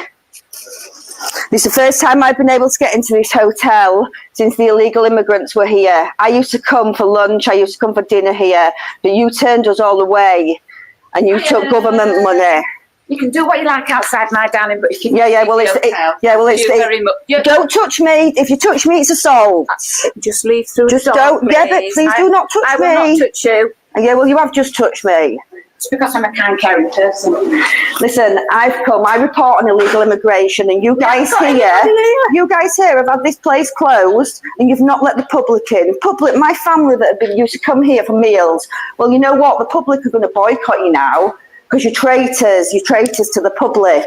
Our opinion, dear. We've got an opinion. Best Western Hotel, one of the worst chains for illegal immigrants in the country.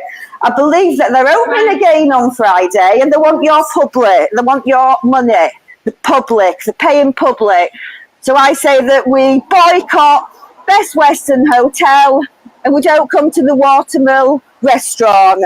Because for now, they think that it's okay to open back to the public. Touching me by my back and pushing me out of the hotel. What an absolute disgrace. These are traitors, and these want your money back, guys. Boycott all the illegal immigrant hotels. Yep. Like the Holiday Inn here in the United States. Yeah.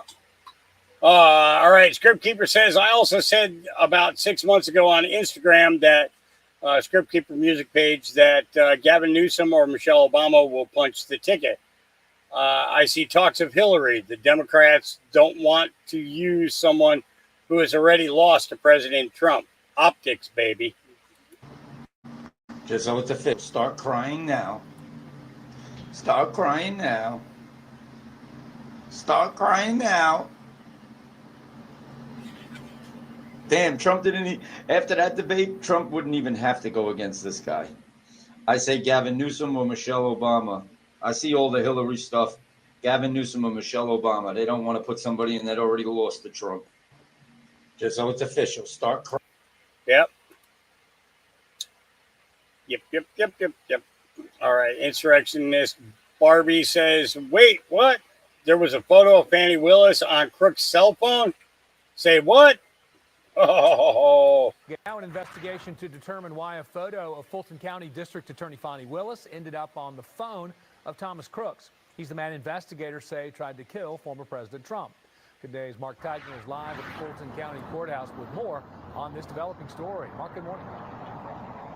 Yeah, good morning, Buck. Certainly disconcerting and disturbing, to say the least. This issue now being looked at by the feds. I'm not supposed to be here tonight. Not supposed to be here. Yes, you are. Yes, you are. Former President Donald Trump recounts the moments a would-be assassin tried to take his life. Now CNN reports a photo of Fulton County District Attorney Fannie Willis was found on the suspected shooter Thomas Crooks' phone. The information came out in a Secret Service FBI briefing. Crooks' motive for the assassination attempt isn't known. Law enforcement also found photos of former President Trump, President Biden, House Speaker Mike Johnson, House Minority Leader Hakeem Jeffries, former New York Mayor Rudy Giuliani, and other political leaders. All the photos appear to have been downloaded from the internet and weren't accompanied with any threats or messages. It was also revealed Crooks conducted online searches of Trump campaign events, as well as both the Republican and Democratic national conventions. I want to make sure that we stay safe. Willis has spoken about the threat she's faced while investigating President Trump. She has a full-time security detail and had to move out of her house. All the typical racial slurs that you can imagine. They're very grotesque things. Last year, a man from Alabama was indicted in federal court here in Atlanta for allegedly making threats against Willis, as well as Fulton County Sheriff Pat Labat. Reporting live from the Fulton County Courthouse in downtown, I'm Mark Teichner for Good Day Atlanta. Buck, back to you. All right, Mark, thank you. Now, I bet that volume was like way too low for you guys to even hear. I'll drop that link in there. You'd have to go to it, and then you'd have to crank your speakers up almost full blast. As a matter of fact, I'm actually going to comment to this. Please make sure volume is up when recording these videos does no good to have to struggle to catch what they are saying.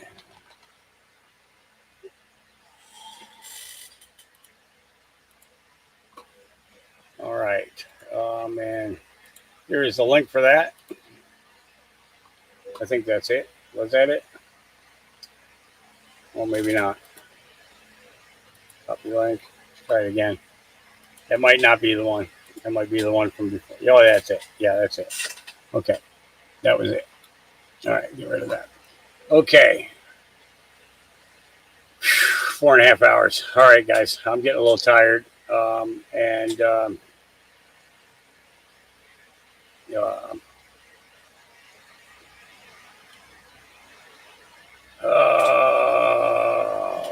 I want to keep going? All right. Wall Street Babe says, remember that time Zambia's opposition leader Fred Mimimbi blasted Kamala Harris during her visit to Africa? Let's take a listen.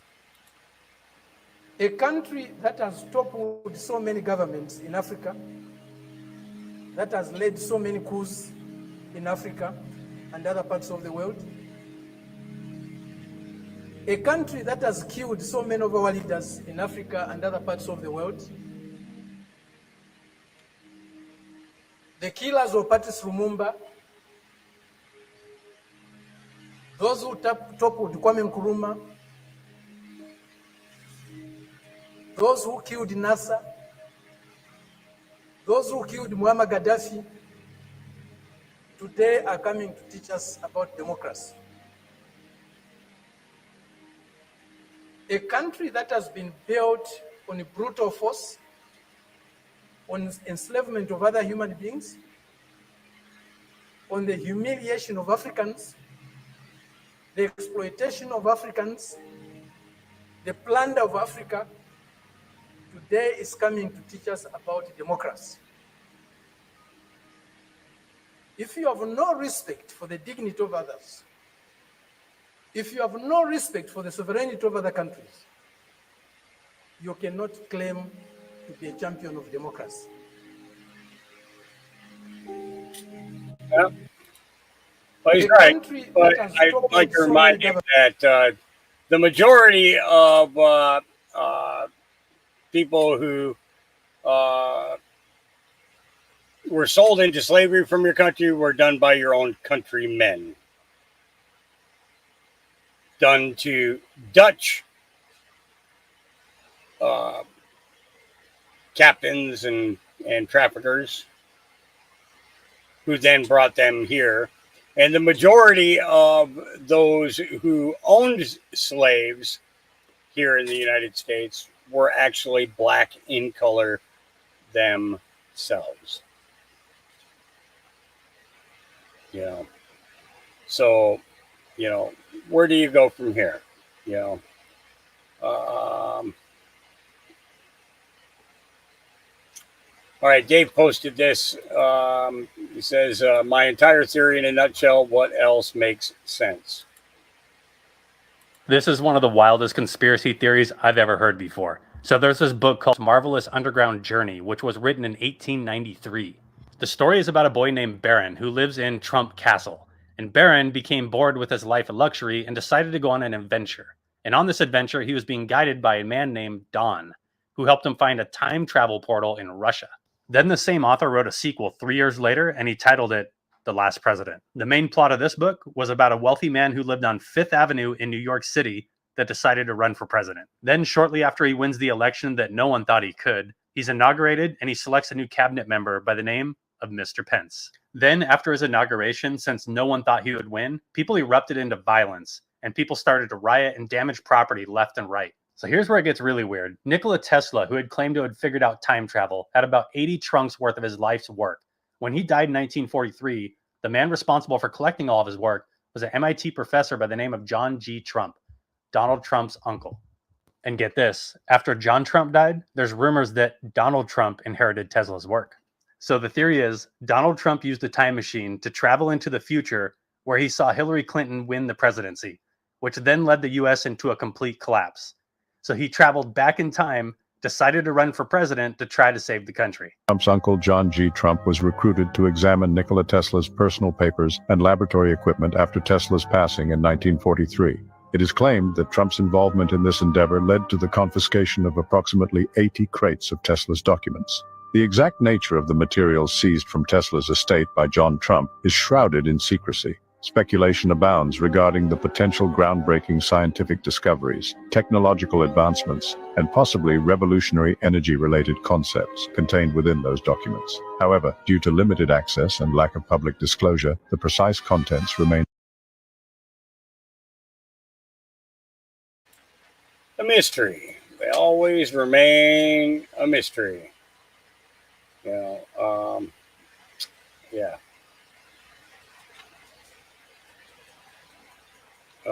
Here we go.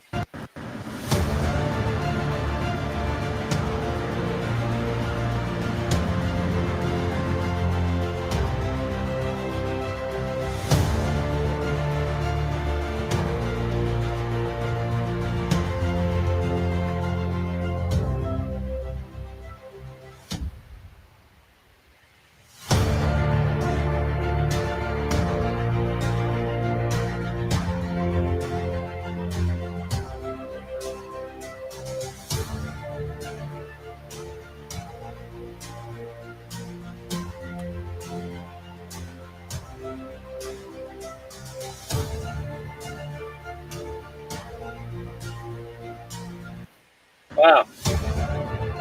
Yeah. So the Chinese woman with a samurai sword just samurai'd 3 people. 1 didn't make it.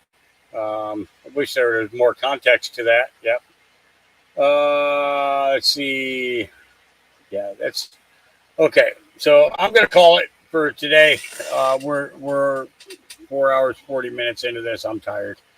I need to get up and walk around and stuff too. So, guys, we will continue our search for more truth tomorrow. We will see what happens, and you know what happens from here. I'm also going to watch this one from Stephen to see the context of this. If you guys want, I'll drop it into the chat as well. But I want to make sure that there's nothing that can get us shut down in there. And once I do that, then we can go from there. All right. So remember, guys, our Creator loves you. He loves you greatly, more than you could possibly imagine. His Son, the Christ, he loves you more than you can say. And I love you. And we will see you again tomorrow. Peace.